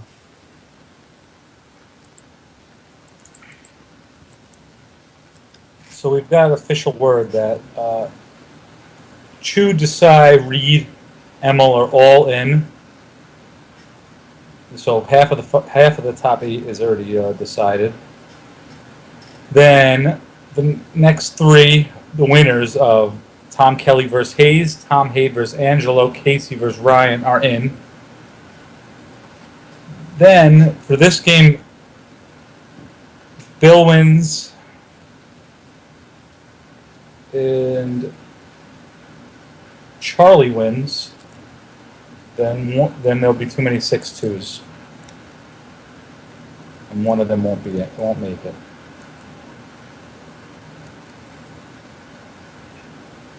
If one out of Bill and Charlie win and the other loses, then it's easy. All the 6-2s are in. And if they both lose, then it's anyone's guess.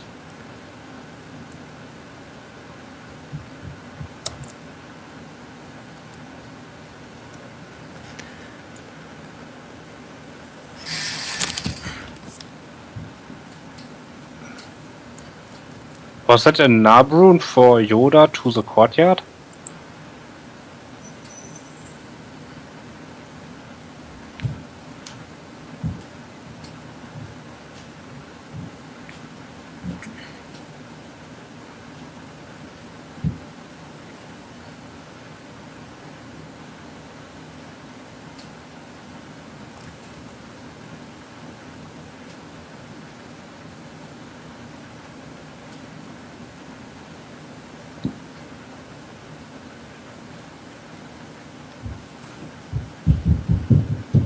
I'm actually not sure who's really winning here.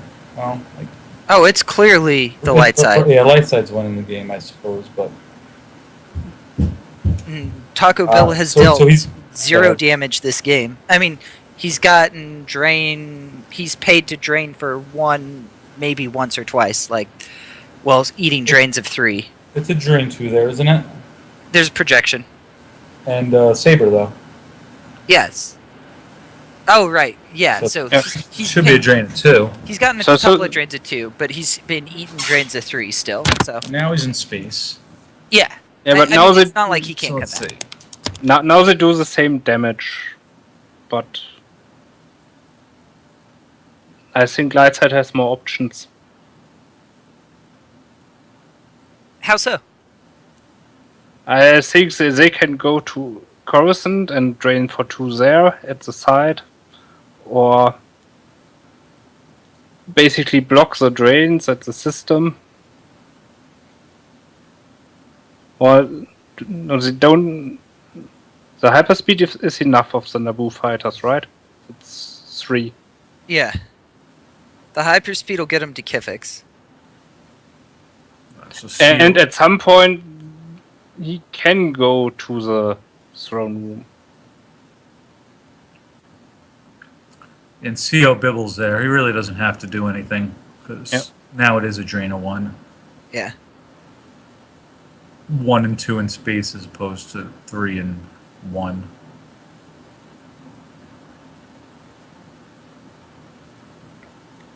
And the Quite a Mercenary basically guarantees that Darkseid can never play Alice, and you can use your Nilbrune all the time.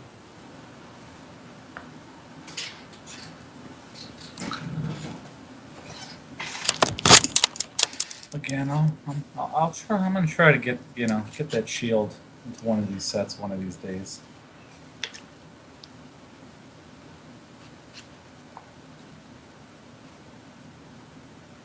I think there's enough support for it.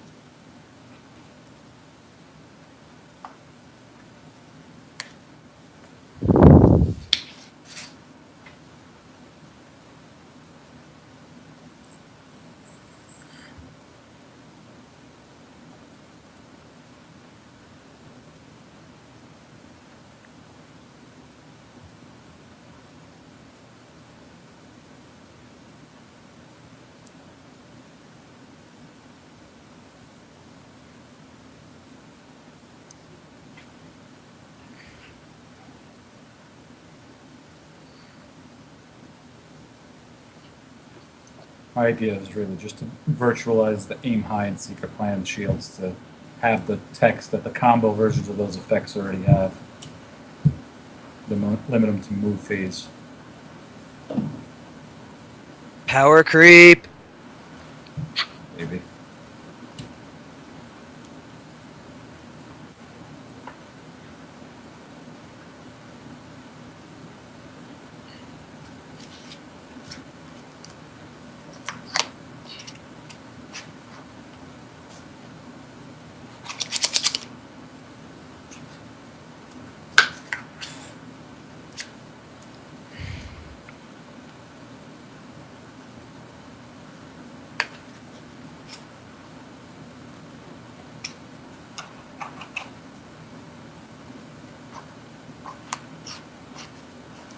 Not to contradict myself from earlier, but one thing that may become a factor as this game goes on, with the damage being, if the damage stays relatively close, our light side player Chris Twiggs has a lot more cards on table. He's got 9 more cards on table. Brian Twig. No, this is Chris Twig. Oh, is it? Yeah. I did not know that. Yeah, but I think that Darkseid has already lost 9 force. Oh yeah, that is Chris. Okay, that helps a bit.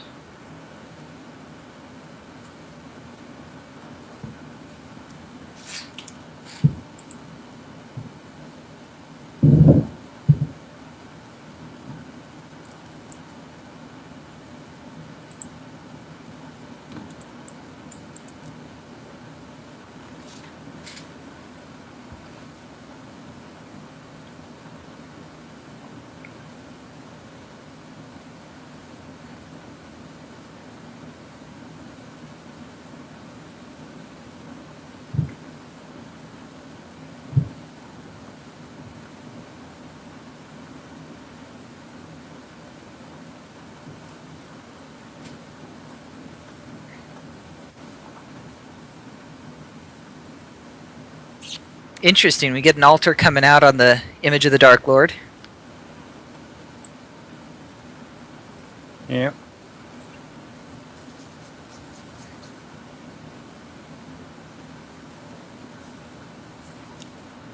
A non-V altar? Looks like it.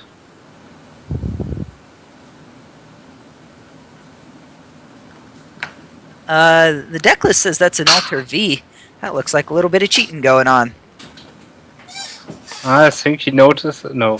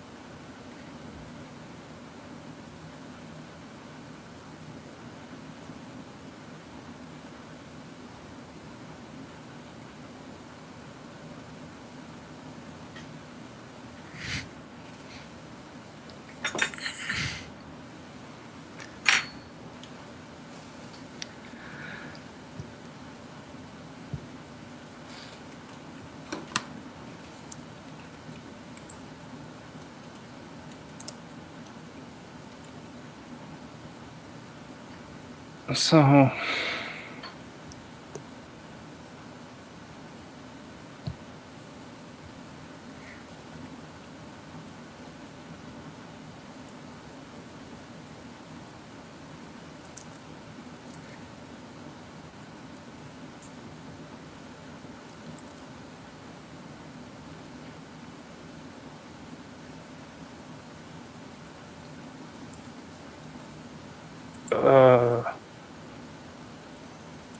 Does he want to move the other ships? Otherwise, I don't see why you would deploy Obi there.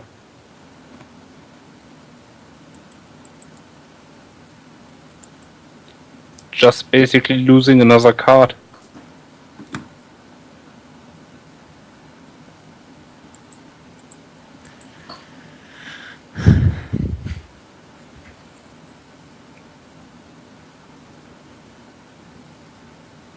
Yeah, I would think he's going to move over, right? No, he started drawing. Yeah, but I mean, well, maybe at some point. I mean, he pulled the Sith Infiltrator, but Maul is already on table, so... Yeah.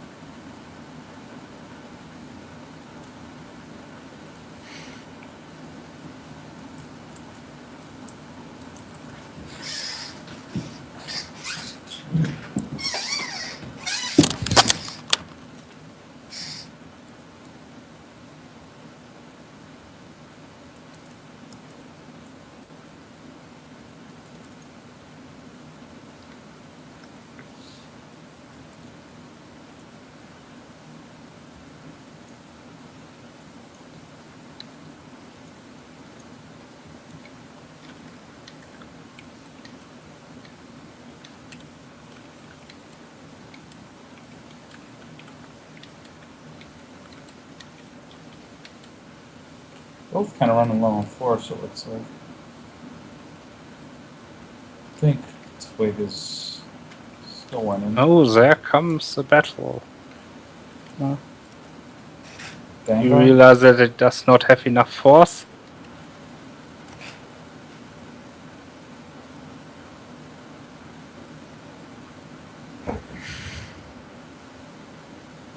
See, I thought he was giving up on that site since Maul went elsewhere. Yep. Where he's only draining for one. Is that Dangar? Yes.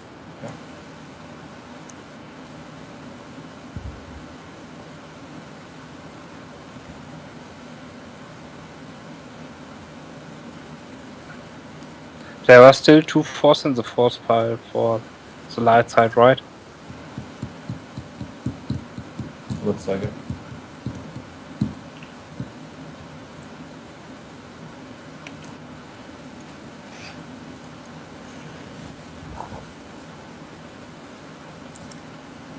That seems weird to deploy him there.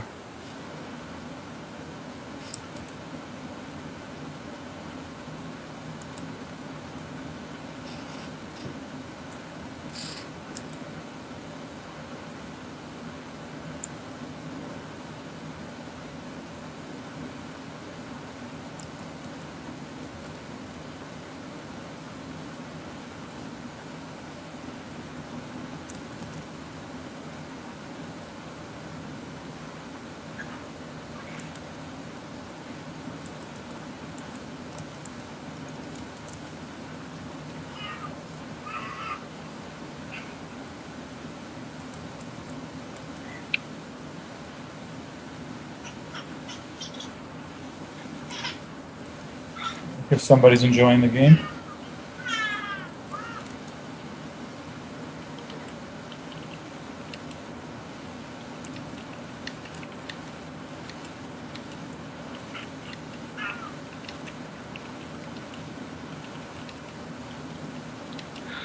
So Yaros comes down to the courtyard.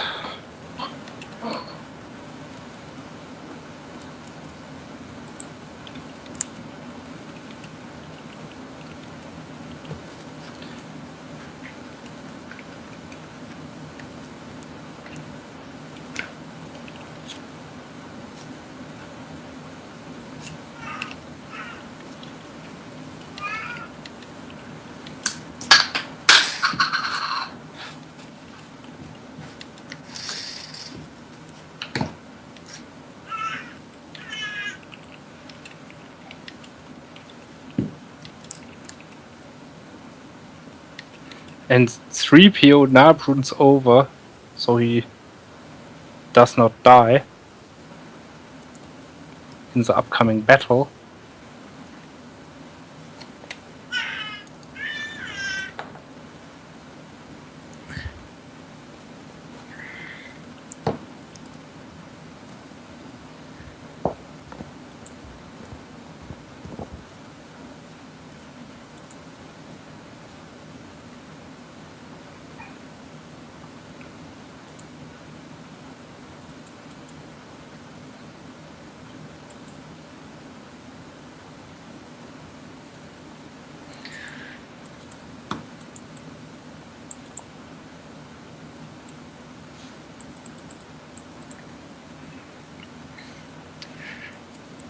Folks, feel free to send in questions for during this last game about anything you want. It's going to be fun.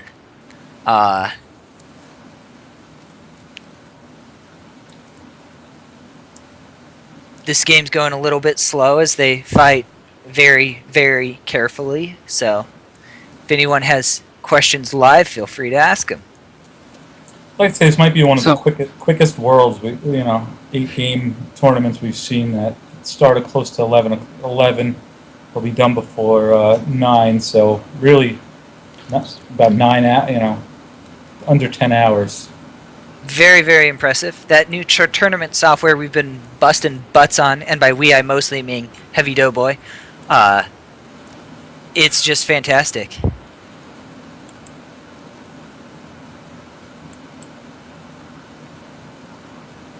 We had a question, who picked this matchup? The tournament director on site picked this particular matchup for this round. There was some heavy lobbying from us for a different matchup, but they didn't receive that until the players had already sat down and started putting their cards out. We have a question for you, Jared. What do you think it was a mistake to drop Dangar down at the courtyard? I don't know. I missed what happened. What did he just gick him? Yes. Yeah, I would say it was a mistake because he's wasting 2 cards to block a drain of 1. Yeah, he also got Chris Trick to deploy a Yarrow, so it basically even.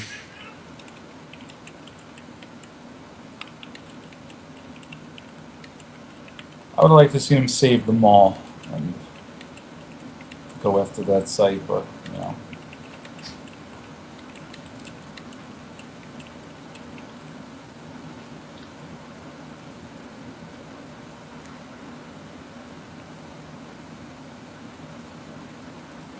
No, I don't think Kim is there.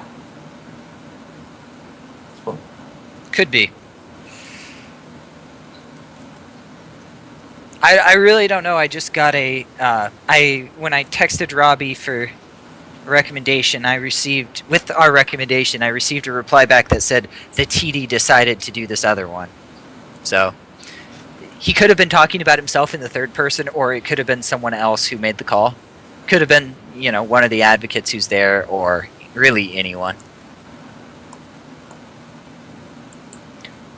Yeah, but usually when Kim's there, we see her posting from her account. That is truth. Frequent updates. You see a verification of 4 cards from the reserve deck of Mr. Kafer.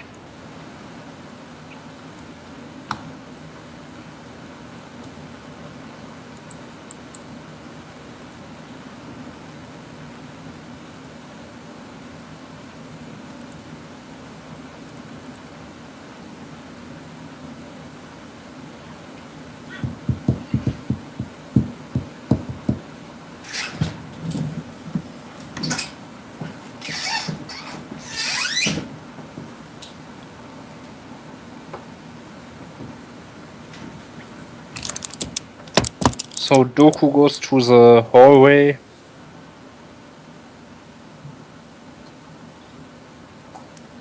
Which does not do much.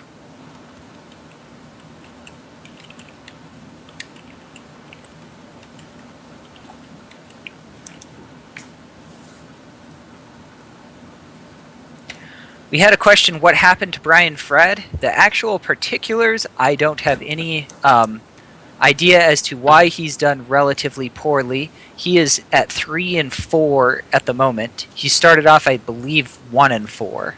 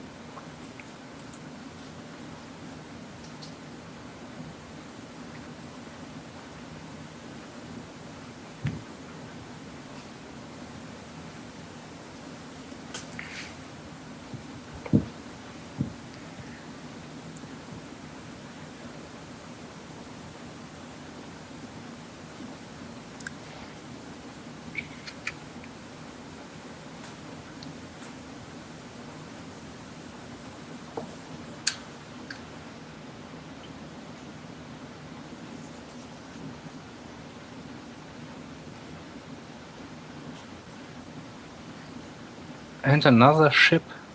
Chris wants that system, man.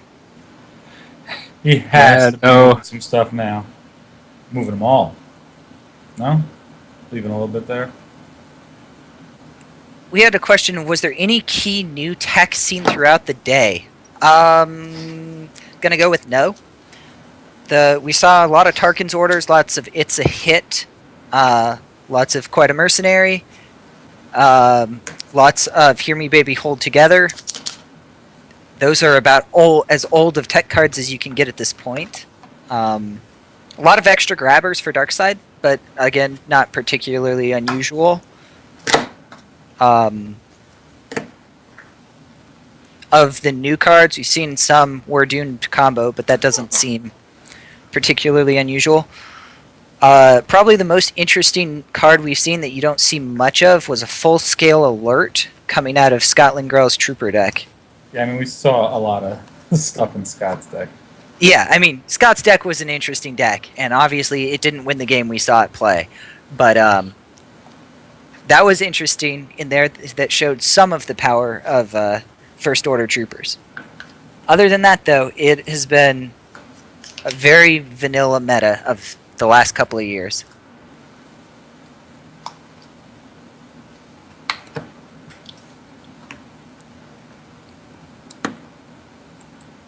Yeah, I'm not including Overwhelmed as particularly good tech because it was played illegally. Oh, was that the game I missed? I don't remember that. Was that the Watch Your Step Entanglements game? Yeah, that was a Watch Your Step Entanglements game. Where Jedi Luke was in space and Overwhelmed was played, and neither player caught it. Didn't matter, Watch Your Step won anyways.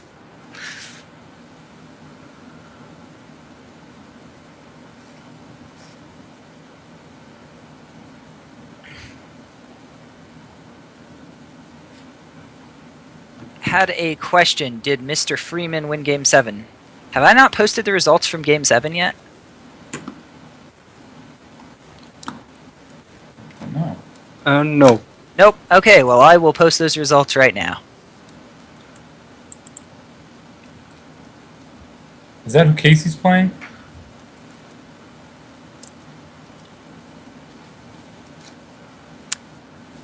Casey's playing Ryan Jellison, not Ryan Freeman. See, I wouldn't mind seeing that matchup. They're both that's interesting. That one of them will very likely be in the top 8 first time, I think, for either of them. Yep. There's a chance that Casey could miss, even if he wins. Right. That would require Bill and Charlie to win their games. Yeah.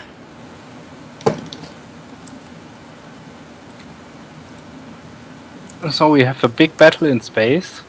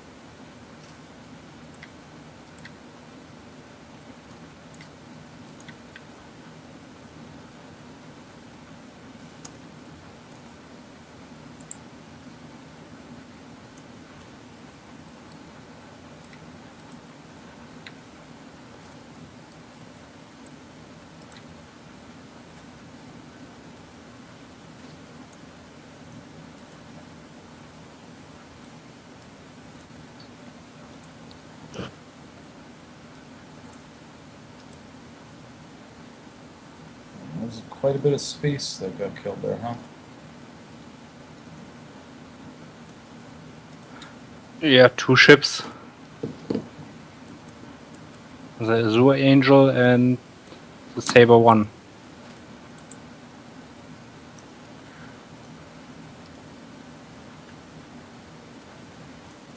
Question in the chat. No, he did. He used full scale alert to overflow by 10.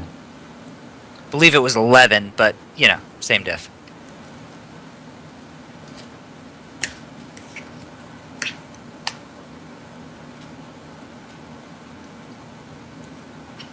I'll run down the board state in this game.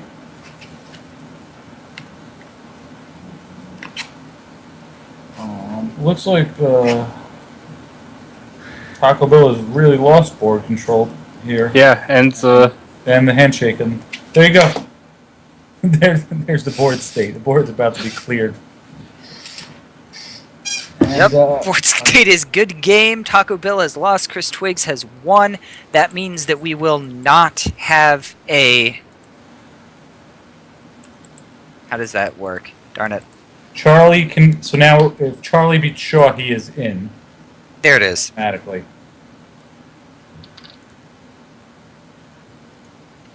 It also means now Casey or Ryan are in.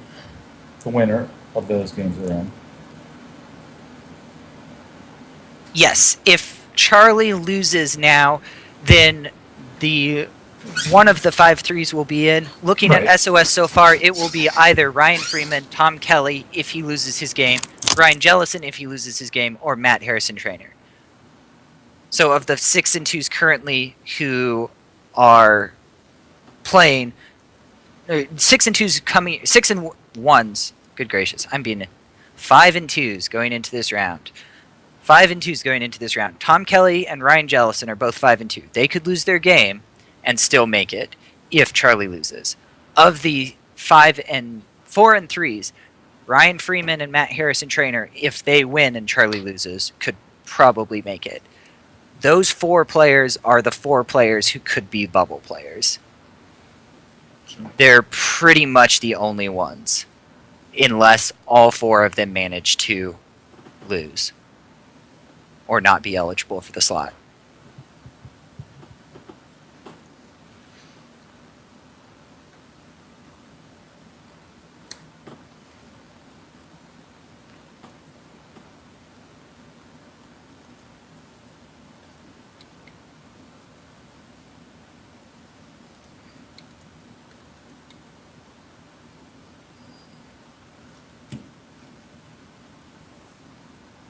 This is where you like strength of schedule because nobody really knows exactly what they need to do, and Yep. no shenanigans. Got a question. What do we think doomed Taco Bell in this game? I really don't like the mall to the site play. I feel like mall could have been used elsewhere. Also, I mean, Chris just got his space out so quick. You know, I think that Bill was thinking, don't deploy any systems, just take over Naboo with your space, but obviously didn't work out that way.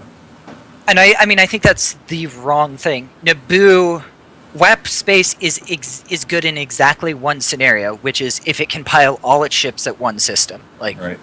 it only can draw more than Destiny at one place. That's where Bravo 1 is. It only gets canceling tricks at one place. That's where stupid Azure Angel is. It only has one way to add Destinies to power. That's where Overseer is. Like, it's a very frail deck, and as soon as it starts peeling cards in space, it starts getting hurt. Letting him pile up at one place and then pick a battle, and not having weapons, because weapons just shreds through WAP space, because it just doesn't have the ability to defend itself there. And never putting together the weapons in space to make a game of it was critical. So, I mean, there were other misplays too. The Dengar on the ground doing nothing. The EPP Maul doing nothing on the ground. Like, those are some really potent characters. They didn't do anything. Like, Yeah. I'm sure that Bill probably had a plan going into this game. He may have had some really crappy draw. He lost the system early. One option that he could have had would have been to spread out in space, because the same thing I was talking about before, the WAP just doesn't have the ability to contest multiple systems effectively. So if he was spread out at 2 systems, the WAP can come after him a little bit at one. It can't, with 3 systems on the ground, it can't attempt to hold all 3. It can't even really attempt to hold 2 without getting cute about it. Yeah, that's my Testo showing it, and my kind of scum deck. You would kind of just wait for them to get the system, then maybe just Zuckus with a pilot or something to Nal Hutta, and Anakin's really the only ship that can battle on its own, and he's not very good against Zuckus. Yep. Okay, so we had a question. Predictions for tomorrow. What decks do you think we will see, and can they change? Yes, they can change. They can change decks. They can change cards. I see very little reason why Emil and Johnny Chu will leave WAP. They seemed to like that deck, and they piloted it well. I think it's a very strong deck. I don't see any reason for them to leave it. I would be surprised if Emil stays with TTO. It's a techable deck. Yep. I would be surprised if anyone sticks with TTO. My guess would be that Emil will go to Imperial Entanglements. I have no idea what Johnny Chu will go to. I wouldn't be surprised to see him play a Scum build, or a Scum or an AOBS. Maybe Iggy. Yep. None of those would surprise me out of Chu. Desai, I don't have a real good feel for what he's thinking. I probably would guess he'll play a Throne Room deck. Reed, I didn't see play anything today, so I have no idea. And then other people, we aren't sure who's made it yet, so. Yep. One thing interesting, I do have reason to believe that Casey is playing Senate for both sides today. I mean, Casey told me he was going to be playing Light Senate, and that he thought he kept having amazing results with it. I would expect him to change it, honestly, if he's playing Senate. Yeah, I agree. He would probably play mains decks, I would think. Hunt Down for sure. Hunt Down's a great choice for Casey, I think. Are you sure he's playing Dark Senate? I'm not 100% sure, but I did hear that. Oh. I mean, when I interviewed him, he did not say he was playing Dark Senate. So, he specifically said a dark deck. I won't say it in case he's playing tomorrow, because that would be an a-hole move. Okay. But I did not hear him talk up the power of Darkside Senate. So, yeah, I would expect heels shift. Honestly, tomorrow I'd expect to see some old allies. I hope so. I don't think so. It puts too much cards on the table. I don't think it's good. Like I said, I've tried a lot. Diplo, though, I mean, I really like my diplomatic mission build. I'm kind of upset I didn't get to play it. Sorry, if Matt Harrison Trainer makes it and or Tom Kelly make it, if they both make it, I would be very surprised if they change decks. Yeah, they're playing Watcher Step and Entanglements, right? Yep. No, I could see Tom changing. Tom has he's been testing quite a few decks online.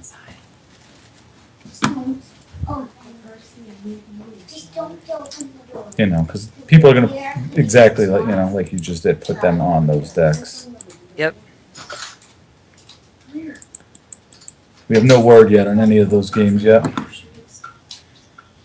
Do we think there's a reason that not a lot of First Order troopers were seen, except for in Scott's deck? Yeah, well, Scott's deck played a ton. That's the reason, because Scott. There were no others left. He played them all. I'll admit they were not bad in Scott's deck. I think he made some play errors in that game that lost him the game far more than the troopers did. They seemed impressive to me. As for why they weren't played, probably because Grimtash is a card. I mean, there's not a great platform for them. You saw, I mean, he played, Combat Ready in his best spin. The Jack, you can play Combat Ready in his Jakku, but I don't think that's very good either. Yeah, getting the raw activation available is a challenge. There have been games. Today, we didn't actually have very many of those games, really at all. Mostly because we were casting top tables. I've cast games before where one player's activating 15 and the other's activating 8, and the entire point the game comes down to, well, one player drew 7 more cards this turn because he activated 7 more cards, and he could deploy 2 characters instead of 1. Like, that's kind of the problem that it runs into. It has to shoot for the fences on finding locations. And we even to a degree saw that with Scott, where he didn't get his Twixes until very late in the game. He didn't get his battleground sight out if he'd been wanting to use that. And he definitely didn't have the force early to push on the real big beats, and he tried to push a little too early, a little too fast, ended up losing his characters, and then very slowly losing the game.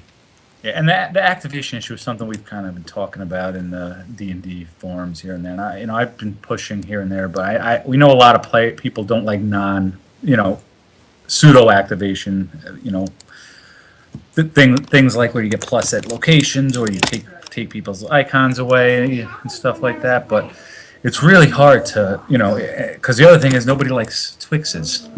So it's hard because if you look at light side, it's like every deck is playing Wisa or Hark. Yep. Like, is there any light side deck that doesn't play the battle planes? Because like we're seeing, even Watcher Step is playing it, not the battle planes, the chamber.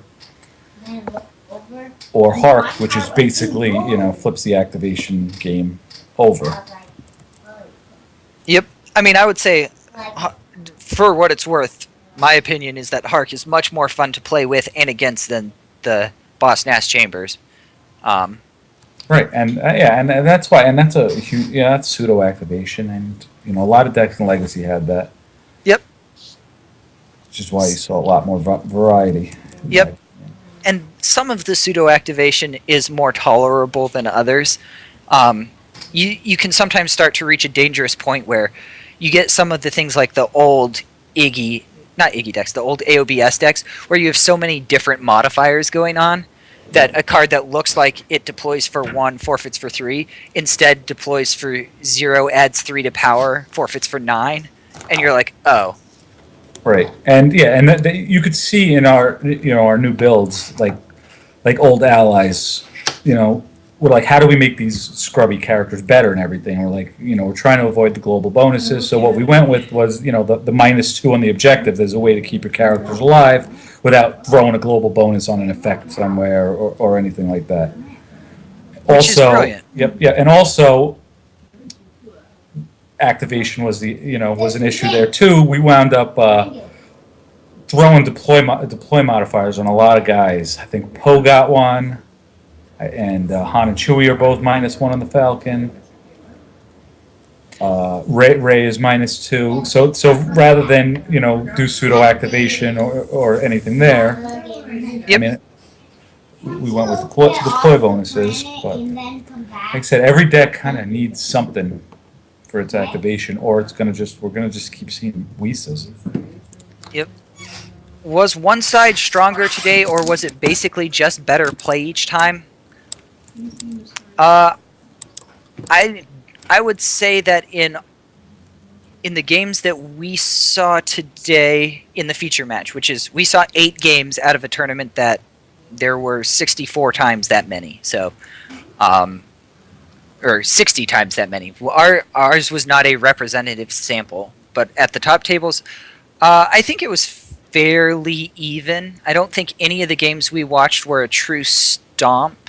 Right. I'd say I feel like the sides are a lot better now. They're definitely more even. I would like to see a little more parity as far as which decks are being played, because we're seeing a lot of the same decks played by the top players. You heard it here first. Design is going to bring out nerfs to watch your step. There goes that Boshek. Yeah. I would say if people are a little upset because they feel like the top tables consist of Watcher Step and WAP facing off against TTO and Entanglements, I can't say that from watching today I would argue with them. That seems fair. If they're complaining that light side doesn't have ways to win games and dark side doesn't have ways to win games, I would say they're not watching the same Star Wars that we are.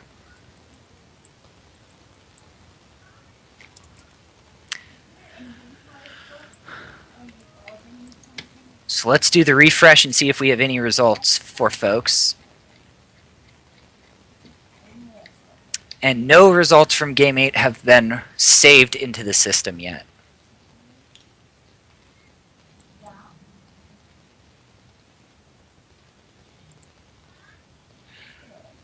I think Angelo lost. So Tom Haidt should be in. All right. First time, right?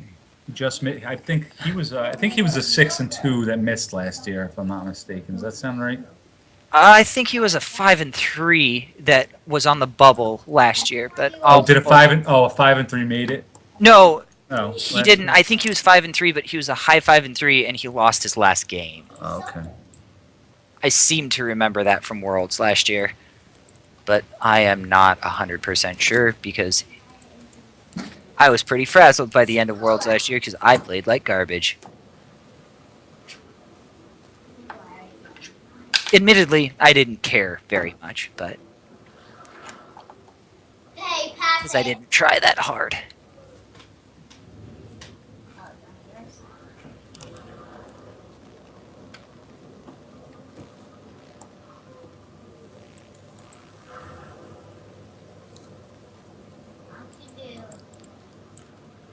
Yeah, no updates yet, right? But I'm guessing Robbie is preparing to calculate some strength of schedule.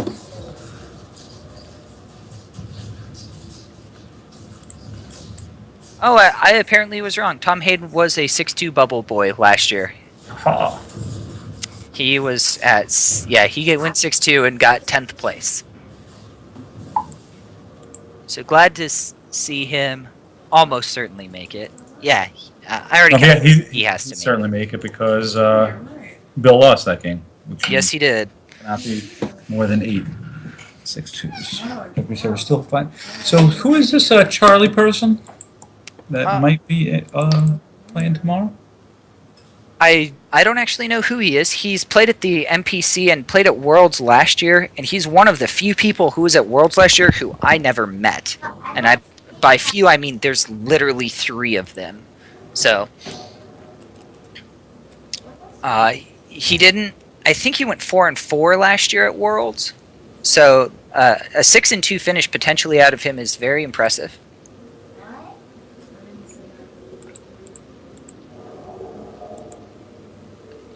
Though his SOS is the lowest of people who are in contention, so. His SOS does not. Well, if he loses, the game it matters. His SOS doesn't matter. I was winning. just meaning of who he played. He's Oh, played. I get what you're saying. Yeah, he's played Tom Haidt, Tim Culver, Mike Kessling, Jeremy Diapolo, Chris Westergaard, Jim Lee, Chris Kelly, and Greg Shaw. Okay. Yeah, Chris texted me. He lost to him in the last game on time. He said he was playing some kind of speeder build.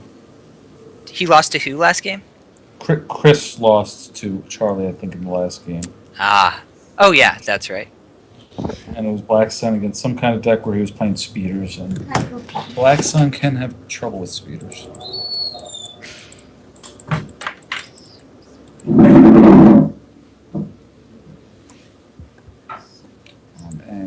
But he's playing Shaw this game, and Shaw probably doesn't. He thinks he might 5-3 could get him in, so he's probably playing hard. Yep.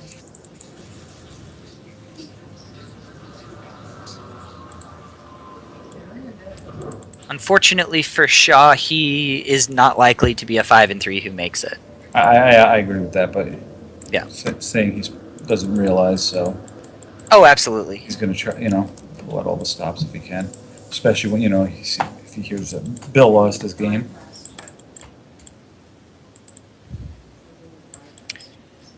Yep.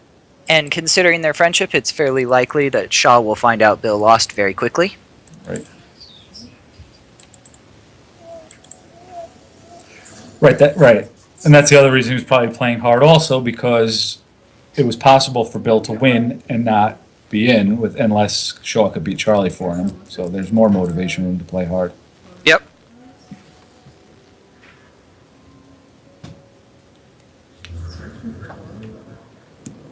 I'm sure we will find out.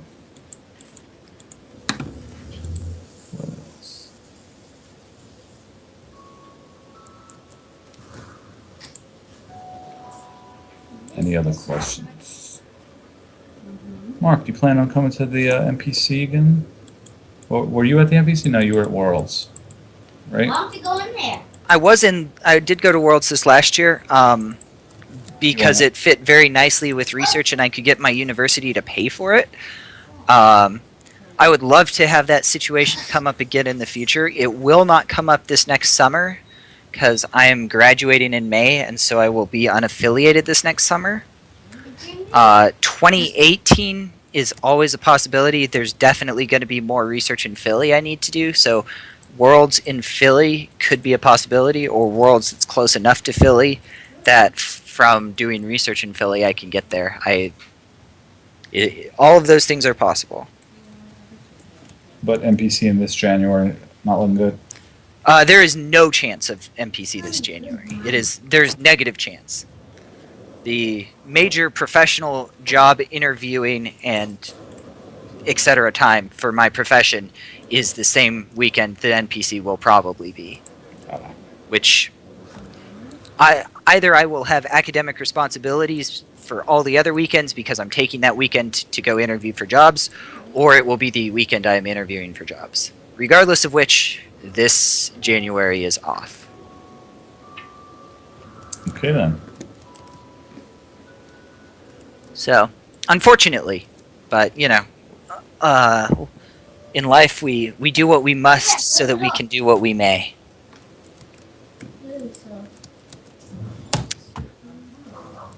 I was awfully excited that I got to play some Star Wars cards this summer at the Coruscant Mini Open.